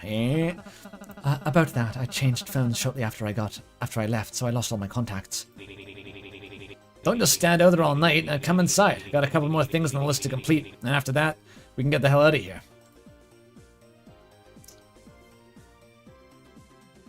Just in general? The accent? Yeah. Azrael's heart practically melted. Pants was so much kinder than he ever gave the guy credit for. Is this all just like one stupid fucking misunderstanding where like he had a car crash on the night of his going away party and was the only one who didn't show up because he was in like the ER and he never clarified it and he thought that he hated him for like 6 months? It's probably that. Thanks, Pete. I really owe you one. Yeah, no sweat. Make yourself at home. Azrael went to the changing table in the back and sat down. Not long after, Pants walked over to the trash can and dug up a box before slapping it down on the table. We don't got much in the way of leftovers tonight, but we still got a couple pieces of pepperonis if you're hungry. Trash pizza.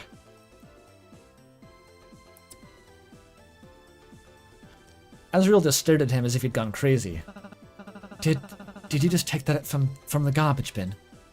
Oh, fancy boy, off at college and you won't eat the garbage pizza anymore. Pence looked down at the pizza, as if to inspect it for anything abnormal. Garbage pizza was basically the university meta. There was like a place on the campus that like pizza that it had like single slice pizza, and if it didn't sell it, it would keep it overnight and sell it at a discounted rate. So you'd go and get like old pizza. Awesome. That was the same place that had the cheap Americanos if you got the loyalty card. Useful establishment. Pants looked down at the pizza as if to inspect it for anything abnormal. Yeah, they make us throw it all away all the mistake pizzas and take pictures to prove we're not stealing from the company. It's still good though. I was thinking about taking it back for myself tonight. They used to let us take them home at the end of the night, but corporate came down hard, saying, it's eating into the profit since anything we get for free means we ain't buying it ourselves. But it's not like they're paying us enough to afford buying daily meals here, so it makes no sense to waste that much food when we're all practically starving. Might as well feed their workers and fuel us for the shift, but what do I know? Comrade Pizza Pants. Da da da da da da. The Ushanka descends once again. The paragon of the proletariat. Pants shrugged as if it didn't bother him when it clearly did. Oh, that's just a true story? Well, that'll do it. I'm not a fan of pepperonis, actually. Well, right, you got that thing, the cruelty-free foods. And foods from the dump are all chock full of cruelty from factory to table. Foods from this... Oops, all cruelty.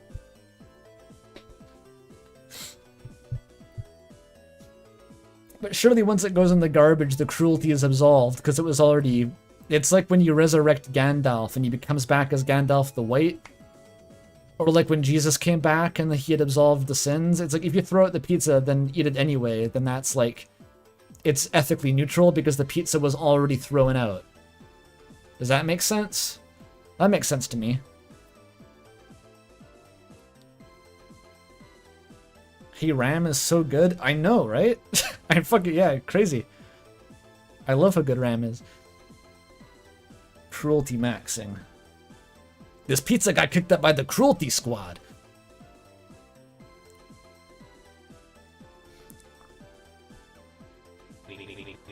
Now, tell you what, we can swing by the store on our way back and pick up a couple of things for you to eat there.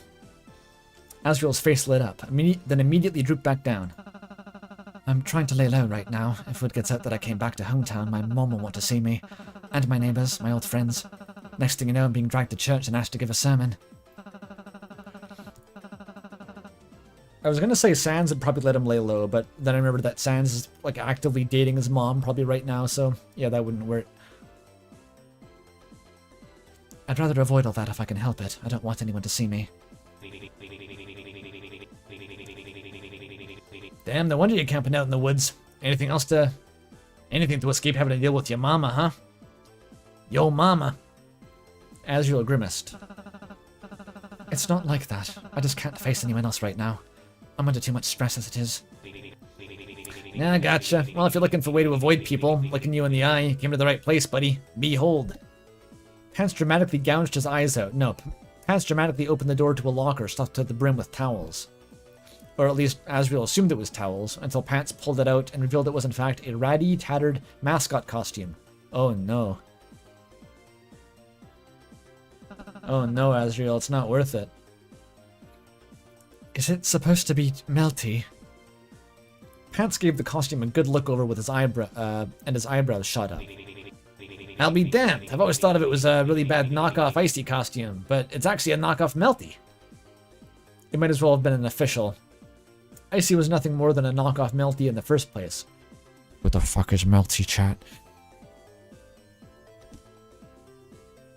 Azriel waved dismissively at the costume.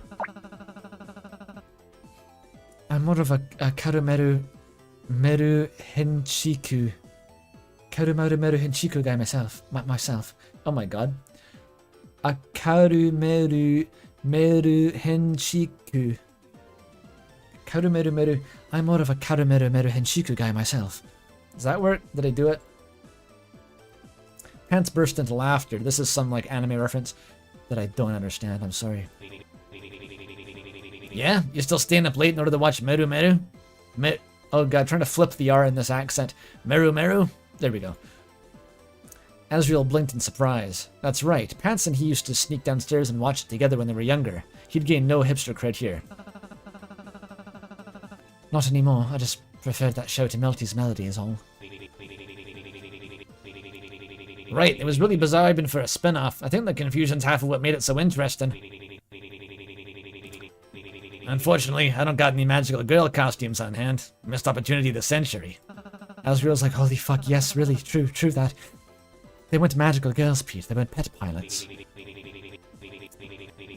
Okay, that's a different vision. Okay, never mind. In any case, this is what we got. Pizza costume, or you'll have to wait for me to get some donuts in the morning. Azriel's mouth practically watered thinking about fresh QC's donuts. Great, all that did was whet his appetite. He looked to the Melty costume square in its round, lifeless eyes. It was either this or the pepperonis. Do you think Peperonis is actually made of meat? That might be the key here. He reluctantly reached out for the nasty, sweat-soaked costume. As soon as Pants fished up the closing list, brought the trash to the dumpster, and locked up for the night, the two walked over to the new convenience store that had cropped up nearly as soon as Azrael had left for college. Maybe Sans just doesn't know who he is. I want a donut too now. I wish I had a donut.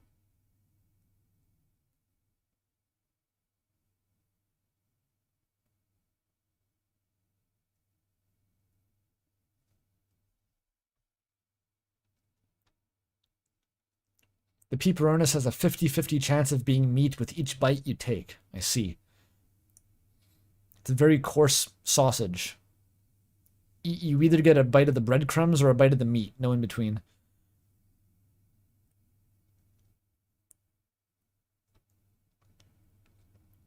Funny how things always worked out that way. Azrael was a bit nervous about going inside with the costume. For one, he had limited vision due to the headpiece. It also didn't help that he had limited mobility in the arms, and his feet were crammed into some half-flexible, half-soled footy situation. This is training for when you have to get the Yoshi fursuit. No, wait, Burger Pants had to get the Yoshi fursuit. It's training for when you go to the fursuit rave down at Furry Weekend Atlanta. This is probably in Atlanta, because they mentioned grits. Right, that's the headcanon we're going with.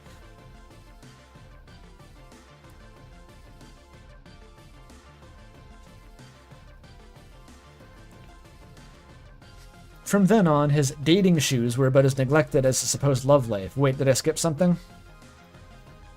Yes, I did.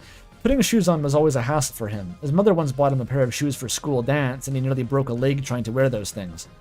From then on, his dating shoes were about as neglected as his supposed love life. Wearing a costume with a mandatory sewn-in footwear was practically giving him flashbacks. Yeah, like they don't wear shoes. Fucked up. This music, man. Every time you eat a pepperonis, it's a 1 in 5,000 chance you become the next pepperonis.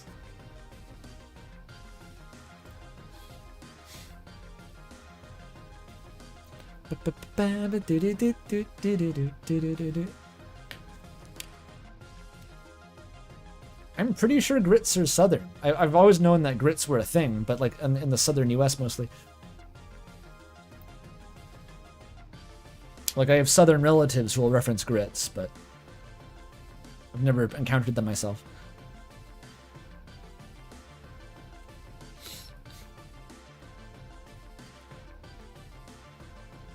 It was a wonder he was able to walk at all this way without tripping and smacking his head against the pavement.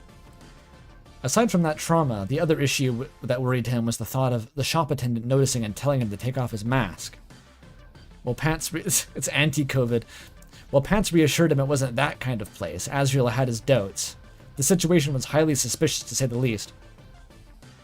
They have a thriving furry population in hometown. Sans has seen it all, okay? He doesn't give a fuck. You could walk in there wearing only the fursuit head, and Sans wouldn't give a fuck.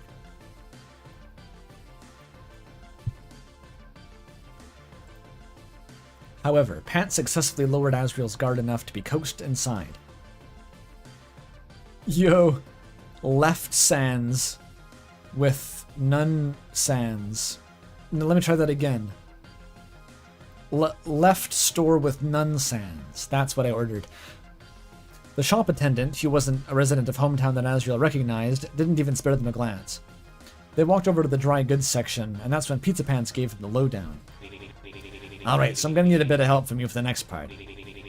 See that guy over there? He keeps watching to make sure no one picks up stuff when his eye shines blue. So I need you to keep a lookout for him when that happens. Is this the Night in the Woods minigame? Please God, the Night in the Woods minigame.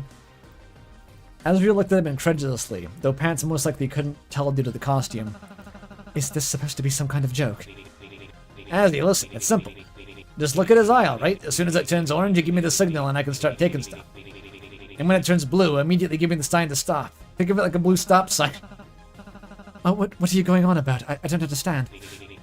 If you want, you can go distract him with a little dance instead. Figured this would be easier on you. Wait, let me get this straight. You're not getting anything straight this stream, Azrael. You can't buy things from the store if the clerk is watching you. I ain't buying, but he already knows that because I don't got a card. As long as the total's under $20, he's cool with it. So as long as he doesn't see you with his blue eye, and as long as it's under $20, and as long as he doesn't see that it's under $20 with his blue eye, he's fine with it.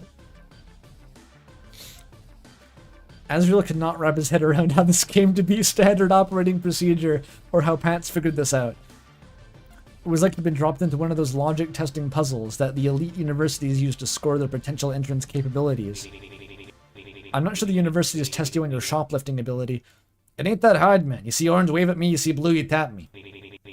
You with me, Azzy? Azrael started to sweat. This costume made him feel like a trapped animal, and the strange scenario was not helping. No, participate in the crimes. You have to do it. I hope there's a mini-game. Please be a mini-game. Azrael felt extremely uncomfortable aiding and abetting the sort of activity, but the clerk had been unmoving and staring at nothing in particular since they walked in.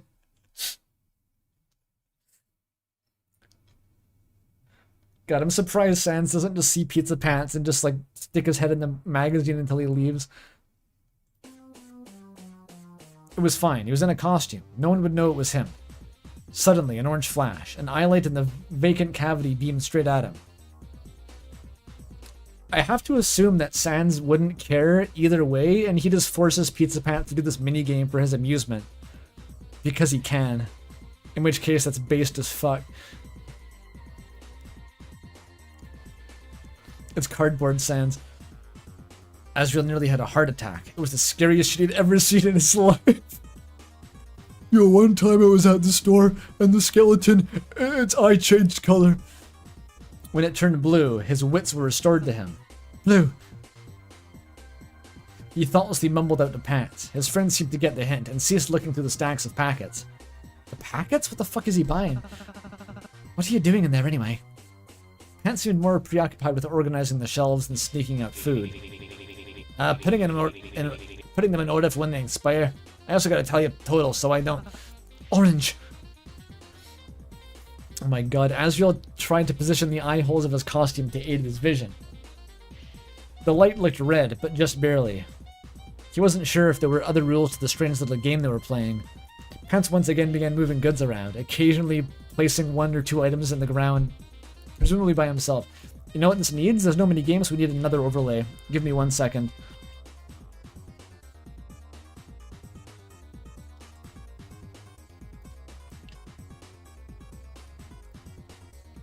Yeah, this will be good. Oh, fuck, it's not transparent, though. Back to GIMP. I closed GIMP. I closed it. Back to reopening GIMP. You gotta bear with me, guys.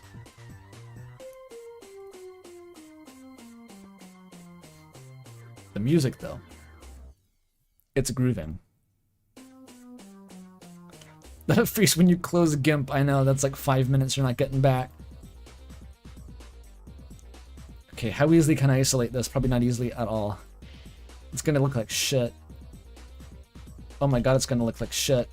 Okay, I'm gonna do the shittiest cutout job of all time, as quickly as possible. As quickly as possible. This is like I cut out the Aquafina water on stream before, right? Just pretend this is Aquafina water.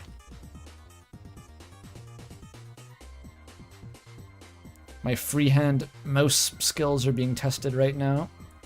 Years of training, making YouTube thumbnails. I know I need to preserve that part.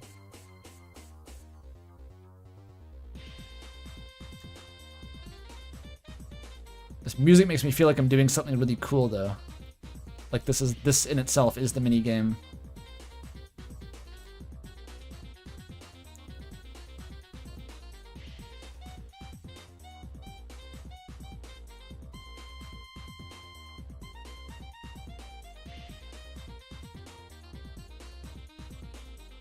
All right, we're getting there.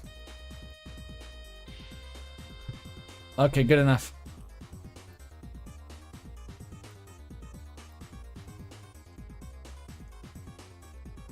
We're cooking.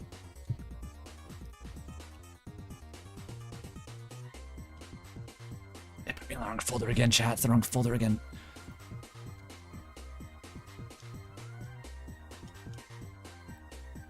The organ solo.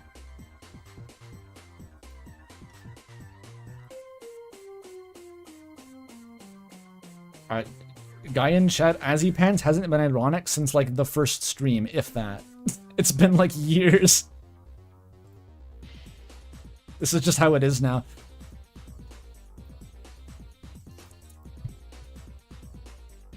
Here we go. Alright. We need to have our immersive, like Sans is over here. And this is what Azriel's seeing right now.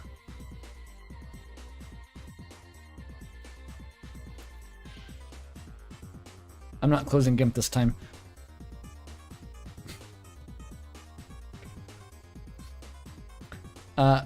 Pants once again began moving the goods around, occasionally placing 1 or 2 items on the ground, presumably for himself. The light turned blue, but a lighter color this time. A different color of blue. Azriel, taken by surprise, nudged Pants with his foot before shouting out to him. It's blue, but like sky blue. Fuckface. What do the other colors mean? Pants just laughed at him. It means he's fucking with you. Just ignore it. You're doing a good job. He knows. I'm almost finished up. You want ramen and mashed potatoes? Definitely the ramen. You know the one I like. The one that's orange. Wait, blue.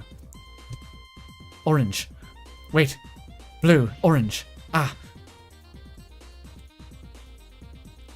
Pants was nearly in tears laughing at his misery. That guy had fallen for that trickster's light display antics before, too.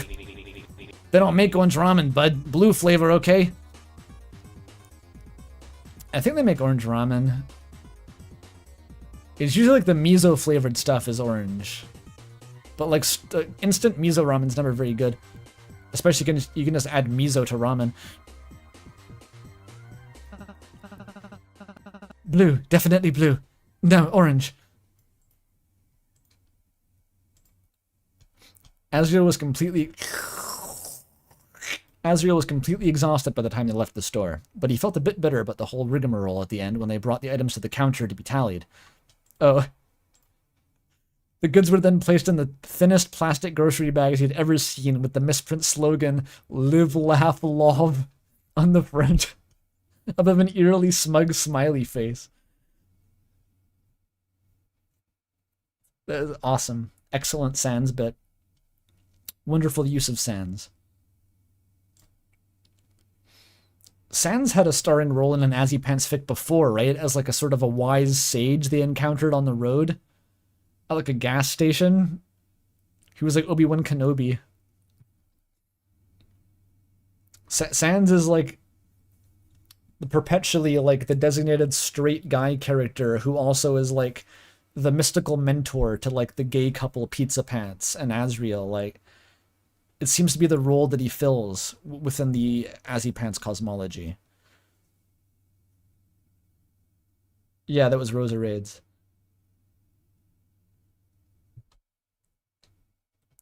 The gay unk.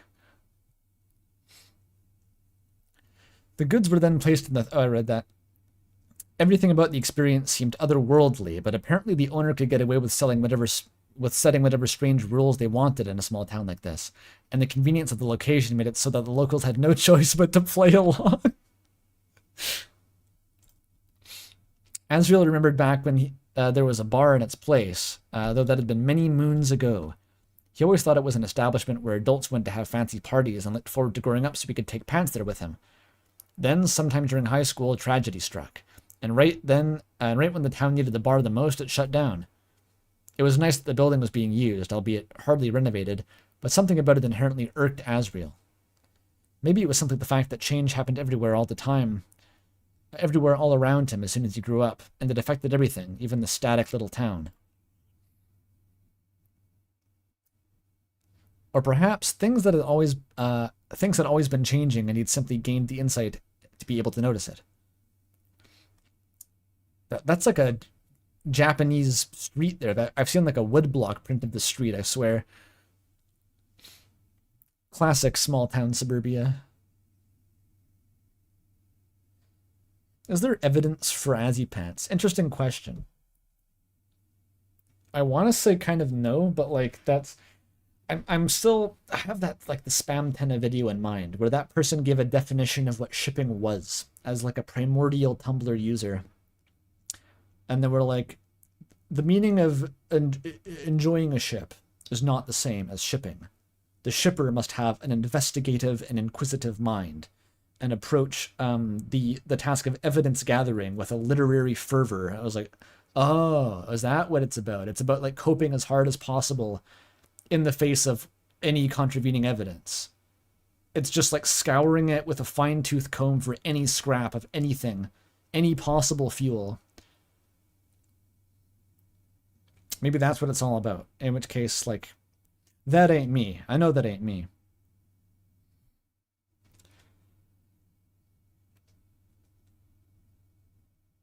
I'm more of the mind where it's just like, you know, evidence, schmevidence.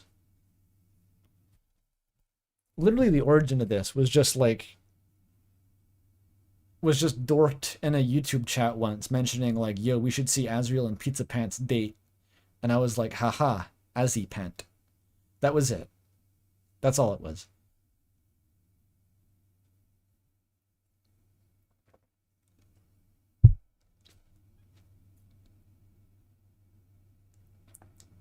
Seeking evidence from a work of fiction.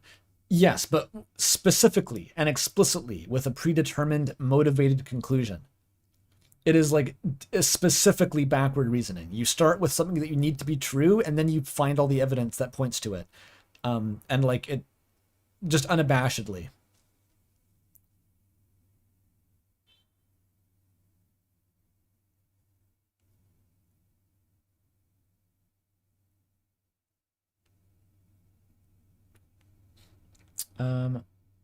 Conspiracy theorying. Kinda, but like recreational. It's like recreational conspiracy theories. It's pretty good.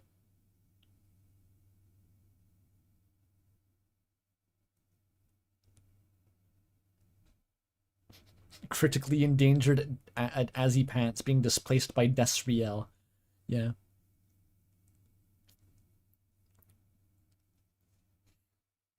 The Desriel contingent is strong. They're making lots of things, lots of art. That fucking comic with them playing Smash Bros was insane. I've never seen a comic that was that elaborately drawn, I think. It was ridiculous. I'm assuming a few people know the one I'm talking about.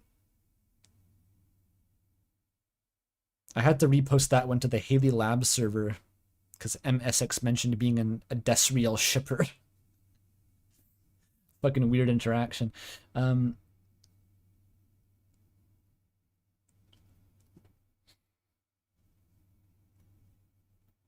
That comic got 120,000 likes on what website?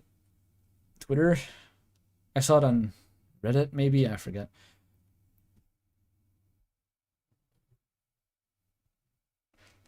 That comic did deserve it, though. Like, that was nuts.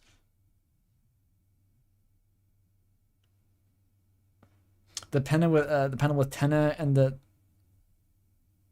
darkest?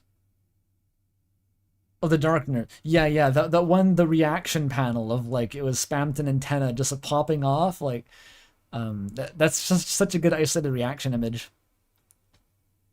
It's really, really good.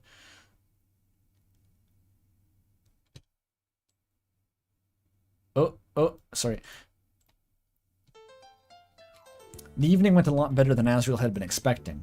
As soon as they got home, Azrael hastily jotted down his new number on the fridge for Pants to contact him. This is Pizza Pants' room? Why does he have the incense burner from chapter 4? What the fuck is that doing there? It's like a sensor.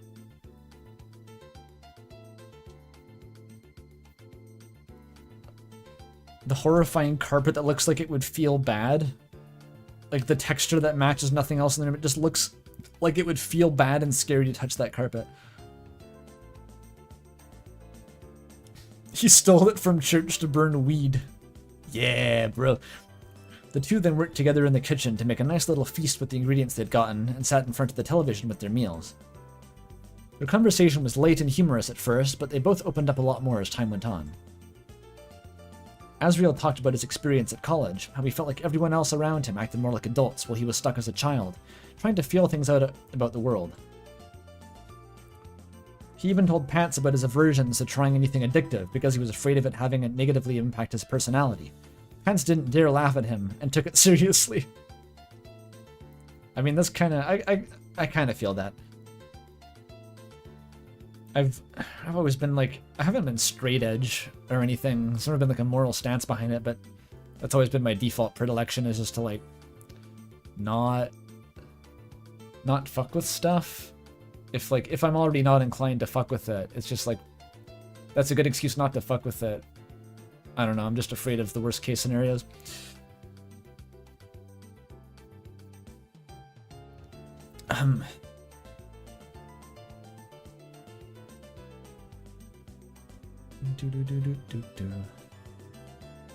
Pants opened up to Azriel about having the same fear, seeing how medication and alcohol changed the people around him. Yo, is the whole staff of AC's Pizza just like on ketamine? Is that why everyone's like that?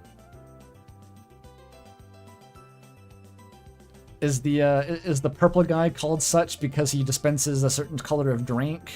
I don't know. That would explain a lot. Blue ears like giggling and spilling slushies on him. That's the ketamine giggle. The warrior's on angel dust at all times.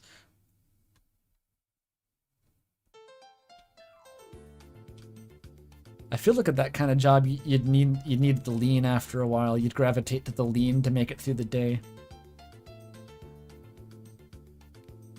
Purple guy's suit was white once.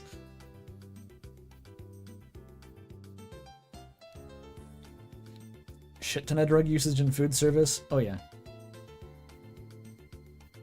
Yeah, that I'd believe easy. I heard a separate story from the one about all the waiters doing crack. Was I think another guy's manager got fired when they found that he was like doing coke in the bathrooms. Lots of stories like that, dude. Just lots of stories like that.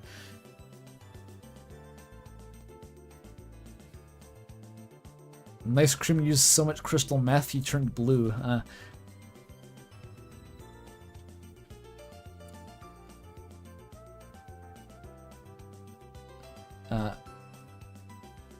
He never ventured into anything other than smoking, and even professed his desire to quit, since he knew Azriel hated the smell.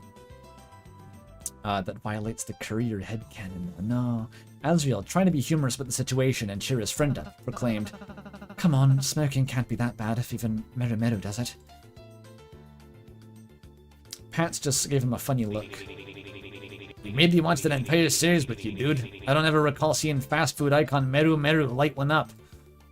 Azriel smiled. Really? She drank and smoked heavily in every episode of Kerumeru Meru Henshiku. You've got to be shitting me, Azzy. There's no way. He giggled.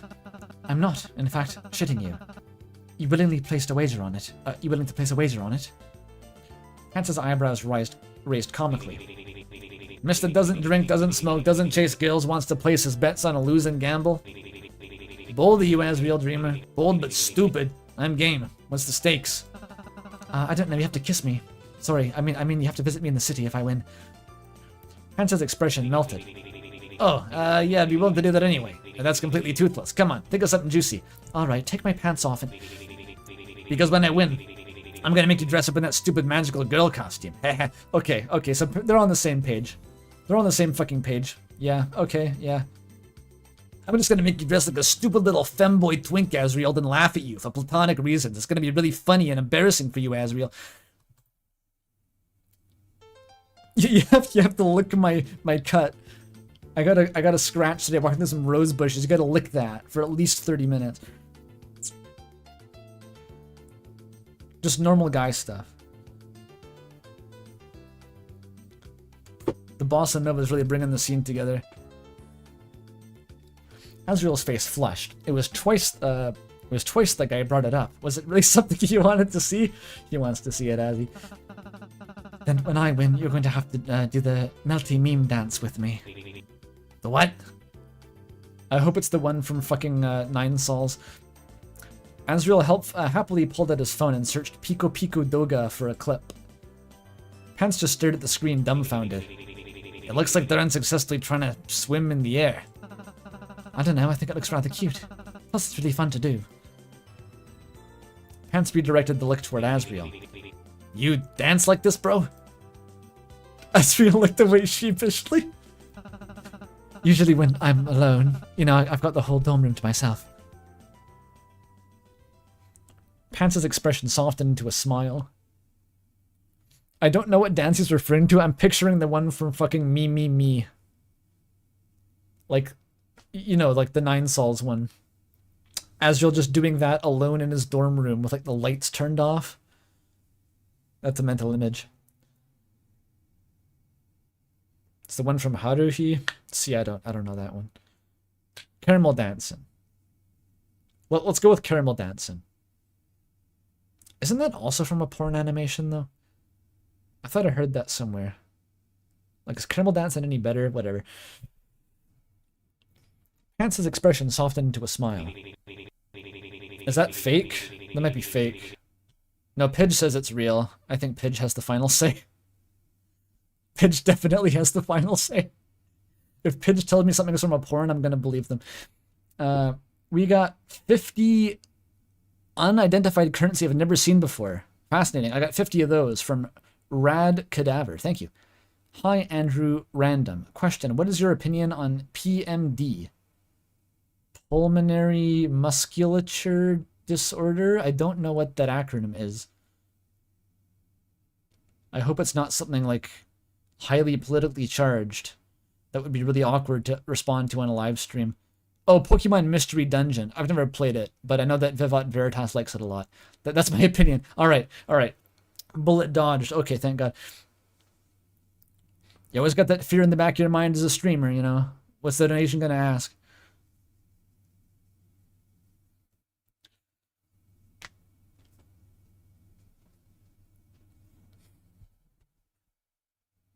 It's a political insurgent. That's what I was thinking, dude. I'm like, okay, is this a fucking like terrorist organization, dude? But it's like, it's terrorists who are well supported by the people, and it's like against a tyrannical regime, so it's really morally ambiguous and stuff. And I'm gonna get in trouble no matter which answer I give. You know. I'm sure everyone knows. Sure thing, buddy. Whenever I dress you up in that skirt, yeah, you can do the stupid little dance together. Yeah, okay, Pizza Pants. Okay. Azriel smirked and searched for an episode of Karu Meru Meru Henshiku. Showa Genroku Rakugo Shinju. He couldn't wait to prove that guy wrong. It's a branch of the ICP, the Insane Clown Posse. I like how much ICP sounds like an insurgent group when given in that kind of context. Yeah, I heard that Jerry got tied up in the ICP. Ah, shit. Not Jerry.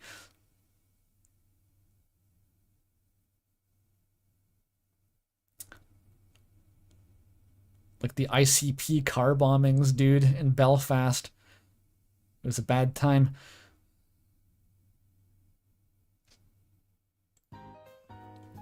Even after it was apparent that Pants had woefully lost the bet, the pair wound up bringing the whole binging the whole 13-episode series. Please tell me Azriel gets in the fucking costume anyway. Wait, that's a face. That's like a Jigsaw Joe face. That's an awesome face. I love that.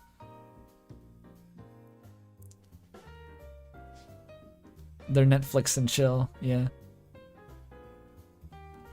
ICP is a government body that arrests people for Fago. I'm sure someone's got arrested for Fago. Have you heard what they do with Fago in those ICP concerts? I've heard accounts. Apparently you go to one of those concerts and you're just drenched in Fago the whole time. It's like out in like a field somewhere. You're sleeping in a tent. There's no showers and you're just Fago the whole time. Like a thick crust of Fago builds up on your body over time the longer you're at the festival.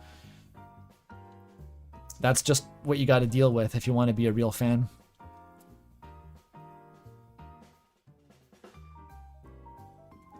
$1! $1! Yeah, it's that face.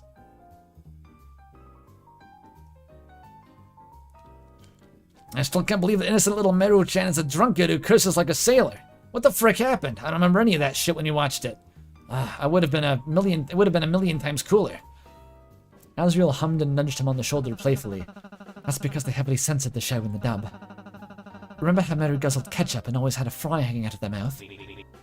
Holy shit, I never picked up on that. Hee. Yeah, that's why they always got up to such crazy antics. The original and the dub both have their charms, but I definitely prefer the original.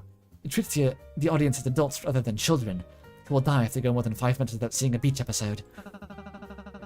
But the dubbed version was so successful that Melty's even started serving French fries, so there was some good to come out of it at least. Meh, I've never been to Melty's, so that one's lost on me. Shithead, there's a Melty's near campus. You've just got to try it. It puts Ices to shame. Low bar. Ices puts Ices to shame. I know you've got work tomorrow, but... Oh yeah, here's what we need the finger-touching emojis for. I know you've got work tomorrow, but... Can we take the trip over on Saturday, please? Pants just laughed in good humor, caving into Azriel's selfish demands. Sounds great, buddy. I can't wait. Say that he has to wear the costume, Pants. Say that he'll do it if he wears the costume. Azriel and Pat stayed up way later than they should have, and both fell asleep on the sofa while binging a series. Azriel was the first to wake up, feeling refreshed and light for the first time in a long time. He wanted to do something nice for Pat, so he put on that silly Melty costume. He put the silly Melty costume back on and went down to QC's to buy some milk and donuts. Pants was delighted when Azriel woke him up and informed him that breakfast was ready, and the two had a nice time sitting and chatting at the table. It really felt as if they were a family, and that sentiment alone warmed Azriel's heart. Damn, and they were roommates. Since Pants had work on Saturday, Azriel volunteered to stay behind and clean up the apartment. It really wasn't much work, as there weren't many dishes in the sink, and the place was already fairly clean outside of needing a little dusting and vacuuming. Wait, am I getting it mixed up? There was a mention of a magical girl costume, and there's a mention of the Melty costume. The Melty costume is just like the shapeless sack. Was Pizza gonna put Azriel in the magical girl costume or the Melty costume? It's very different connotations.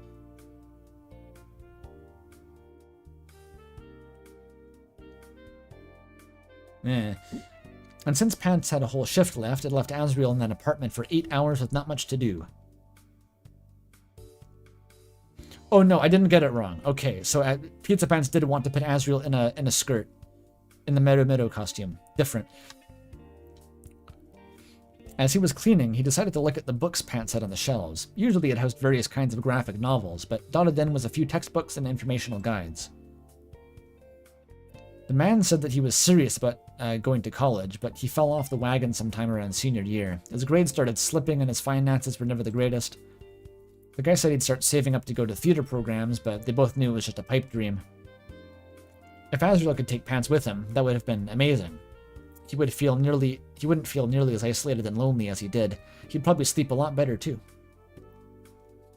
Assuming he wasn't keeping you up at night. Azriel came across a short, small, blue booklet with a hardcover. Thinking that it might have been a children's book, Azriel plucked it from the shelf and opened it. However, when he started reading its contents, he realized exactly what it was. It was, in fact, a child's book, and that child just so happened to be Dickface. It was his journal. They'd done an assignment back in the 2nd grade, though Azriel was surprised that the guy had kept it all these years.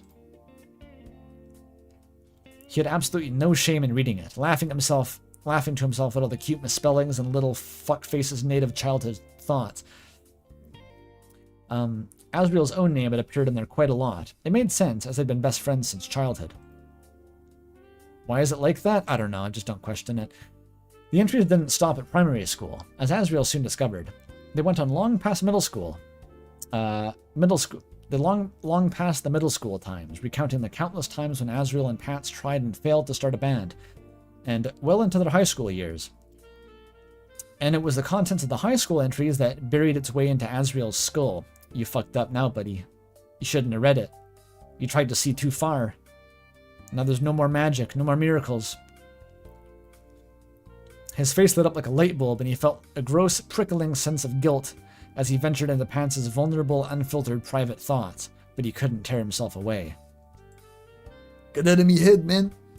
Needless to say, Pants too had been crushing on Azrael for quite some time. Apparently, they were both stuck in the awkward teenage limbo where they were waiting for the other one to show a sign. The other was interested first, before they went out on a limb. It's okay, it's not just teenagers. 100-year-old grandmas do it too on Koru Observer. But that's how you find out. You read the diary. How are you gonna pass that off, Azrael? What are you gonna do? What are you gonna do? Now you're fucked big time, buddy. You're gonna have to go through a whole sequence of awkward misunderstandings and miscommunications before this one gets worked out. Oh, buddy. Also, is it just me, or is this route like 3 times longer than the other ones? Because it has grandkids? Probably not. But she is probably like 200 years old.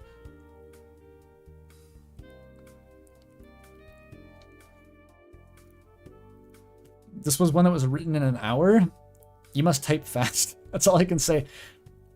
It's going to take me longer to read this than it took you to write it.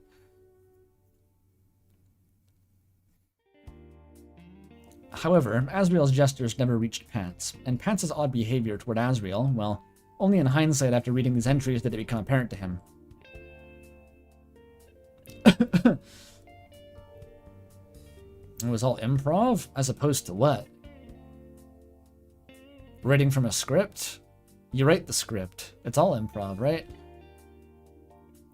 He went from passionate content that made Azrael's heart flutter to heartbreak real quick as soon as he read up on the entries in senior year.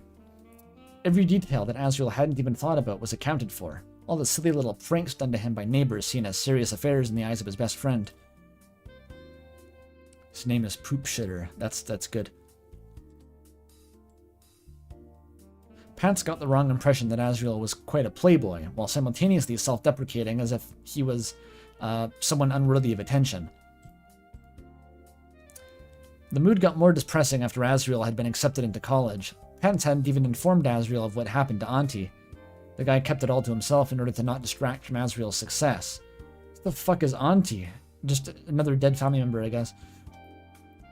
The guy had been dealing with everything himself, bottling it all in. Always reaching out to help, but never imposing on Azrael. Oh, I forgot this was still the same route where he missed his going away party. And Azrael thought that he hated him forever. Awkward.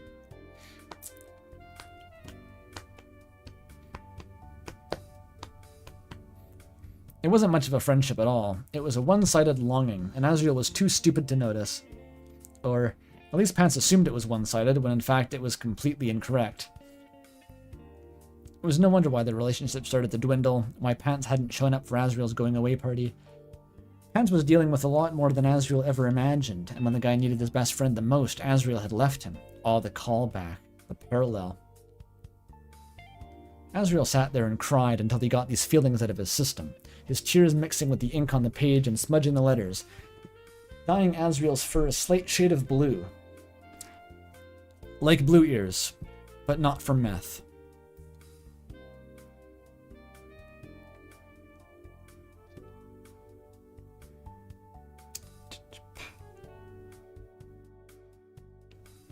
We lost Chilla into the sleepy.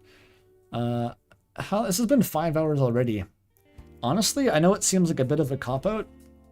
I might just call it after this route, because, like, I don't really want to do a long stream today. I'm kind of tired. It's kind of hot.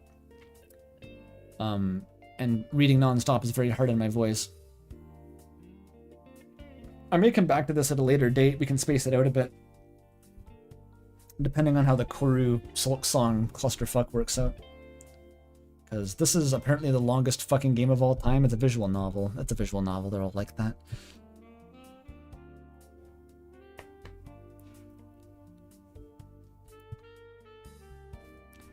He put the book away.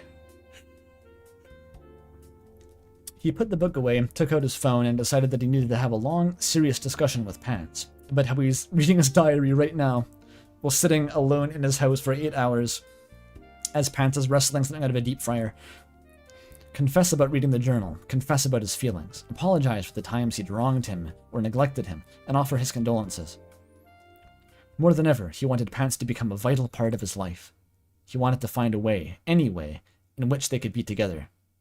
Whether that was moving back to hometown or getting an apartment in the city and bunking together while he went to school, Azrael didn't care. All that mattered was that Pants was by his side. Ba-da-ba-ba-ba.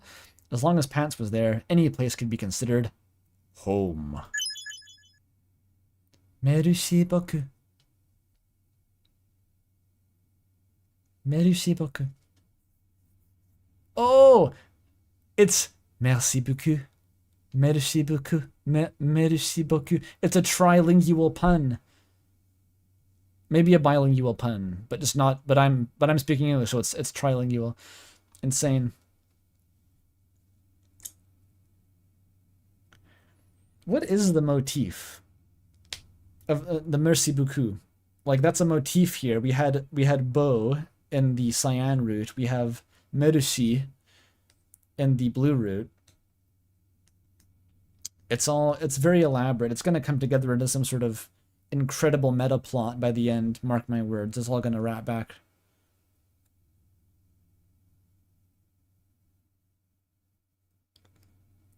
And I got a credit card. No, that's the diary. That's the diary, obviously. Wow. That was something. What? Okay, I'm glad that I progressed. That's the dance, dude. That's the dance.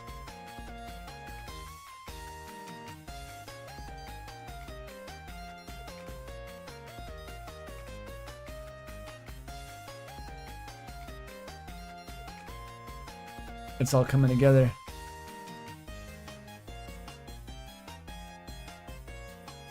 Fuck, it's slurring behind.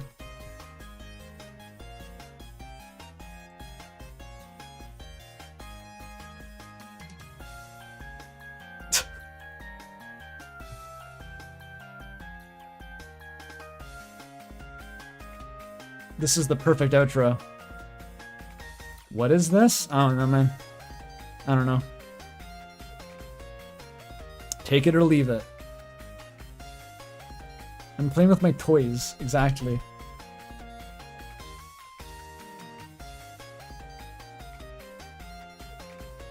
She's here too. No, she's here.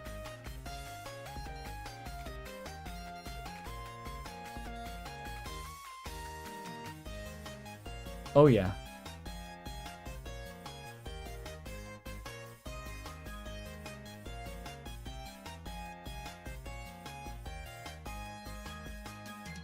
It's all coming together.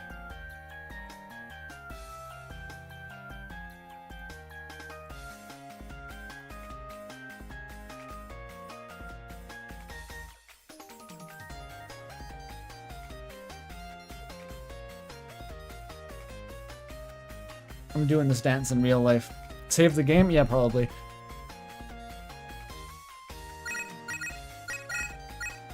Oh, I love the crusty ass pixelated sprite. Oh no, I broke it. I broke the animation. Okay, everyone clear out.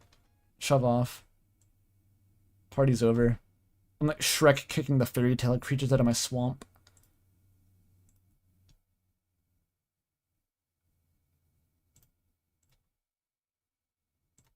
This should go over here. No, fuck. You go over here.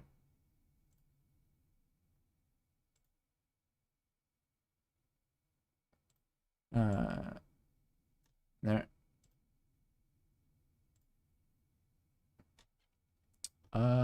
Miku's still here. Okay, we're good. You have to sing the song from the Shrek musical now.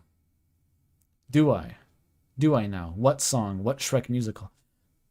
And then I saw her face. Bam, bam, bam, bam. Now I'm a believer. That's the only Shrek music I know. The real shit. I will not lay down and die. I will know not I. No, that's from a different one. I was thinking I Need a Hero. Different song. A song about building the wall around a swamp. The vote for walls is a vote for freedom. Vote Farquaad. Vote, vote, vote, vote, vote Farquaad.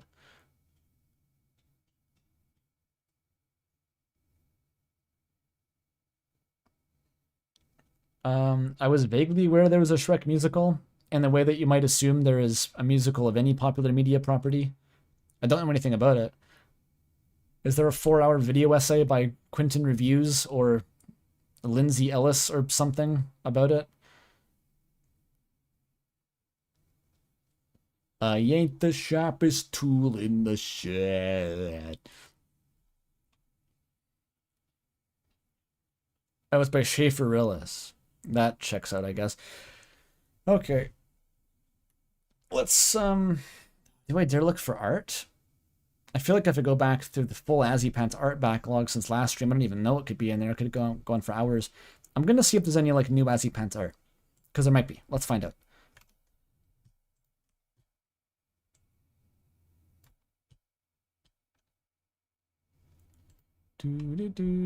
Oh, 25 bucks from Pidge. Merci beaucoup. No, thank you, Pidge. And thank you for this wonderful gift. You made the game. I'm supposed to pay you for it.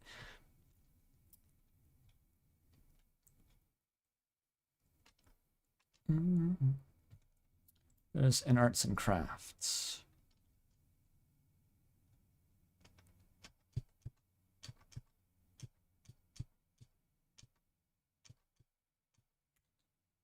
Scrolling, scrolling, scrolling, scrolling. Yo, we sure do have art. Check this out. Bazinga. Here comes Jules with the banger. Oh, I've seen this one. No, I saw the work in progress of this. I remember now. I remember you're trying to figure out how, like, to get Pants to sit on his lap properly. Look at that shit. Oh, no, you can't see it. You can't see it. You can't see it. I'm sorry. Okay, let me actually get it. I forgot that I wasn't playing Koru. I'm used to Koru. It's just like you open a tab and it's already capturing the browser so you can see it. Give me a sec.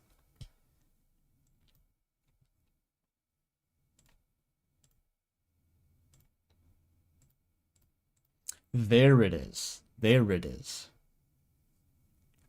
Isn't that lovely? Isn't that just a treat?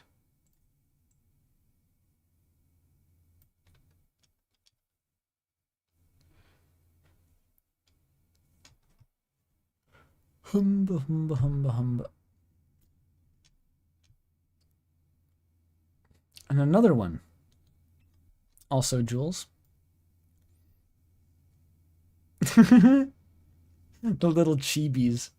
That's like a cross between your style and Pidge's way of drawing them, I think. That's what it feels like. The Blorbos.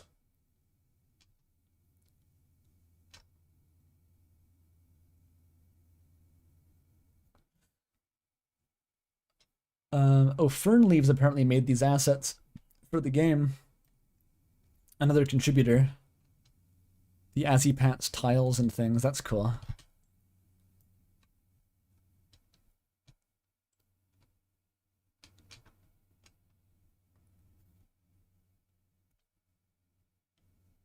Oh, that's a really cool looking desk, actually, but that's not allowed.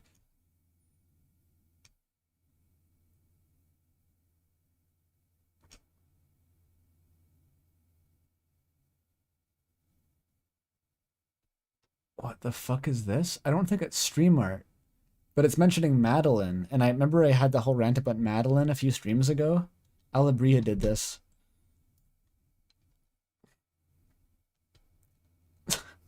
This isn't AZZYPANTS, but like, I have to acknowledge my Madeline stands, I guess. Awesome. Can you download the game? Yeah, it's on itch. It's in a certain forum on the server. You know what? I should just link it in the chat. That's how you do it. That's how I do it. Give me 1 sec. That's how we'll do it. I should have linked it in the stream description, actually. I'll do that after. For some reason, it did not cross my mind.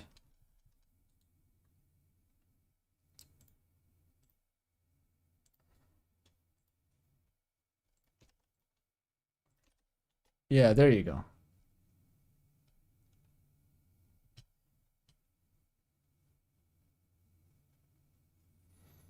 There's not too much art in the AZZYPANTS thread. If it's consolidated, I will attempt to read it. But scrolling up for an hour is what I want to avoid.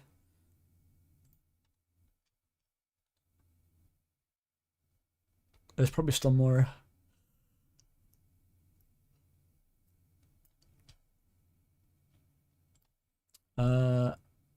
Oh, Toto Amaze, one of the creators of the game, has posted this lovely GIF. A very small GIF. Look at them go. Mini meme dances were animated. Is that the fucking ghost pizza pants? That's the ghost pants, isn't it?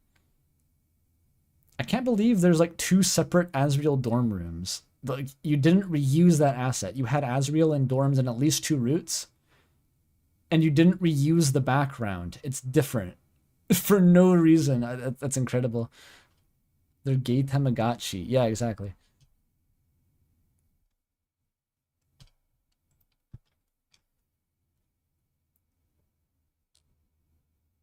Schedule 1 Soulful Pizza Pants.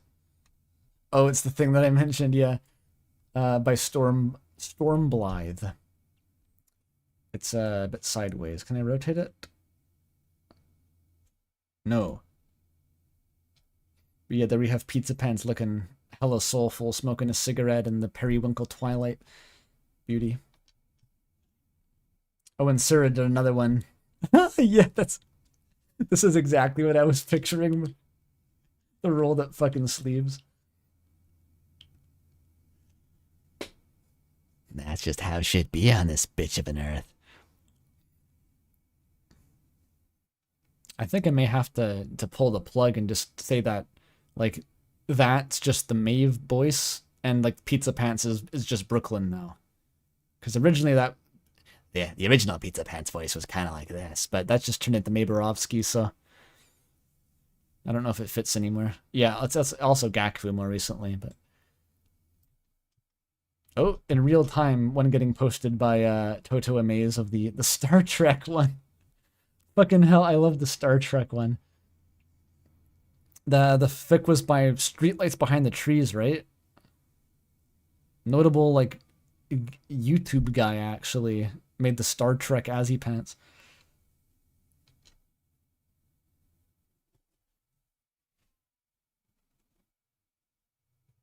He's on the engineering team? Wow, fancy.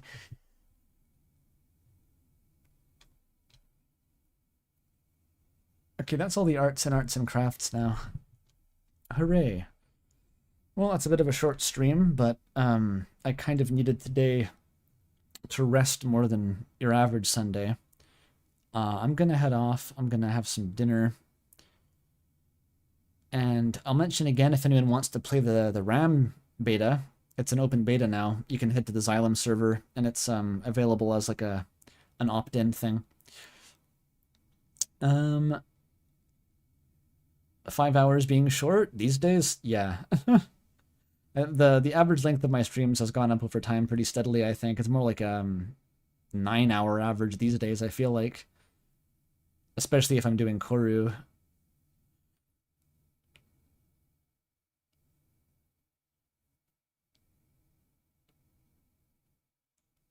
I'm trying to think if there's anything else I need to shout out before we go here.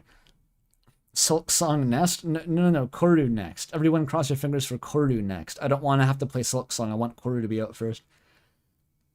I'm desperate to put off playing Silk Song by any means. I'll get to it within the next 7 years, is what I said. I think that's fair.